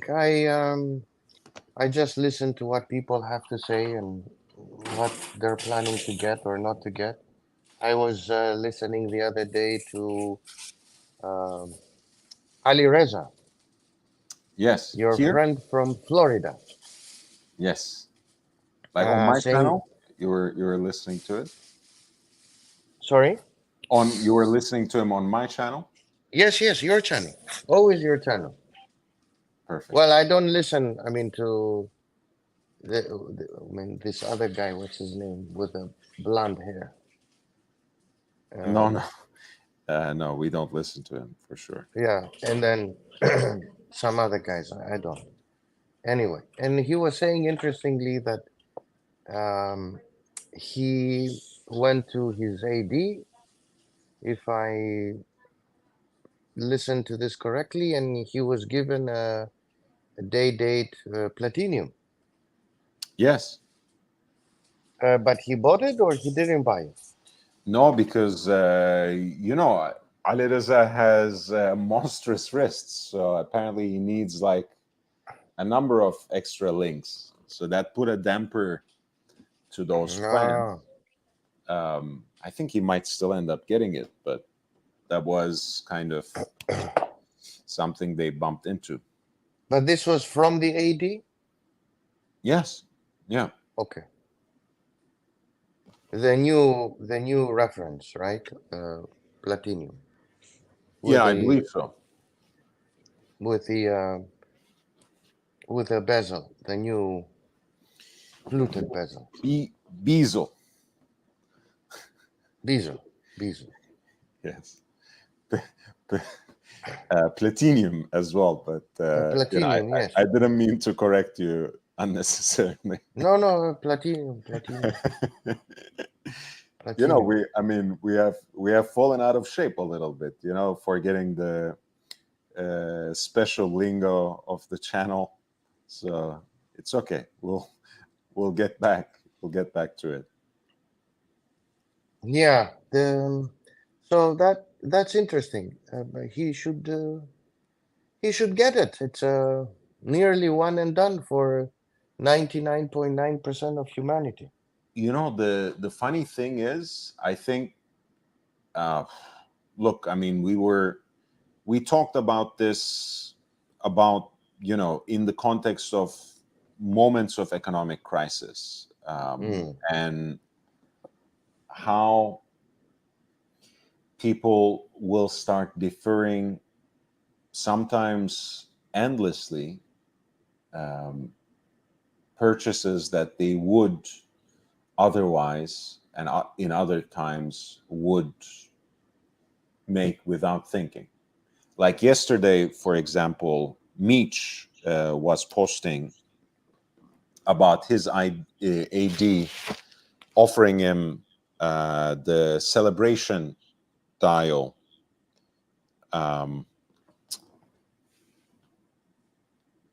Datejust, the one with the balloons. Yes. And he didn't take it, which is funny because the Meech I know would have taken it just for the flex factor, but he says, I hate that watch anyways. What am I going to do with it? I didn't get it. But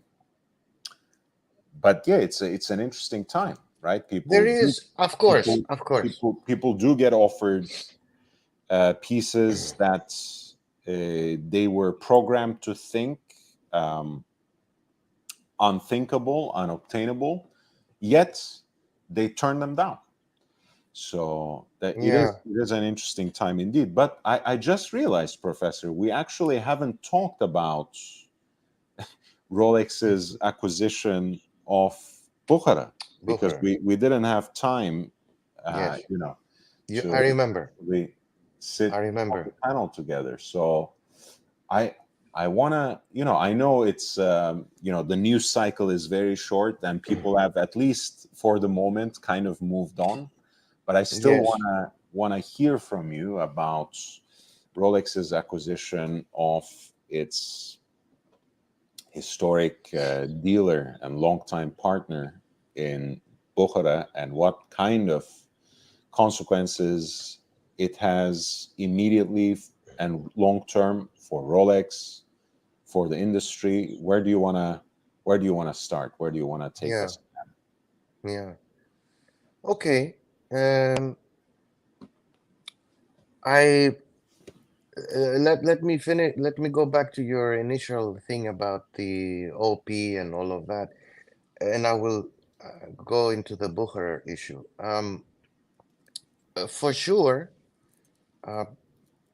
people behave in a herd mentality in many of our daily activities, and that's why we have consumer goods, and that's why we have this behavior commonly described as groupthink or herd mentality. So 2 years ago, everybody was buying anything they could find there, their hands-on related to Rolex or anything else. And now there is a residual factor, which is that people still believe they should be getting watches, but they're becoming more selective. There was a frenzy, and now the frenzy has burst, the bubble has burst, so people are more selective, more particular. People also have less money. And the gray market impacts greatly people like Mitch and others who consider this not necessarily as an investment, but as an asset that has a stable value. And people tend to behave similarly. people sell stocks because they're afraid. People prefer liquidity. People listen to other people, and other people are saying, the recession is coming, the slowdown is coming. They look at, as I said, inflation. They look at things around them, and they get impacted. 2 years ago, there was none of this. People were making money in stocks. The post-COVID frenzy, liquidity, cheap interest rates, money from COVID, from governments, and the group think watches is a great investment, right? They had discovered the new asset lollipop. New asset class. They literally, I mean, Waco had a whole panel on this in one of his little Who is Waco? no worries. It's just Oh, yeah, I don't know who are these people. Anyway, great. everybody who wanted to be something became a watch collector. Okay, suddenly they discovered watches. Suddenly there was a class of gray marketeers. Suddenly everybody was doing videos, shows, how to get on top of the Rolex queue, how to get ahead, how to bribe your AD. Here are 100 methods to get ahead of everybody else. I mean, all these things that represented the frenziness of the time, right?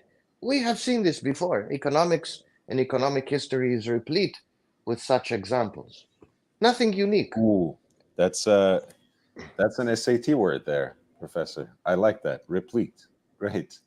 Replete, yes.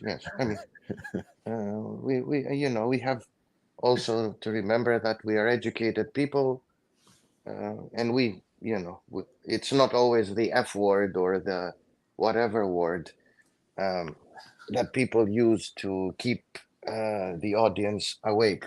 Well, That's fine. how about it's fucking replete? Can we? Yes, we can say that too. Okay. So the issue is that we went through this, and now people are saying no. People also in economics, they call it the economics of thrift. Yes, So sir. people decide to postpone purchasing something expensive because they anticipate either its value will fall in the secondary market, or the actual value in the primary market will decline. So in this case, Mitch being the example, he believes that this is not a good investment, or he believes that he he doesn't need to purchase it because either he doesn't have the money, two, it's not the right time, and so forth. Again, I'm using him as an example. So the issue is that people now have an aversion for watches, right?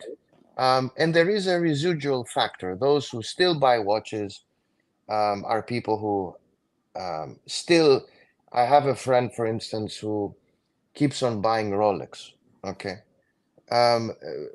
He said to me, hey, professor, I'm going to go to the gray market and I'm going to buy the root beer. And I say, okay, why?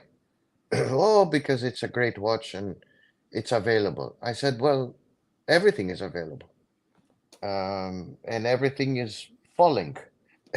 You should wait. He says, no, I'm going to go and buy it. Okay, he goes off and buys it. Then he says, oh, I got hold of a Batgirl. I'm going to buy that too. I said, why? You can wait for 6 months. You can buy cheaper. Oh, but now it's a great time because a year ago, this thing was trading at 20. Now I can get it at 14, and it's a great buy. Eventually, when the world recovers, that's what he assumes, to boost his pricing for his purchase. The world recovers, these watches will go up. Of course, who am I to tell him? And I've seen this before. Yes, they could recover, but the issue is the time. When do they recover? and at what price do they recover? Okay. Um, so you have a bunch of these people who still, they're down the queue, down the line, and they never got hold of these watches. But now they're able to do them, and so to get hold of them, and they buy them. So And eventually you have this category, and then you have the Mitch category that, okay, I bought a few, and do I have to sell the farm to get another watch? Better keep the farm, not to buy the watch. honestly, on one hand, when you think about it from a certain perspective, in a way, probably the logic you are describing in terms of your friends is ultimately making an excuse to make a purchase. And it's really simple, actually. We don't even have to worry about theoretical problems there. It's simple human nature. If you have the money to play around like that, and saying this was trading for 20,000 plus last year and now it's 14 and it's a good time for me to buy, by all means. The problem starts when people then retroactively try to propagate, through online channels especially, of how this is some sort of conscious, rational investment strategy, which is, as you Yes, know, yes. 99% of the time just gobbledygook. I mean, it's completely worthless. And thankfully, I mean, that's lost a lot of ground in terms of the content created by a lot of these market dealers. Nowadays, they use like AI and just like they're literally scraping the bottom of the barrel at this point, because they don't know much about watches to begin with, and they lost that angle of investment and market and whatever 20-30 years of expertise in selling watches and whatever, as if Yeah, like anyone ever needed I uh, actual exactly. knowledge to sell something. But I like let's not get into that. exactly. I like recently a YouTuber that has, it seems, a popular channel. Nice guys. Two guys talking about watches. Nice people. They look nice and all that. But I liked how completely wrong they informed the public that the Rolex GMT production-wise, it's going to decline by 67%. How do they know this 67? I mean, they're so far away from the watch industry that it Professor, is they akin to don't. me talking. Pardon? They don't. But if They, you say, see, if they said 70 or 50, that would be too round of a number, yeah, and it would sound made up. If you say something oddly specific like 67, it makes you seem like you actually know what you're talking they about. don't know shit. They are so far from the particular subject that it is like myself talking about the production of bananas in Ecuador. That's a good topic, actually. we Yes, should we should organize a live stream for that we next. should, but and people listen to them, and others, this lady going around saying, "Oh, this production watch is going to stop," and I spoke to AD here, AD there, and Ooh. they're sitting there as if they are trying to discern something in the public. I mean, what are these people doing about this? I mean, what are they talking? You know the subject because I told you maybe a year ago what is happening, um, but you didn't do a YouTube. But these people, I don't know what to describe them. The 67% production decline Yeah. is not only outlandish but misinformative. But in the world of misinformation, who is there to probe and judge? No one. Nobody. And if you're sitting listening to YouTube to pass time, okay, you go and say this is right, 67. Maybe the other guy says 65. The other guy 74. Great. Yeah. Well, reeling Anyway, back to Rolex's acquisition of Bukhara specifically, what do you think that means for Rolex in short and long term, and maybe also for the wider industry? Start from whichever. okay. The first of all, I liked how everybody produced again a video expressing Forget their. about the professor. I'm tired of talking about other channels. I mean, we don't care about them. You know, this channel is in a different league. Forget about what everyone else says. Tell me about what you think. Yes. Well, the real reason is time. Mm-hmm. The main driver for this acquisition is time. The last remaining heir of the Bucherer family is very old. And for quite some time, the founder, well, the heir, as well as the company, has tried to structure Bucherer as a foundation. We know this scenario from somewhere.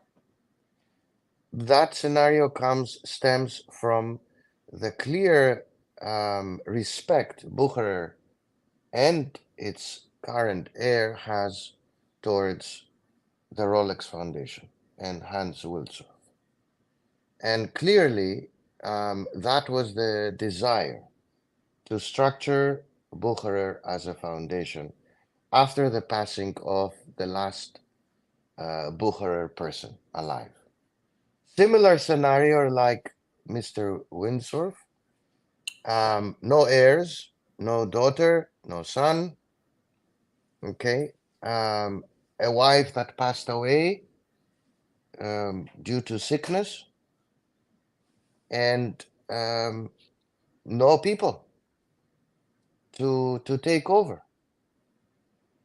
And time has been passing very quickly, and I think it came to the realization of the last heir of Bucherer that instead of trying to structure it as a foundation, it would make sense to sell it to the Sure, foundation. institution that you respect and love.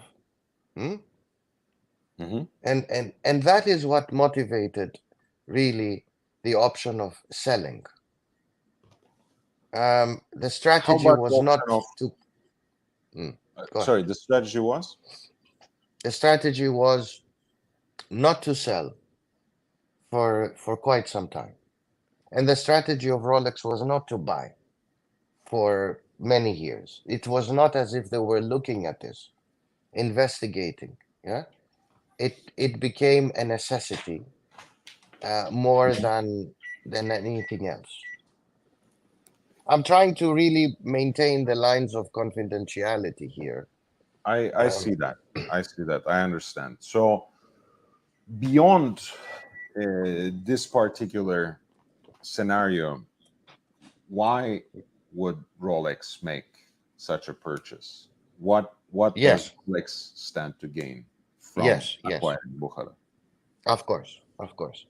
Now it makes a lot of sense.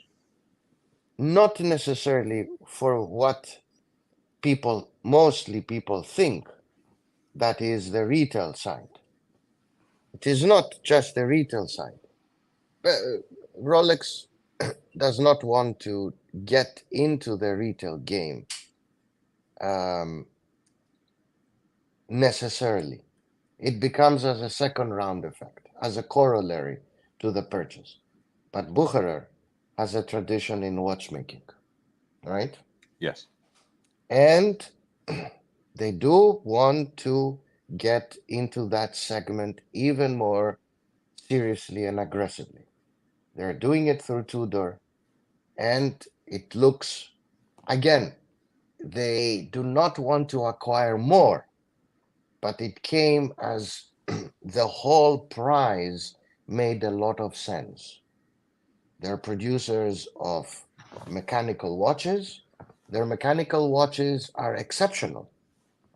People Yeah. forget that Bucherer has long produced a line of watches highly respected in the watch industry. And they have also a few specific technologies that Rolex might Exactly. actually, Exactly. benefit from, the peripheral rotor technology to that combination of chronograph, annual calendar. They have, a few different things here and there, that could offer, Ex- I think they have a nice single button chronograph movement in their catalog, so on and so forth. Exactly. Exactly. So that combination of, yes, the retail presence, fine. They don't really, how shall I put it? They don't care. It creates more headache for them, right? And that's why in the agreement, it was agreed that they will continue to trade under its own name Mhm. and operate independently. Management will remain unchanged. The current CEO, Sasha Moeri, will stay. Sasha is very much respected by the industry. Very, very serious And person when it comes Professor, to, I yeah. I appreciate that you are detailing those because, of course, when such an acquisition is made, um, the press release, even if that were the intention, right? They're not going to outline in the press release, we're going to route this company to hell and, replace the entire executive board with our own people over the course of the next year. I mean, no one says something like that, even if it's their intention to do so.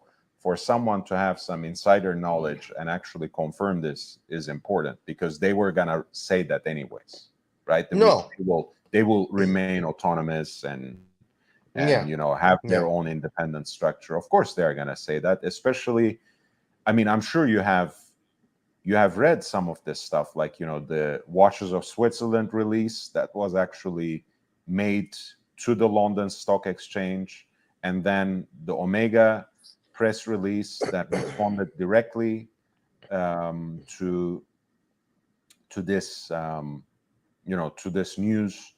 There was a lot of damage control going on, so they would, even if it were their intention to start doing certain things with Bukhara, it wouldn't be to Rolex's advantage to say, hey, we are in charge and we're going to do whatever we want with this company that actually also distributes basically every single one of our competitors at any given segment, right? They were not going to say that. So for you to say that they actually meant what they said is good news. No, the statement was short and to the point, and they're not going to say what is the strategy. This is not for them the place. That It is, will, I mean, that's essentially what I'm saying. But yes. again, at least one The element, you can lay out there. the market reaction was typical because it's typical to what most people think. Oh, Rolex is going into the retail segment.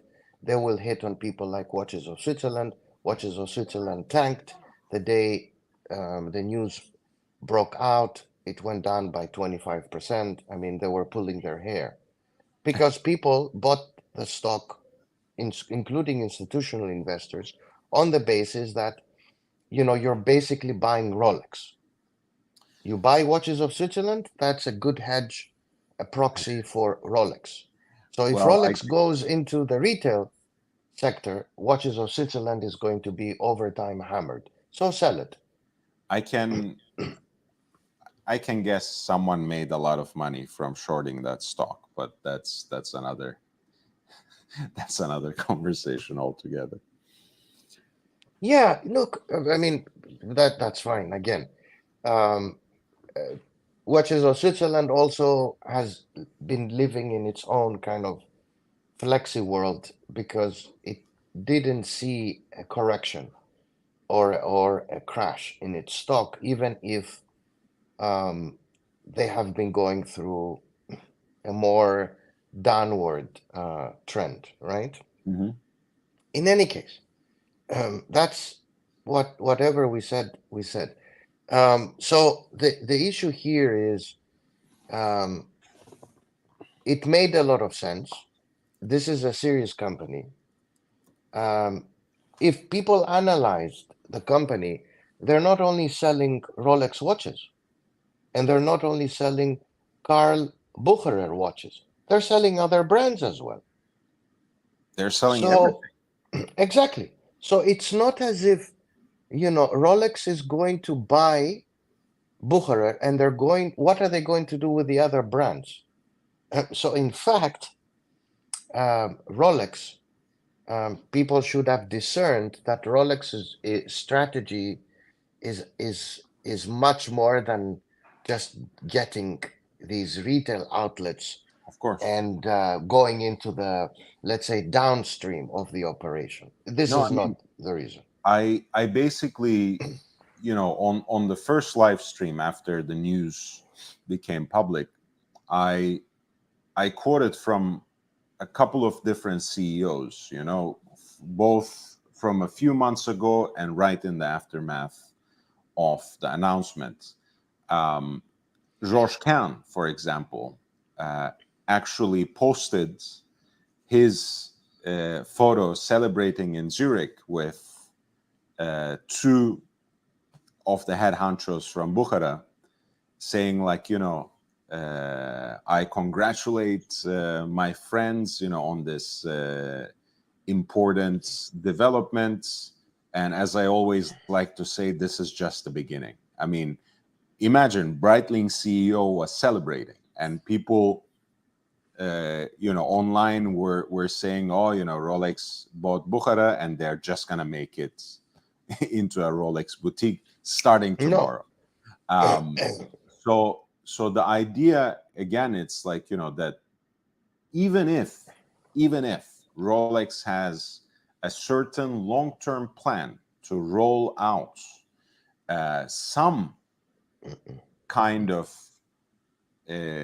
primacy, if not exclusivity, to the channels, to the retail channels open to them through Bukhara, they are not going to do that to on the one hand, to alienate overnight the kind of network of authorized dealers that they depend for at least 90% of their volume. Bukhara might be their biggest retailer, but I don't think their numbers amount to more than, let's say, 6% of Rolex's global volume.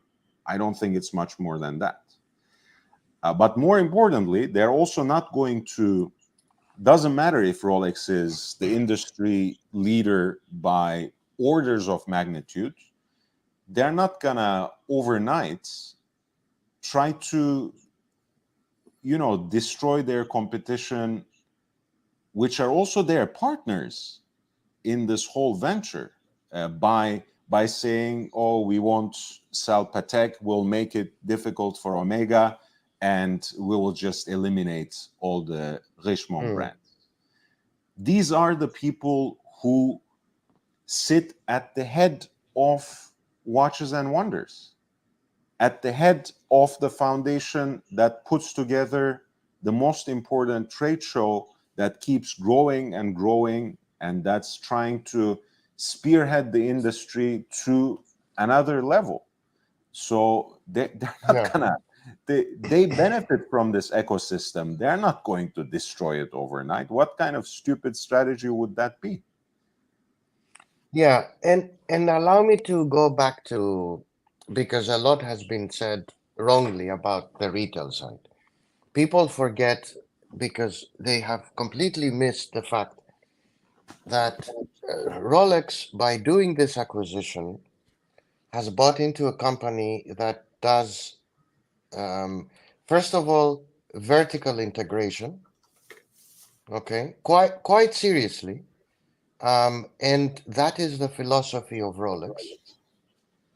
They have consolidated in a new factory back in 2015 the production process, right? And that has been very important at the core of the thinking of Rolex for now 2 decades. Hmm? So Bucherer moved along the same direction.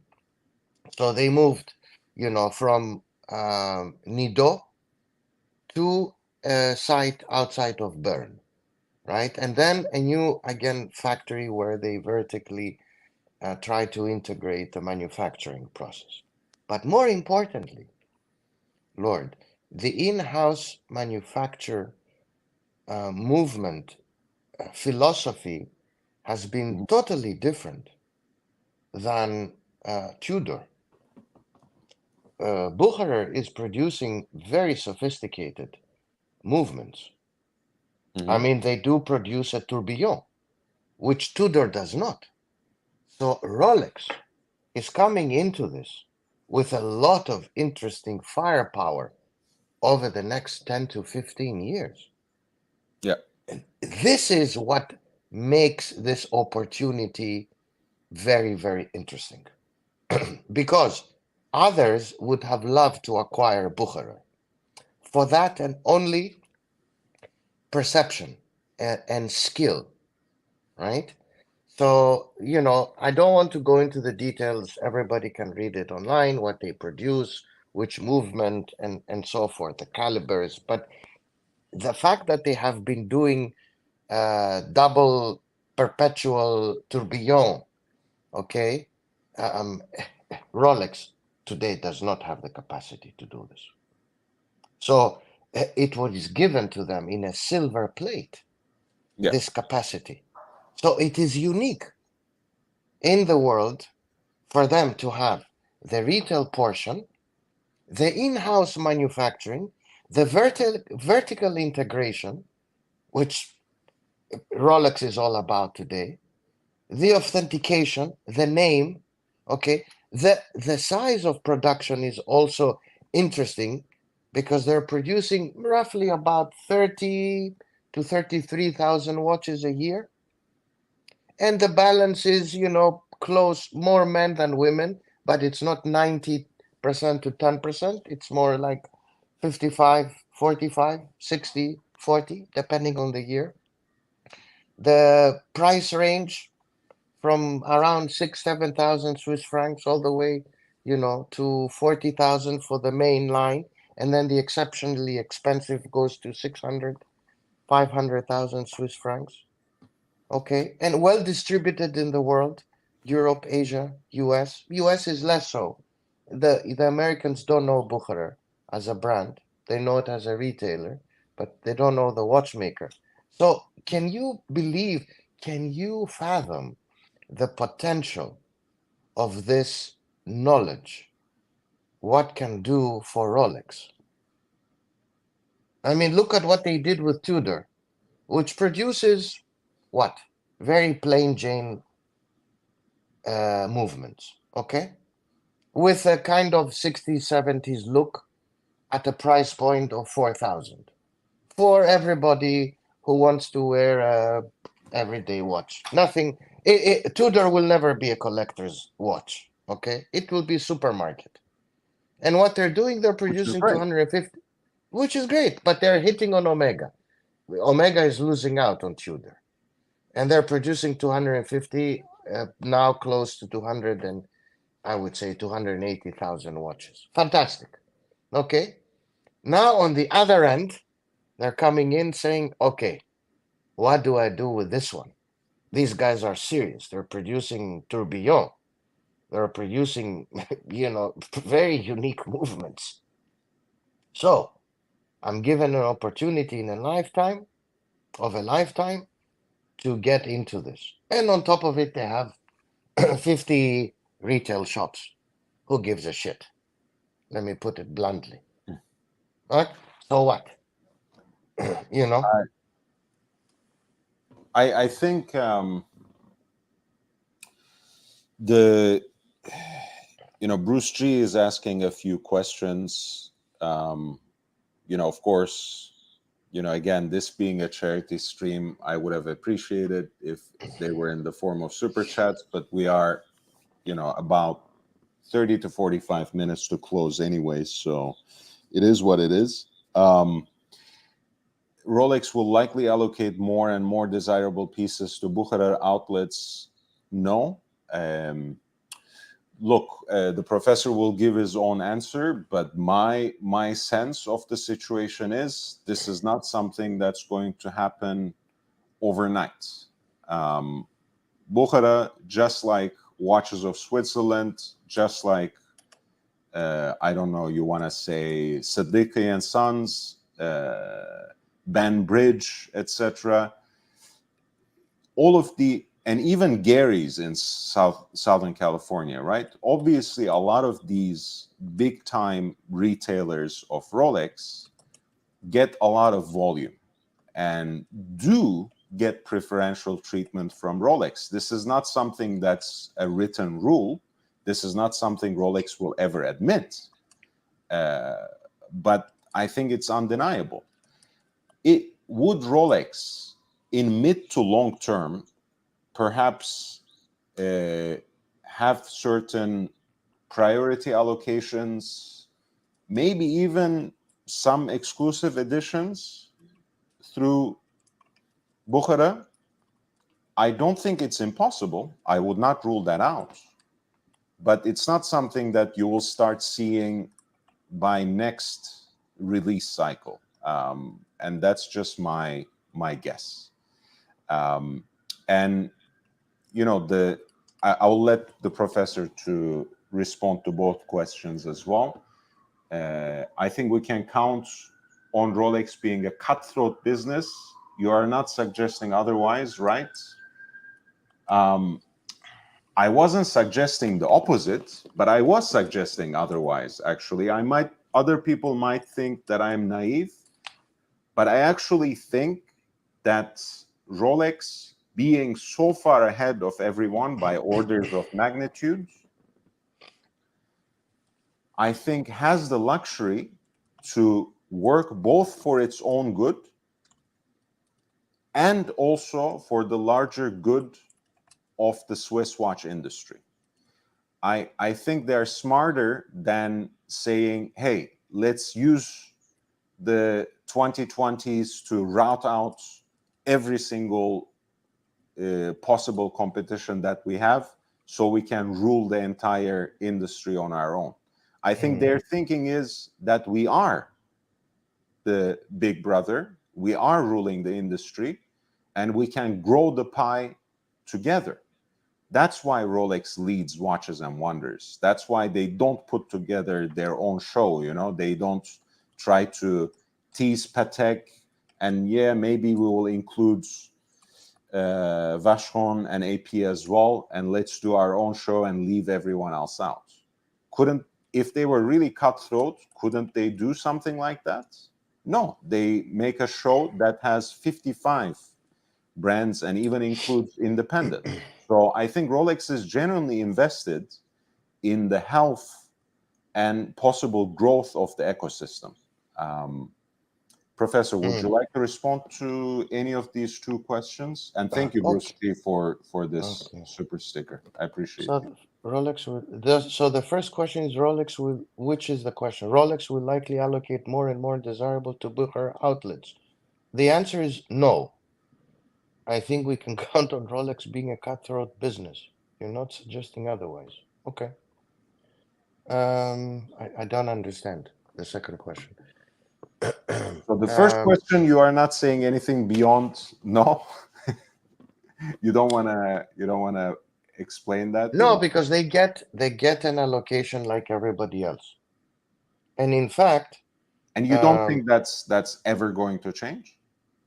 So, for instance, because they're owned by Rolex, Bukhara will get special watches, whilst everybody else will get less, right? No, I don't think so. I don't think so. you need to understand the psyche of Genevan French people. And by that, you really need to understand the Swiss mentality and the Swiss French mentality and the Geneva French mentality. I think Ozzy, because he lived in Geneva, he understands this. So just because Lord and I are buddies, it doesn't mean that I will call up AP and say, please give my good friend this special AP. That's yeah, I don't appreciate that, but yeah, okay.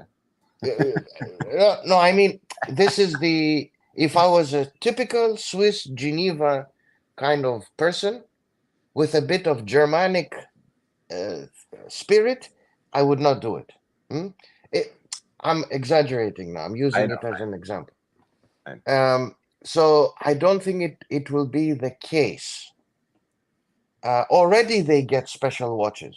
Already Bucherer gets treated in a different way. So I And in don't the way, reveal too much. yeah, They yeah, do but get in the more way, than others. in the way I described, right? You know, it's not, that's not too different than any other, like Sanduki and Sons, as my name for them, Sanduki. Yes, I love that. or Watches of Swaziland. You know, Yes. they also get, these networks also get preferential treatment in a certain sense. Yeah, look, they are getting, I mean, their relationship, let me put it this way, their relationship an AD has with HQ, home office, whatever you want to call it, has to do with history. And more recently, if they have been caught doing gray market deals, right? In many cases, if you have been caught over and over again, they will take the AD ship from you.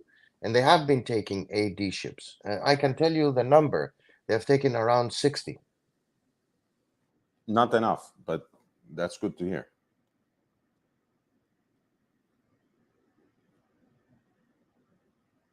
Hello? Professor? Are you still there? Professor? Oops. All right. Hopefully he will come back. But I think we are mostly in agreement on the first point, on the response to Bruce's first question. I think it is already the case that a lot of the, big dealers that are in and of themselves networks, starting with Bucherer, Watches of Switzerland, Sadiki and Sons, Banbridge, even Gary's, etc., which, as big as it is dwarfed by, the scale of Bucherer and Watches of Switzerland. They already get certain kinds of preferential treatment. I think they already get special allocations, both in quantity and in quality. I think the professor differs from me in saying that, that won't change in any perceivable or in any significant way. I think it might, right? I think, Rolex is increasingly doing things that we don't expect them to do. Like, think about the Daytona Le Mans, which no matter how limited, no matter how exclusive, it's, from the exhibition case back to the red accent to the way it openly commemorates something very specific, like the centenary of the Le Mans endurance race. It looks more like an Artisan de Genève watch than a Rolex watch, to be honest, for better or worse. Rolex wouldn't do something like that not even 10 years ago. Forget about 5 years ago. Forget about in the 2010s or something, or in the early 2000s. So Rolex might, like Bruce, you suggested, maybe a Bukhara Blue watch of one of their mainstay models. They might give special kind of allocations, especially models in the future that would be like the Daytona Le Mans or like the Platinum Daytona. Who knows? I don't think that's out of the question. But is it something that will happen overnight or by next Watches and Wonders? I highly doubt it. And again, I would really like to hear more about what the professor says in response to your second question, Bruce G. Because again, I'm not denying that obviously Rolex is a business, right? The fact that they're owned by a charitable foundation might change the perception, but it doesn't change the fact that they're a business. And of course, they mind the bottom line. But I think they want to have their cake and eat it too.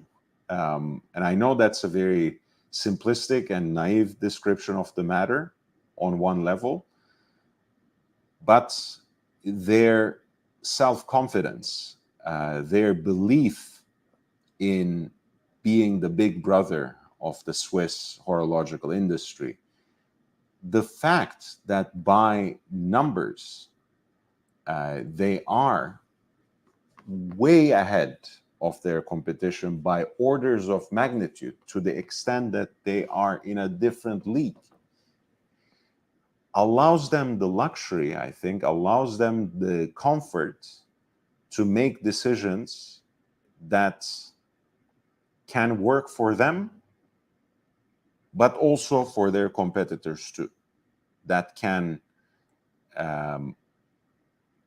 invest in not only the survival, but long-term health and thriving of the industry by growing the pie, right? By, in fact, not only having the cake, but having a bigger cake and eating some more.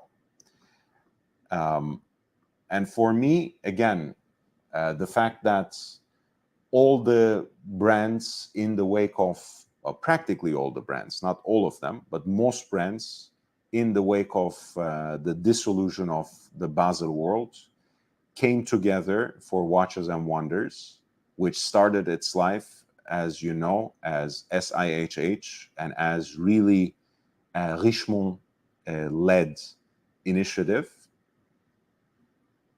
But it was Richemont, it was Patek, and it was everyone else that did everything to bring Rolex into the fold. They chose Jean-Frédéric Dufour to become the CEO of Watches and Wonders, the CEO of Rolex. And they're the ones who put together that ever-growing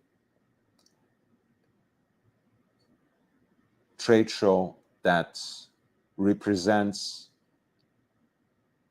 basically the majority of the industry, from all the usual suspects to most of the legacy brands and a lot of independents too.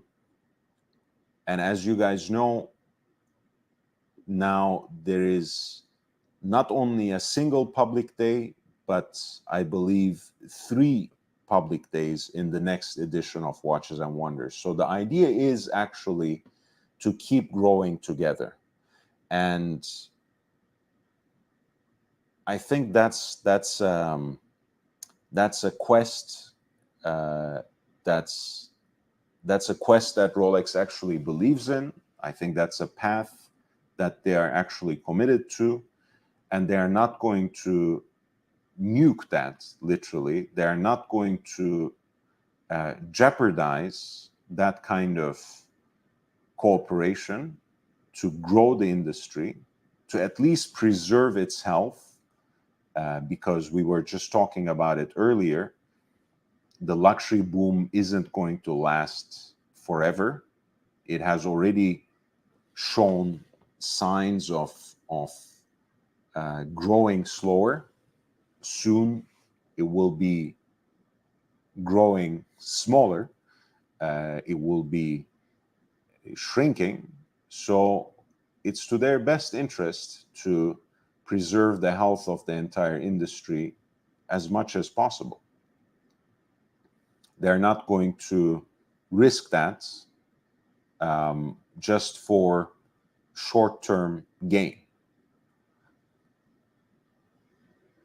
I know that might sound unsatisfactory, that might sound not dramatic enough, perhaps, but that's exactly my feeling of how Rolex is handling this particular acquisition. And I think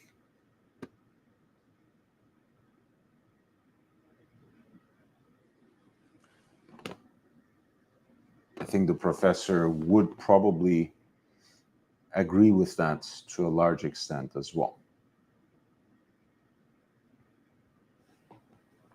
I'll wait for the professor a little while longer too, but I'm gonna, while I wait, so I don't just sit on my hands, I'm gonna also go back to looking at the upcoming fall auction by Philips in Geneva.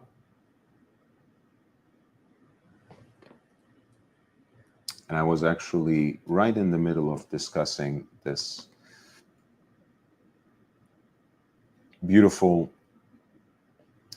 chronograph masterpiece by Kari Voutilainen.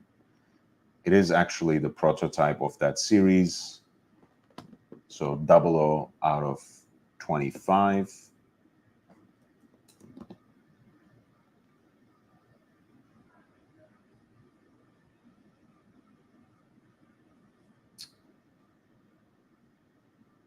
And again, it has a lot of the characteristics of Voutilainen in terms of how its design brings together vintage inspiration with a strong contemporary flavor. The stylized teardrop lugs, of course, make the case immediately identifiable as a Voutilainen watch. All the subdials, of course, have the engine turn decoration by hand.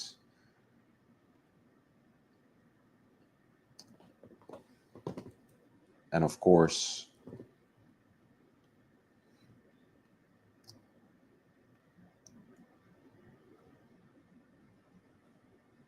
the hands are at once beautifully heat blued in stainless steel, but also in parts rhodium plated as well, which again enhances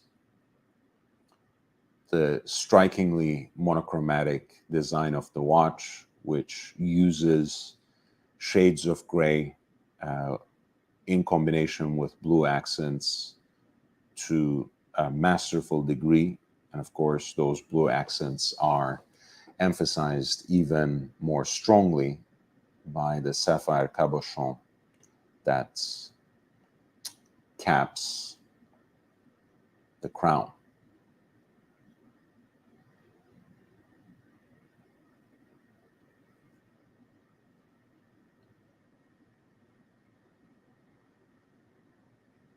Off-center dial for hour and minutes is placed at the traditional 6 o'clock position, right in the environs of 3 o'clock is the 30-minute totalizer, and we have an oversized subsidiary dial for running seconds at 11 o'clock, which means you have kind of this pocket watch chronograph aesthetic of having a centrally deployed chronograph seconds that takes the center stage.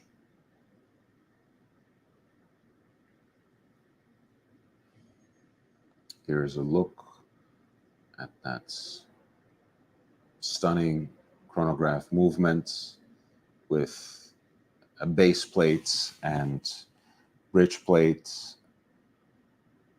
ennobled with a gilt frosted finish.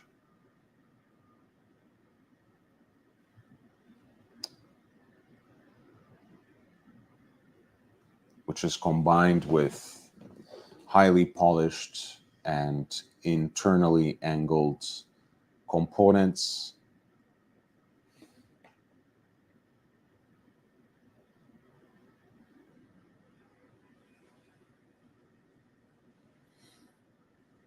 Of course, the fact that this is the prototype, this is the 00 of a 25-piece series, means that it is also the very first chronograph ever built by Kari Voutilainen,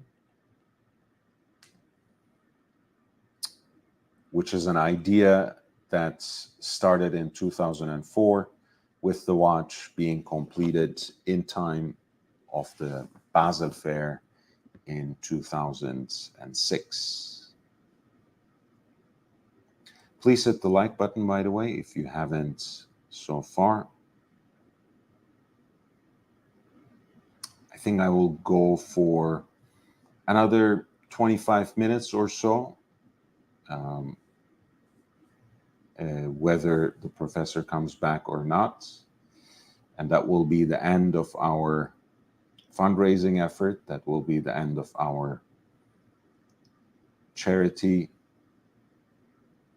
stream, with all the proceeds being donated to UNICEF, and every single super chat, super sticker, and super thanks also until the end of this live stream, getting a unique number for the raffle, for which the present will be a Seiko 5 Rowing Blazers 2022 collaboration with the Blue Dial. I'll make the donation live tomorrow on the live stream, and the drawing too. So check out the link for that. You can see the numbers already updated on the community tab of the channel. If you haven't subscribed, please do subscribe. I will continue doing these kinds of giveaways, hopefully. So stay tuned.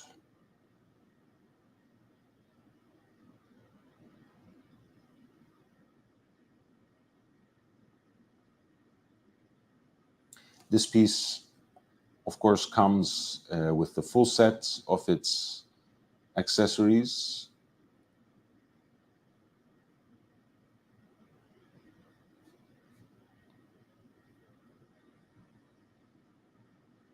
But apparently has a unique box since it is a prototype.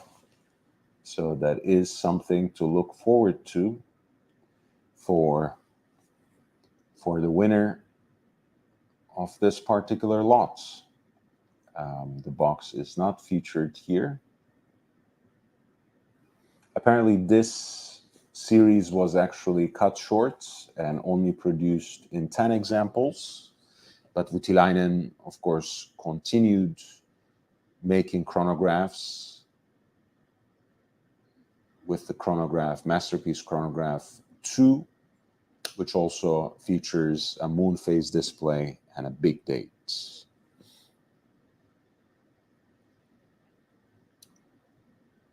That is lot 144 for the Voutilainen Masterpiece chronograph.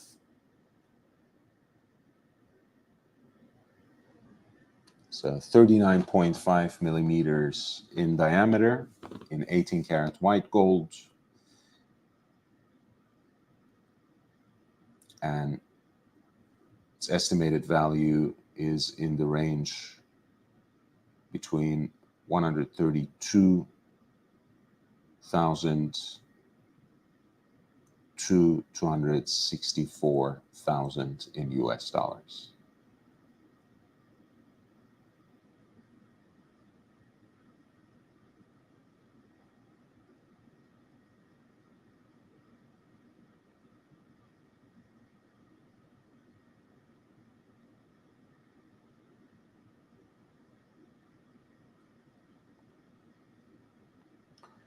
Lot 163 is a Patek Philippe reference 5074J, and this is Grand Complication, so a combination of a chiming watch and a perpetual calendar with indicators for day and night, leap year, and of course the moon phase.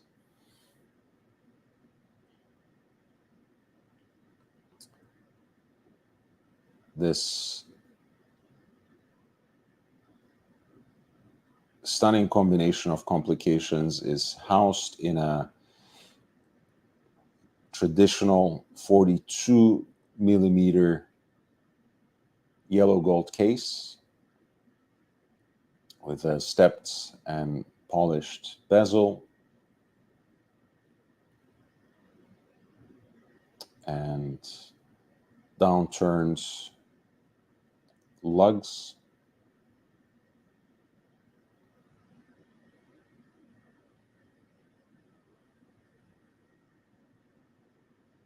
The case is in a beautiful shape, and you can take a glimpse at the micro rotor caliber through the exhibition case back.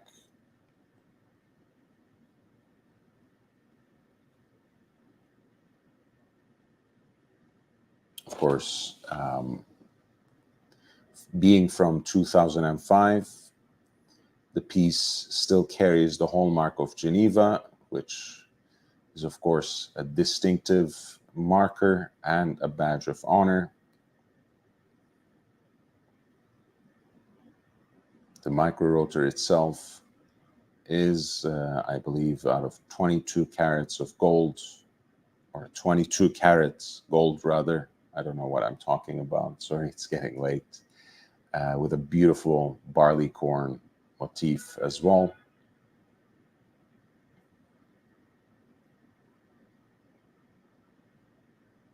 As you can see, the watch comes with the full set of its accessories, which includes a solid case back as well. If you would rather have the added heft and weight rather than the exhibition of the movement.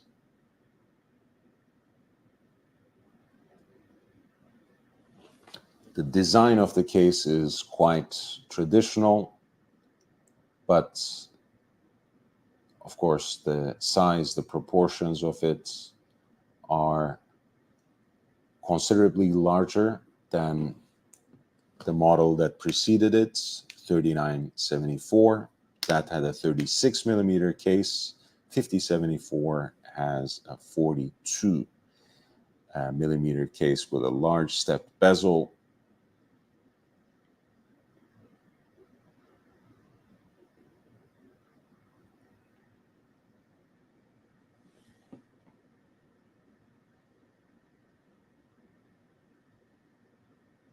And you can see how that's not really a technical decision from the size of the movement here in relation to the case.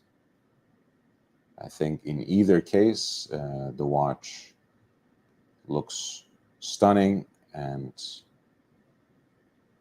certainly is quite wearable, especially for the complication that it presents.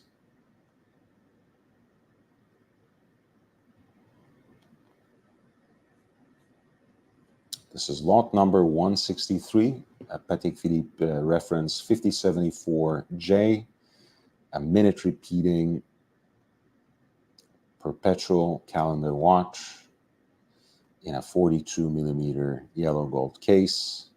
The piece has a pre-auction estimate that ranges between 275,000 to 440,000 in US dollars.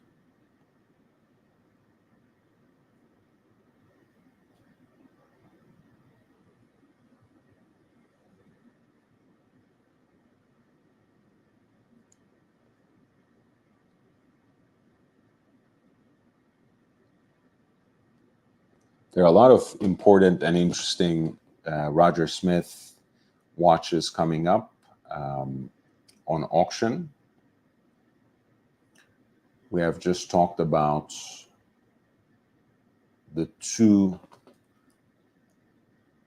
Roger Smith made watches. Two Roger Smith made George Daniels watches coming up on auction at Sotheby's Geneva in November. And here you are looking at a Roger Smith Series 2 watch, one of only 5 made at lot 149 of Phillips Geneva November fall auction.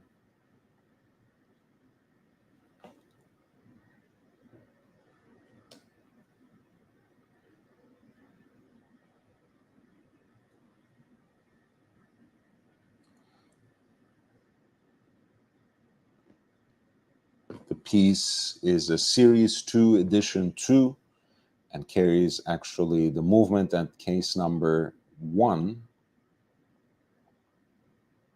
hand-wound in-house caliber with a single wheel coaxial escapement, 18 karat pink gold case, 38 millimeters in diameter.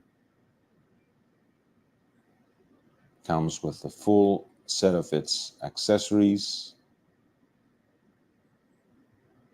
and it's distinguished by its simplicity,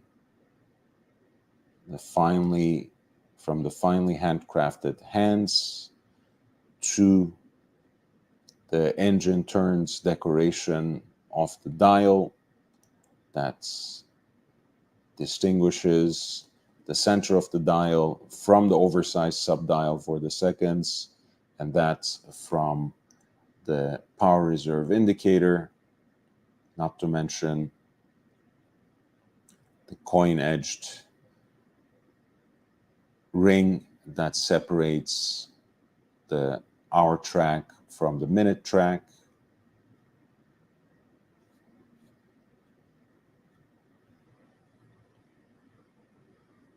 Really a piece stunning in its simplicity.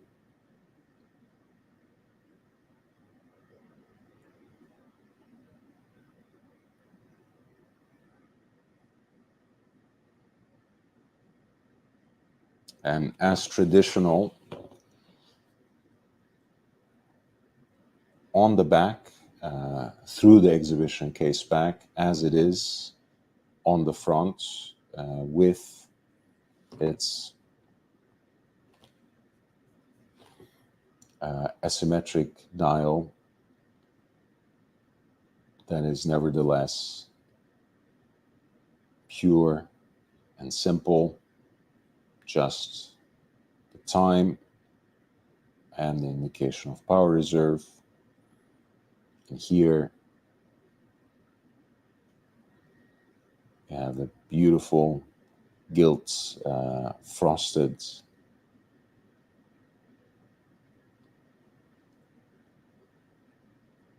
decoration on the plates, The Series 2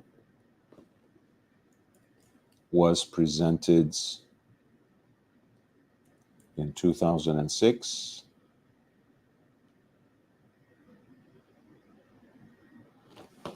And it features Smith's first fully in-house developed and made movement, which uses Daniels's coaxial escapement technology. According to the watchmaker himself, the Series 2 is probably the most important watch in the history of his company. The original Series 2 was the first watch to be completely made in-house and a huge step forward from the Series 1, and was also the first production watch by a British watchmaker in modern times. And from a personal perspective, Roger Smith adds, Series 2 came during a very difficult time for the business. Its genesis didn't result in a watch. It reinvented the studio and assured our future.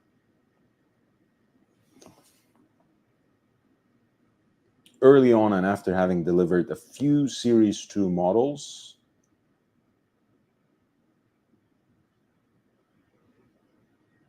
Roger Smith had the idea of creating editions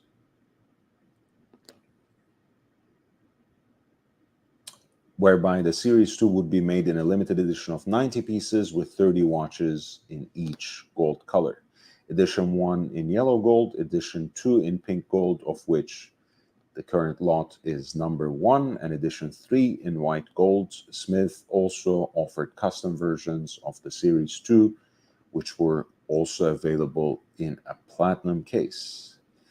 Shortly after, Smith abandoned the editions concept, having made 5 of each edition. The present example is the first of Pink Gold Edition 2. The movement, as I mentioned, has a distinctive English finish with the gilt frosted bridges.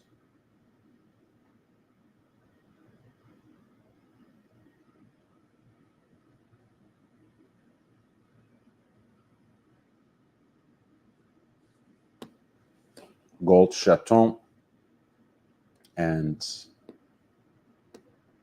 thermally treated screws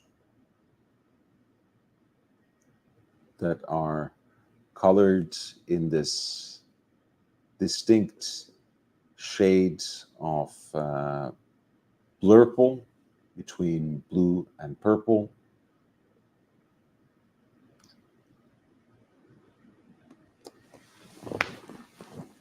It's a great looking piece and quite historically significant too, both for Roger Smith and for modern British watchmaking at large.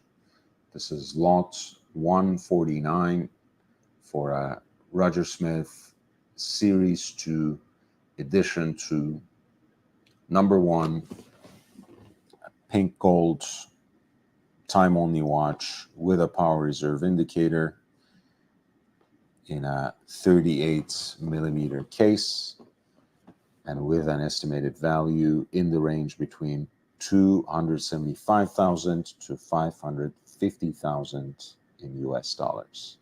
Last 10 minutes. So if you have any questions, if you have any comments, any suggestions, whatever, please send them in the chat. Last chance to get another number in the raffle. Last chance to donate to the charity, to UNICEF. I think I will have time to talk about maybe 2 more watches. So let's choose them carefully.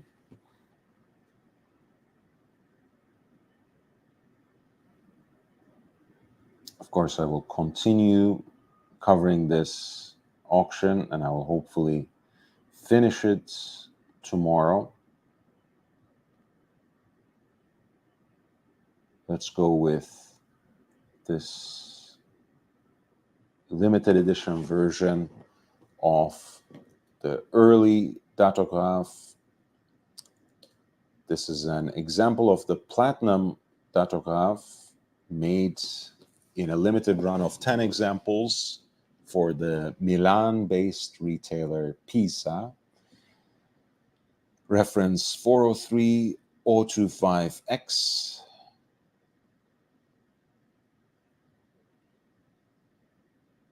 Again, as you can see, it is in the, it's housed in the smaller platinum case that scales right around 39 millimeter and has a unique silver dial. There's no up and down, no power reserve indicator at 6 o'clock. The big date is still mightily present at 12 o'clock, of course. Another aesthetic distinction of early versions of the datograph is, of course, the trio of Roman numerals, the triangle that you can trace through them as well, between 2, 6, and 10 o'clock. Of course, you have the two chronograph registers. At 3:30, you have a 30-minute totalizer, and at 7:30, you have your continuous running seconds.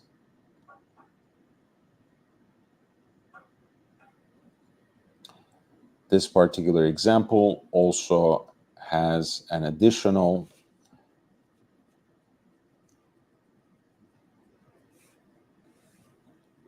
solid caseback that has the series number of the limited edition and also an inscription that carries the names of both Alan Gonzune and Pisa Orologeria.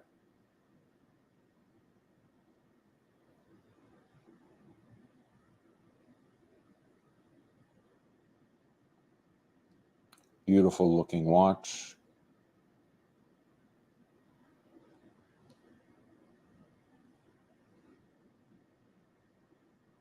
The L99551-1, a groundbreaking caliber which changed the game when it came out in 1999, just a year after Patek Philippe 5070, of which the movements can be seen as a whole lexicon of finishing techniques with straight and circular brushing, ribbing, black polishing, hand engraving, freehand engraving, gold chaton, heat blued screws,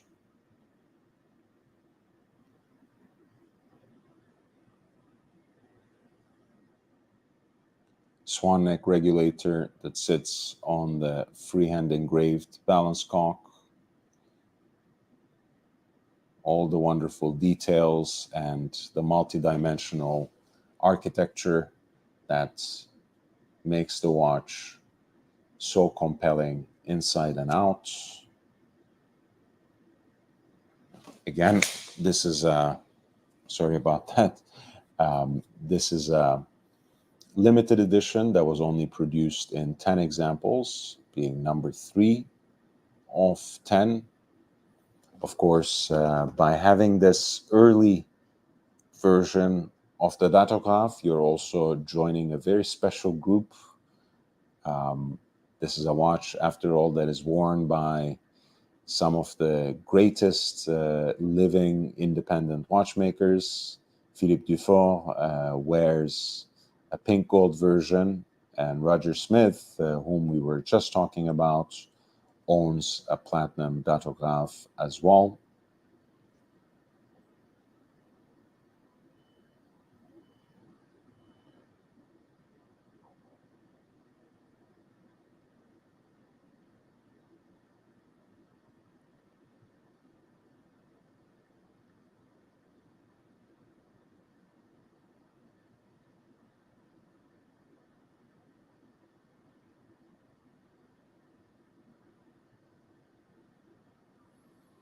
And of course, this platinum with silver dial is a very unique appearance for the datograph in this generation or in the more contemporary examples, because the platinum pieces are usually offered with a black dial, whereas the pink gold has either a black or silver dial, kind of like an opaline white silver at any rate, certainly nothing like this.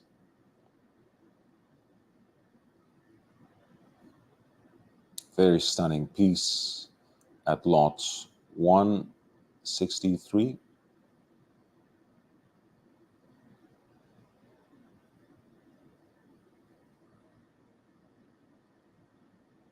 Sorry, at lot 138, with a pre-auction estimate in the range of 110,000 to 220,000 in US dollars.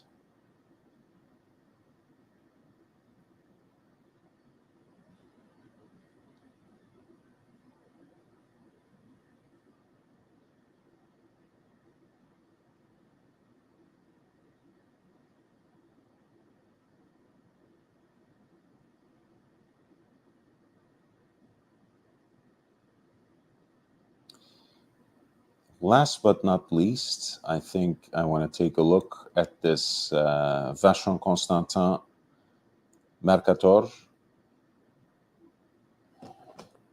This is a watch that Vacheron Constantin released on the 400th anniversary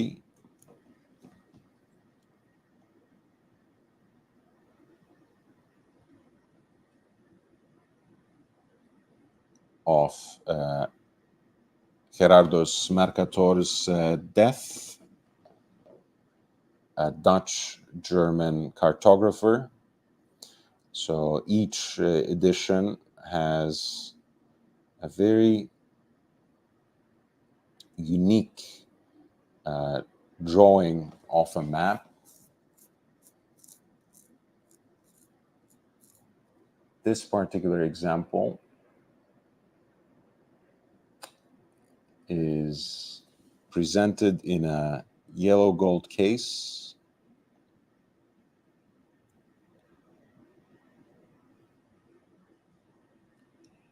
with an engraved dial that matches the yellow gold material of the 36 millimeter case.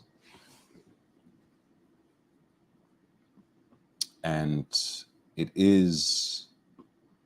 happens to be a map of the Americas. This piece is also a very elegant dress watch because its 36 millimeter diameter is complemented, you might say even enhanced, with its sleek case profile.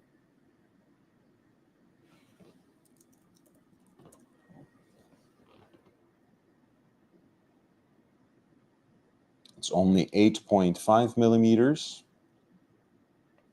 and that's enabled, of course, by the JLC 920 Eboche, that famous ultra-thin self-winding movement with a full rotor that we mostly know from that first generation of luxury sports watches, such as the Audemars Piguet Royal Oak, Patek Philippe Nautilus, and the Vacheron Constantin 222 from the 70s. Here, as you can see, the supplemental weight on that oscillating rotor is rendered in 21 karat gold and engraved with the dates of the commemoration, 1594 to 1994, Gérard Mercator. These pieces early in the series were produced with enamel dials, which are also very attractive, but there's something quite charming about this particular example as well, which has an engraved yellow gold dial. The case is beautifully constructed as well, with claw-like stepped lugs. An absolute classic, which also has two retrograde hands that are styled like a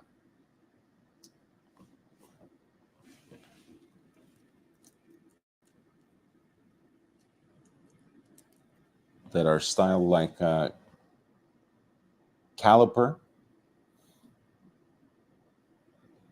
right? The kind of tool that you would use to actually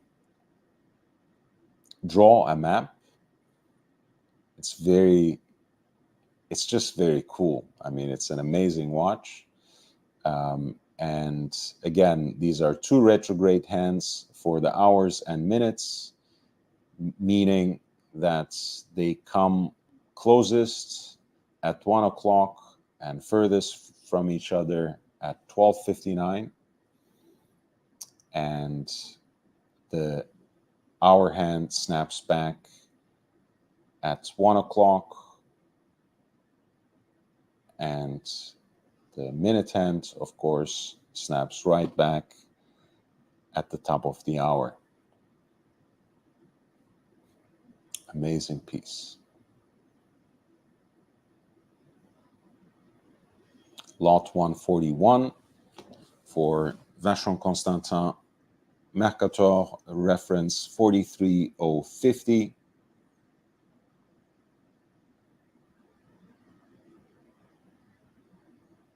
In yellow gold with an engraved yellow gold dial and retrograde hands for the hour and minutes.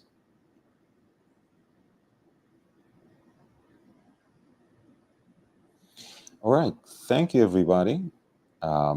Thank you so much for helping me raise all this money. I think we did well. You know, obviously, I don't think we raised as much as we did last time, but that is really my fault, or rather, that is my responsibility, because I didn't do as many live streams as I usually do in September, but I tried to make up for it at least for the last 3 days that I could do these live streams. Put in over the course of the last 4 days more than 16 hours of work into the channel, just in the form of the live streams. So I hope you appreciated it. I hope you learned something from it. I hope you enjoyed it, at least in parts. I want to thank everybody for having chimed in the chat, having participated in any way. I want to thank especially my friend Aussie Expat, check out his channel, and El Professor, who both joined after longish absences. You know, sometimes the times don't quite line up and life gets in the way. So it's always great to see old friends and talk with them again. Please hit the like button on the way out. And everyone who has super chatted has my immense gratitude. And those people are Thomas Burnett, Big Meech, Jake Brooks, who is also a member of the channel, Captain, who is also a member of the channel, Thomas Burnett again, Sweet Jojo Variety Show, also known as Plastic, and Bruce G. I love you all. Please hit the like button on the way out. Stay safe, stay healthy, and enjoy your watches.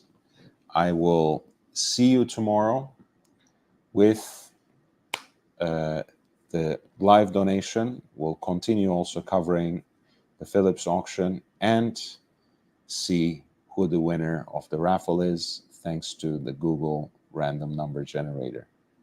I look forward to seeing you then. Until then, goodbye. Take care.